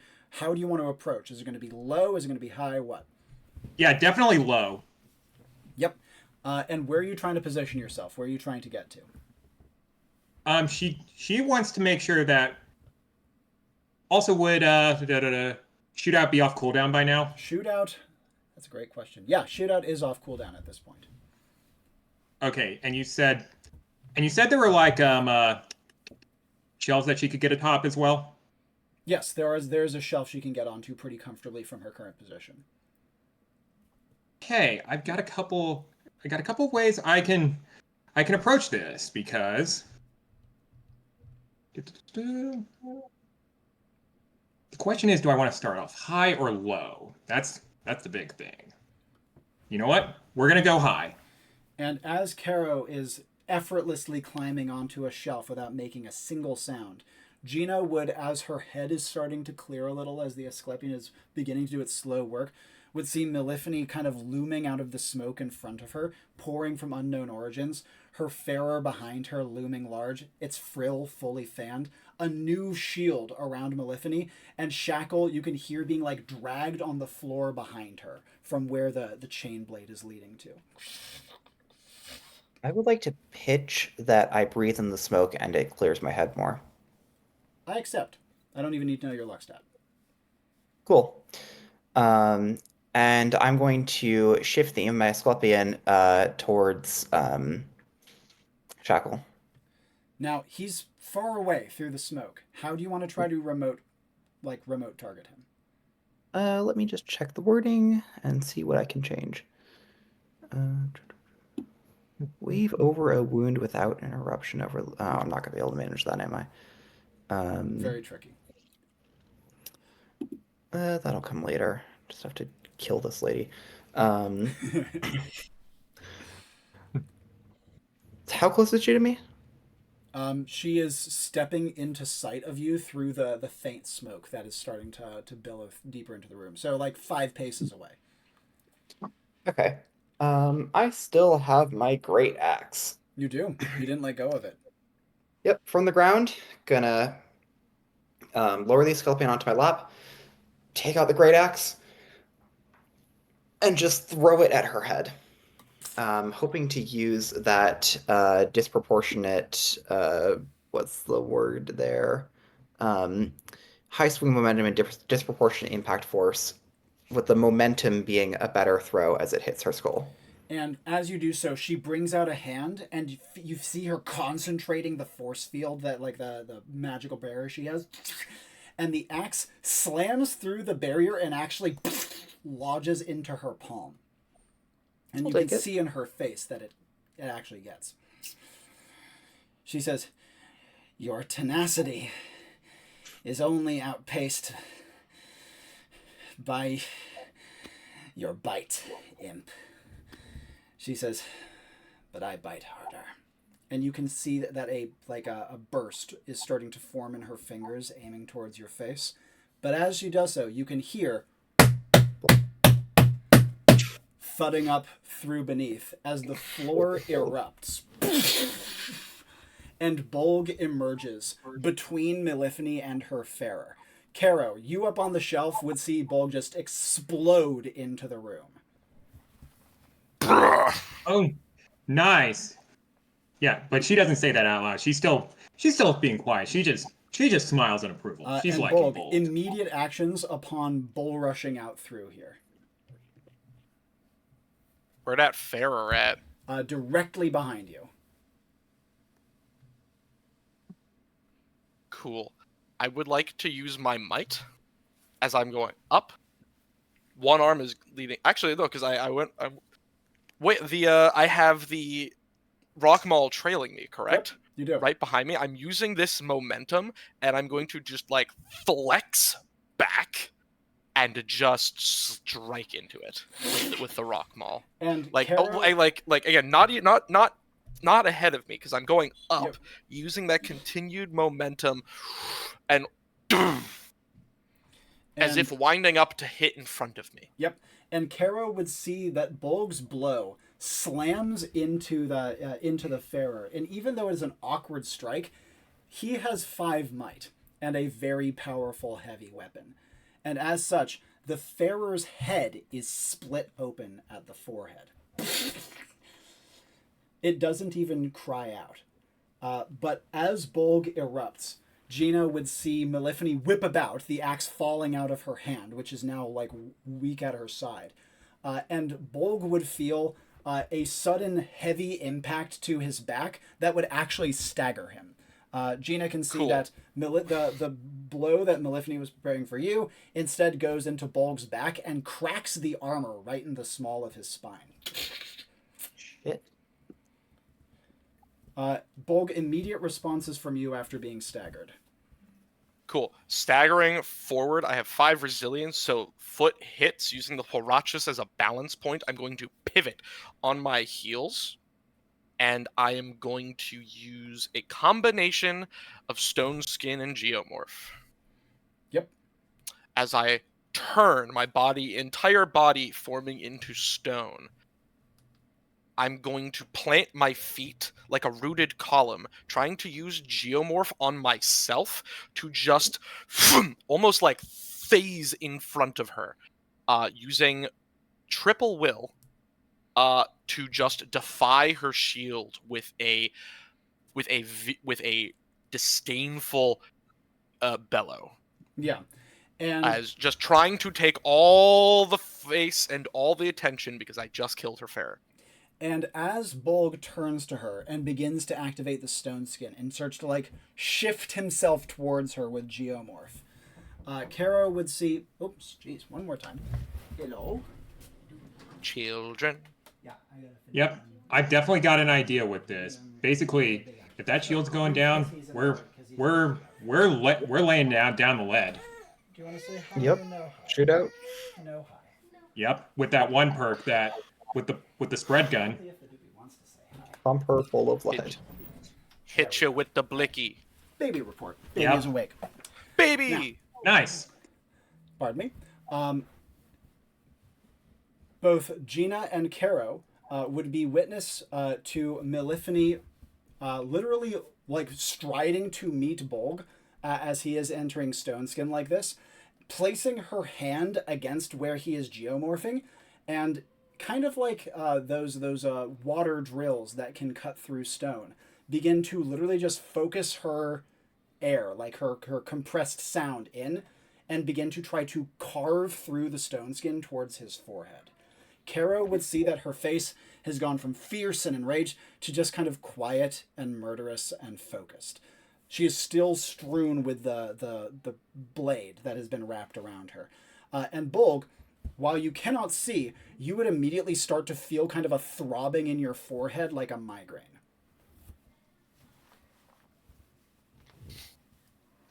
Cool. Before anything in else, that case- given that Caro has the 4 reflex Yep. actions from Oh, absolutely. Okay. Is Malephony's back to Caro? Malephony's back is currently to Caro.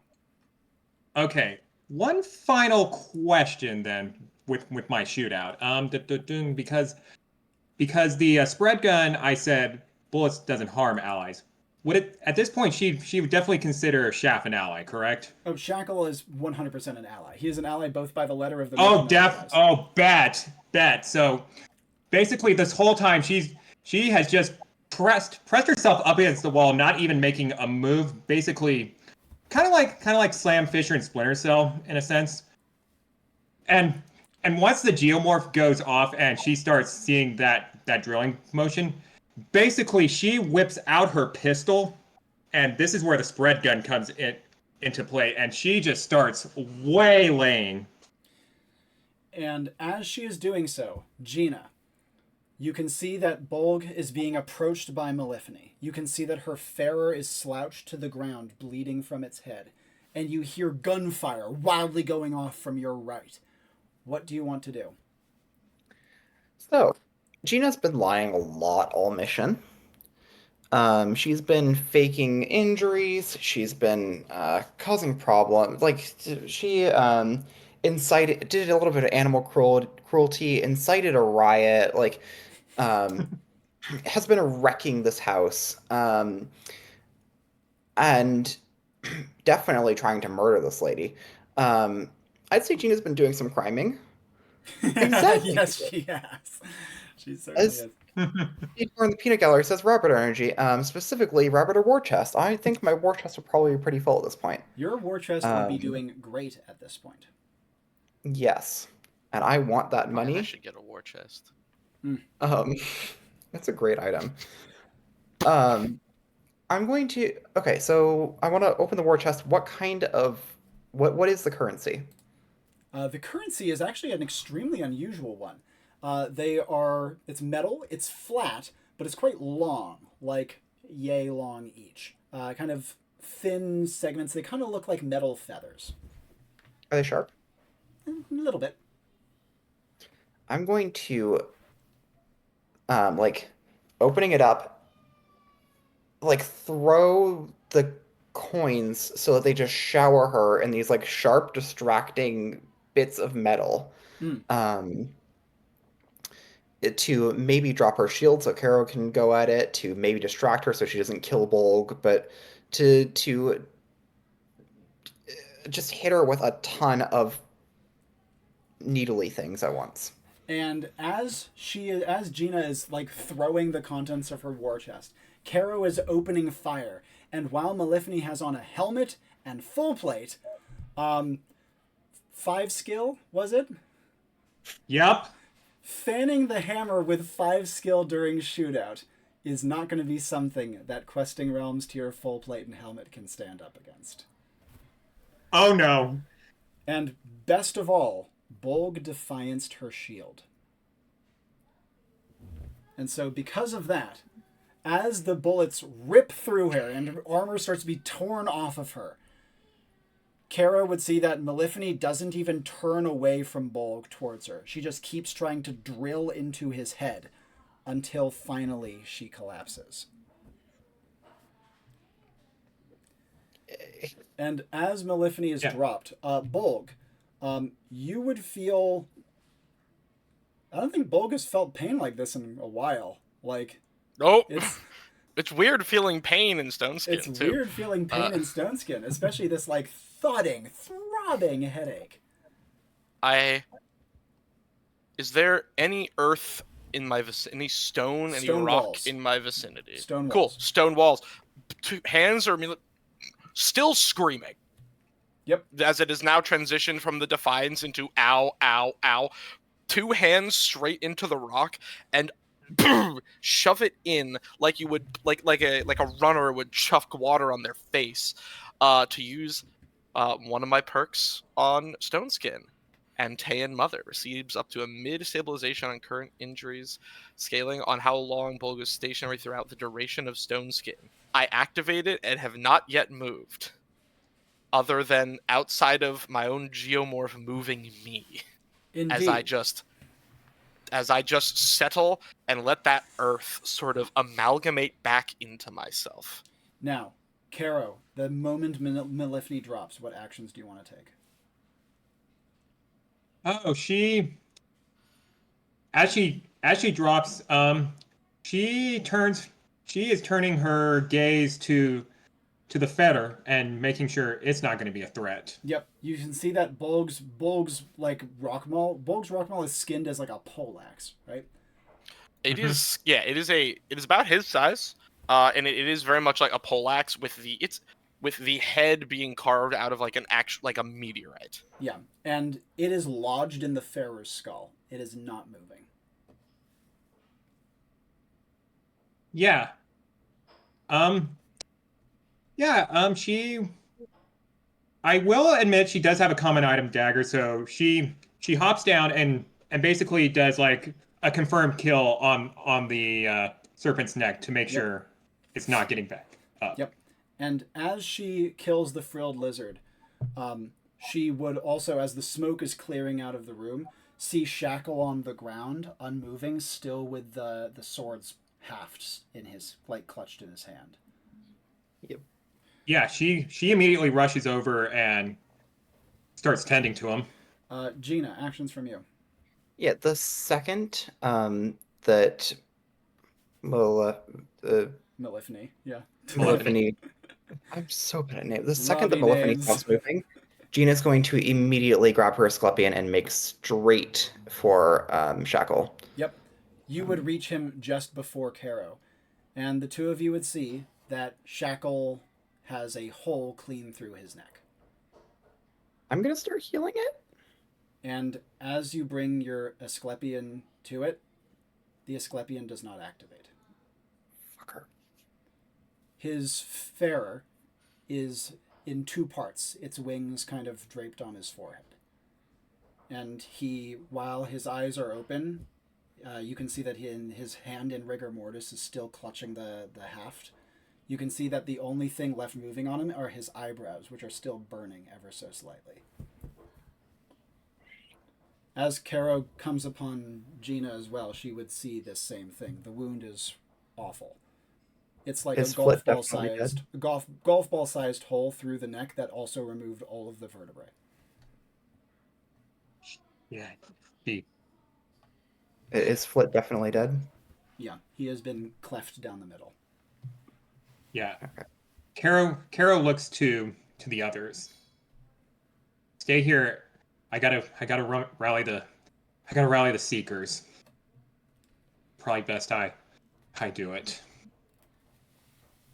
Will she exit by the window she came in through or go out through the door? If there is a good path out through the door, she will take that. Otherwise, she will Yep. exit out the window she And came. the moment she goes to the door, she would actually see that outside of the room are dozens of Westorns. They take up the entirety of the steps. And the second she opens the door, one of them would say to her, "Is the small one all right? Is she injured still?" The small one will need tending to, but she will be all right. As soon as you say the small one needs tending to, Westorns rush into the room. It's a good cause off cooldown. A good cause is not off cooldown. Fuck. Okay. Yeah, and Caro is just trying to weave her way through all the mats. It's like, excuse me, pardon me, make way. And Gina, as Westorns rush into the room and she feels that you hear, "Are you all right? Here, I brought you water and medicine." And as people are like hurrying or like gathering around her, you hear one of them say, "Oh, Calamus. You can see that one of them has like reached to pick up one of the coins that you took out and then brings away his hand as though burned almost. And they all look at you in awe. Bolg, by the way, is still a nondescript rock statue that doesn't particularly look like a minotaur at the moment. But the holes in the ground are still visible. Is Gina, gifting kind of? as the Westorns are like huddled all around you, what do you want to do? Gifts in kind is up. Okay. How long will it be until good cause comes off? It's gonna be a bit. Okay.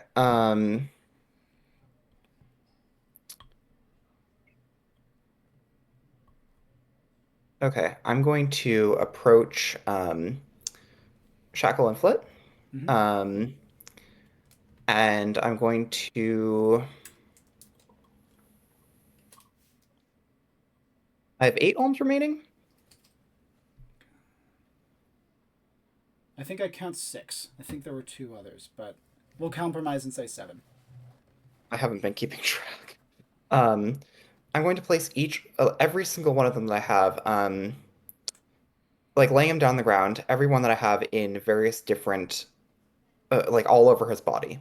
And I want each of them to be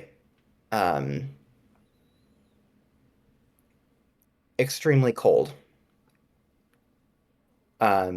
Like to basically briefly freeze his body.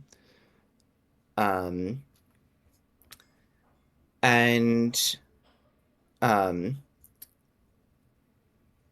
is there cooldown on the habit? Mid cooldown. Okay. And I'm going to um,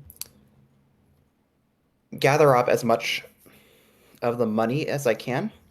And is the commander here? The commander is here. No, it needs to be unexpected. I'm going to find the poorest looking are there children, orphans, anything like that? No, there are only soldiers here. Okay. Anyone hurt? Yes. I'm going to approach a hurt person and give them a giant handful of the money. He looks terrified to touch it, but I couldn't. I'm going to go, it's for you, for your sacrifices. That is not mine to spend. I could not take it. For your family? He looks around, and his commander just kind of gives him a very slow,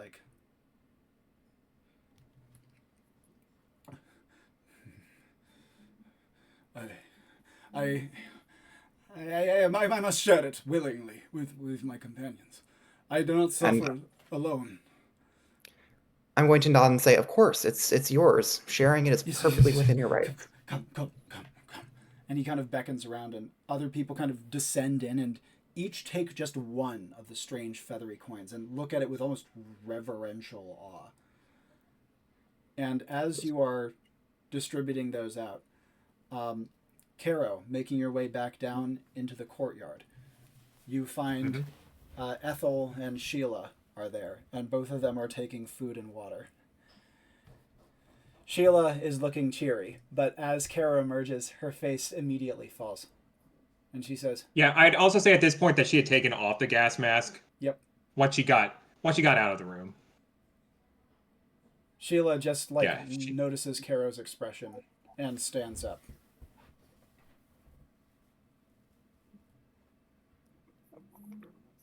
Where's Falstaff? I'll call him. It's important everyone's here. I know. Yeah. You see her rush over to the edge of the bridge, and then she, waves her spear a little bit, and waves and beckons.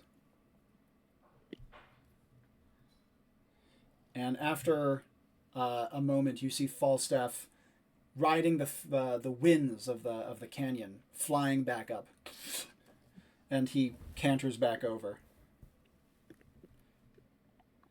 Sheila says, I know what it is, but you may as well say it. Yeah. The Dame Malephony, unfortunately, she got to Shackle, but she will trouble you no more. Falstaff nods. I made sure of it. He takes an arrow and shoots it into the ground. And Sheila plants a lance. And Ethel just kind of buries her head in her face in her hands.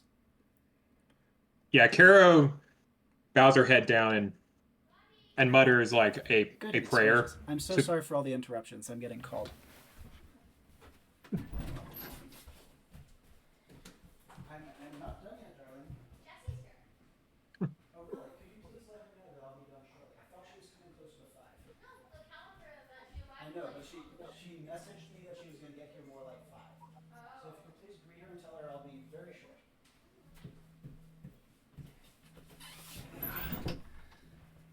Oof. Pardon me. Anyways, everything's happening today. So, as Caro, thing you were doing? Yeah, she bows her head and mutters a prayer softly so that way all three of them can hear it. Basically, just advising that Shackle and Flit get to the Beyond safely, and then she offers her arms out for anyone who would want a hug. Ethel spills into them. But yeah, Caro just holds on as long as need be. However, as she does so, she, Gina, and Bolg would all feel their Enclave badges ping. And while I know Gina has a plan... I'm ignoring that. The only thing that I will add, which I rarely would say, is that resurrection is pretty much explicitly forbidden in Enclave for a reason. Let's see. Let's see. Let's see. Because Yeah, Bolg let's is going see. to come out of stone form. Will Caro ping out, not knowing what the plan is?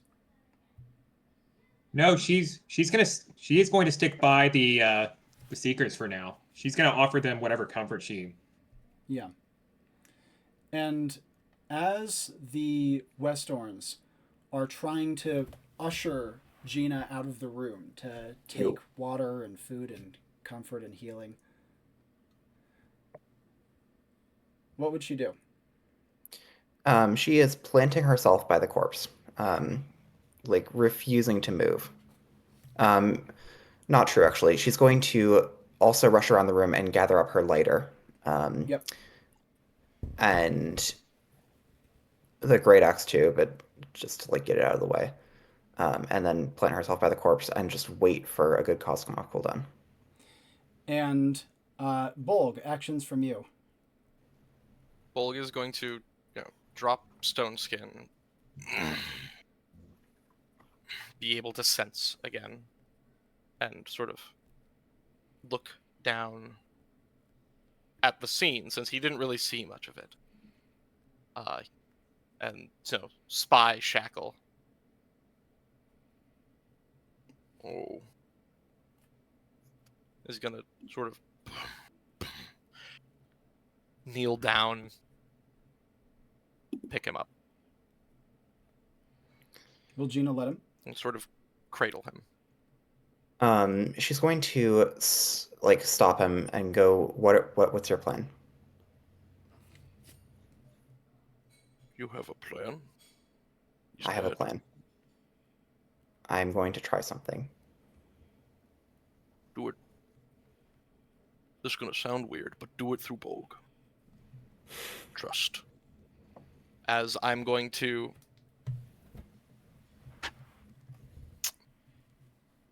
Hold on, I just need to check something. I need to check some wording on the aspergillum.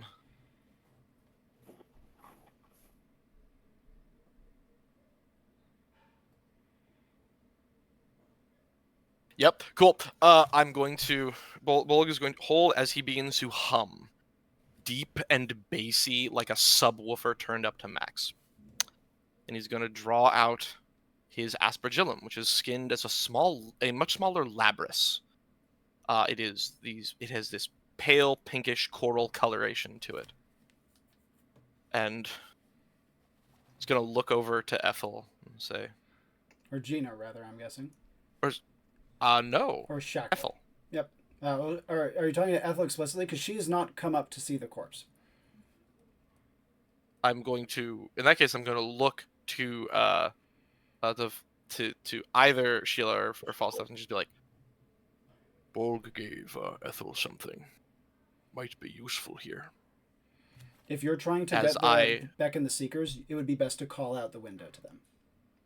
oh, they're outside. They're not in yet. Yep. Sorry. I will... In that case, that will be much louder. Yep. Instead of whispered. And as you do so, Caro would join the Seekers, presumably, in coming back up to the room. Yeah. Yep.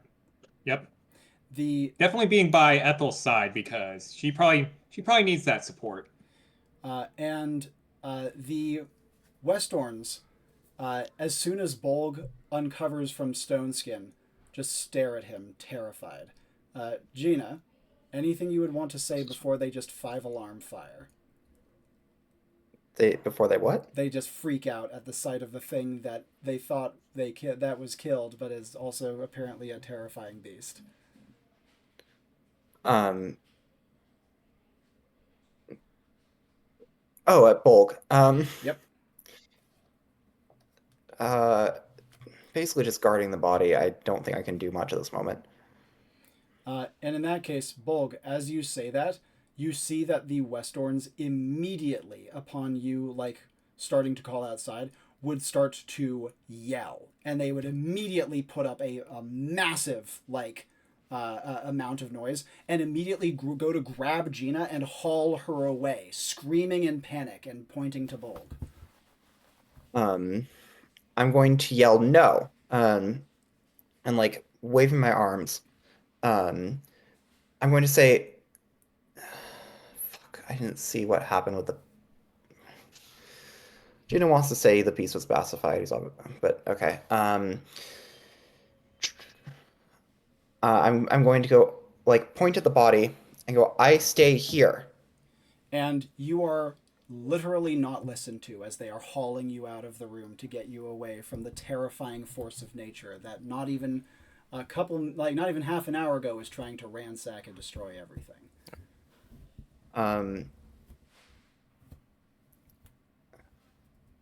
Out of alms.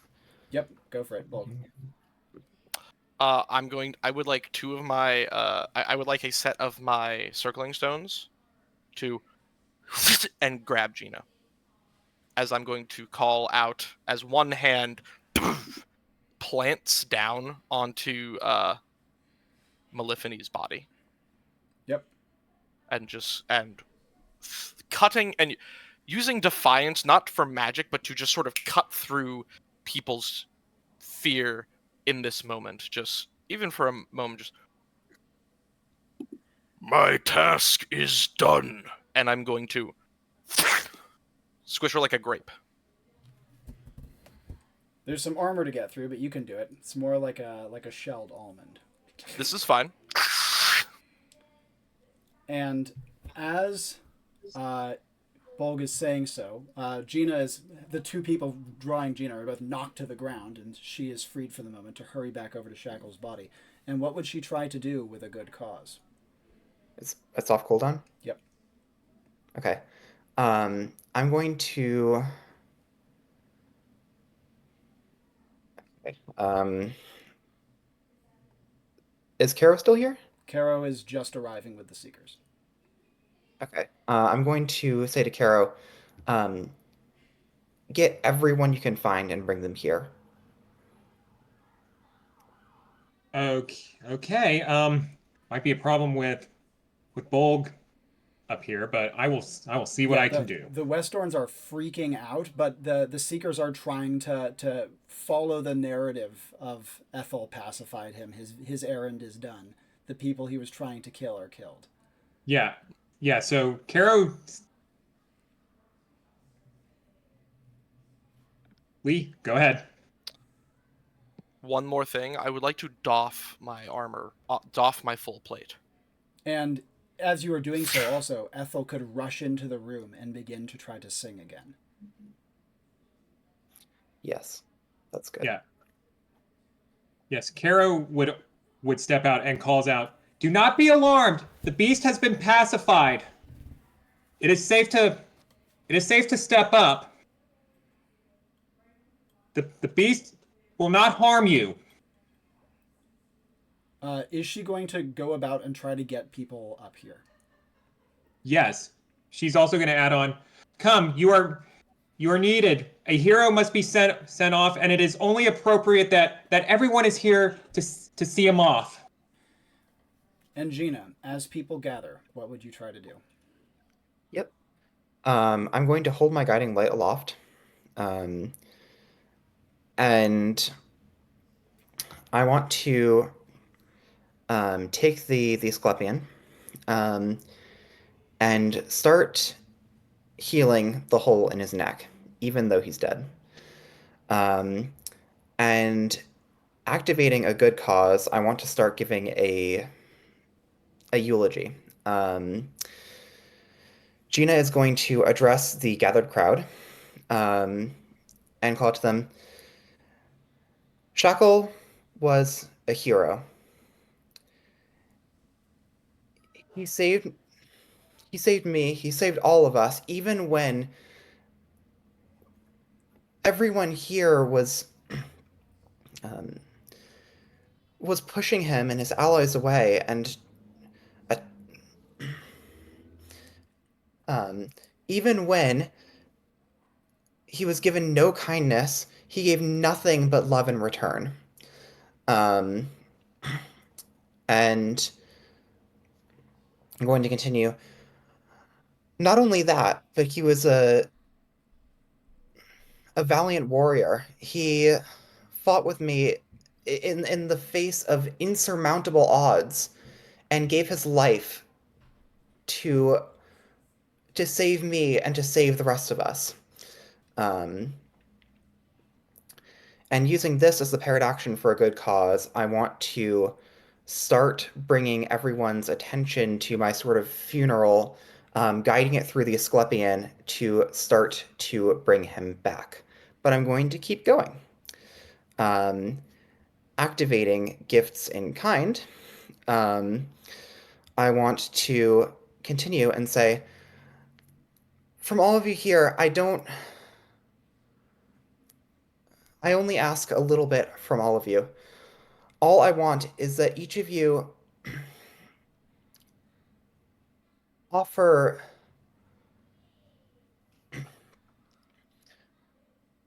your well wishes, offer your care, and just a little bit of your what's the least scary word you can use here? Um, here's some energy. Uh, a little bit of your vigor. Um, that you might help me and help this great hero. And using gifts in kind on the gathered crowd, I want to do a little bit of energy work to take a bit, just a little bit of life from everyone gathered. Guide it through the Asclepian, guide it into Shackle to continue trying to bring him back. And then I want to take the lighter and set the corpse of Flit aflame. Flit being this fire moth, and have you use the Farer who he was so closely bound to, and the lighter, sacrifice both of them to bring more life into Shackle. And then I want to use Extol Virtue to take any amount of life that I'm seeing in Shackle from my efforts so far, and redouble it. Redouble his commitment to being alive, because again, what Gina sees as a virtue is life and pushing through. Her gremlin family has been about being alive, like as aggressively alive as they possibly could be in the face of a city that hated them. And use the extol virtue to bring that out in him, as well as using the rejuvenation effect to also guide more healing through the Asclepian. And I'd say that this is a pretty unexpected act of kindness. I also want the habit to activate and melt off of me as I sacrifice that as well to put more essence, more healing energy through the Asclepian, which I will finally allow to disintegrate as I heal him and bring him back to life. Yes, Bolg? Quick bulk. How long is this all taking? The main question is, am I allowed to be able to dip back into stone skin for just a moment? Sure. It's taking a while. My reasoning for this is as follows. I have a perk. Axis Taurus, while in stone skin. Allies may ritualistically incorporate Bolg into their paired action to increase its stability by a mild amount. This is what I would like to do. As I have just exited, gripped Shackle, doffed my armor, I would like to take my You have Aspergillum and Ethel singing to you too.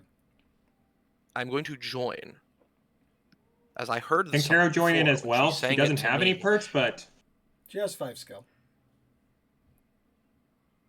and I'm going to, and because Bolg will not be able to pick up the tone, Bolg is going to find a fifth down from the chord drone, and just sing the words along, but only at this deep, deep pulse, as I use the holy water of the aspergillum to coat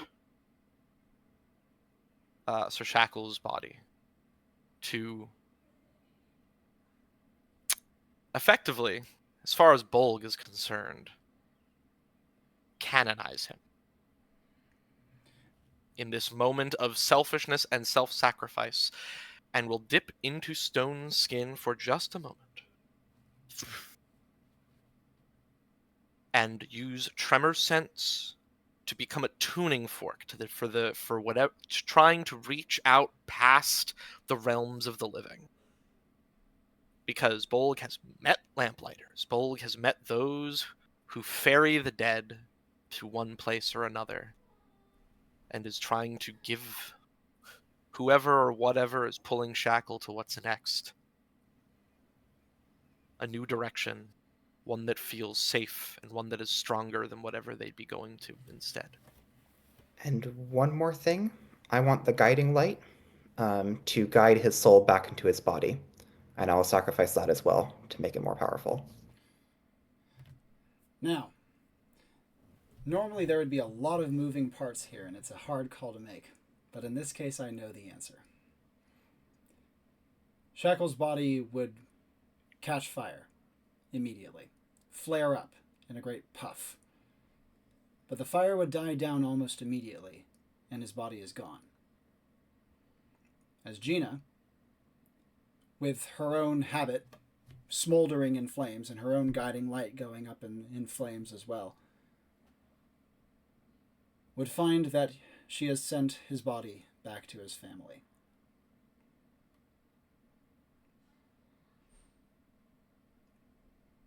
The next step. Can I pitch that Flit goes too? He's not here anymore, too. Aw. And as up in chat for Flit, y'all. As Shackle and Flit are banished in flame, normally I would desperately like to have many, many follow-up actions, but on that note, I will have to end the mission. Woo! That is totally fine. Aliizi, that was a noble effort. It is a rare thing that I see such a massive energy work put forth, and I can't just immediately say, yes, I give you precisely what you want. But it was beautifully done. And it was entirely appropriate. And I very much look forward to seeing what Gina is left with after that. On a future mission. Her great axe, she sacrificed every other piece of gear. But they will be returned. Perfect. That's enough. And to briefly review, ever so briefly review, I'm so sorry it's been a long one, guys, and I've had a lot of stuff going on. But to briefly review, besides saying thank you all for making this a beautiful one, Caro, wonderful person, characterization. You did fantastic with the Seekers. Awesome Overwatch position with the initial combat and doing some great diplomacy at the end. Plus making yourself exactly where you need to be in the final bit against Malifni, who might have actually been able to kill Bolg. Excellent stuff. I'm glad we had Caro on this. Bolg, the monster ploy was fantastic. That was really, really smart, and with a bunch of support from your allies, it pulled off really, really well. Great interfacing with the Seekers. I loved the moment with Ethel. The bull rush against Malifni at the end was abso-frickin-lutely sweet. I love Bolg, and I'm glad he was on this one too. And I told you I had a plan, Robbie. Yes. And lastly, Yes, Baldric. Gina kind of ended up being the protagonist of this mission, which I didn't necessarily expect going in. Her interactions with Shackle were absolutely gorgeous, and frankly, if she had been able to get to Malifni with even one more ally, I actually think she could have gotten her outright. really, really intense efforts. It was awesome to see you throw the kitchen sink. Your initial setup and assistance with your giving your allies the cover story was exactly the sort of Gina stuff I expected to see, and it was brilliant nonetheless. But yeah, I think that her role in the end scene was wonderful, and yeah, it's an unusual situation where I can't just immediately give you something like that. It was beautifully done, though. It was really beautifully done, and I am very glad that she tried it for the sake of the story. I would love to be able to do Q&A. I'm so sorry I cannot, because I have tons of stuff going on at the house. But thank you guys so much for watching.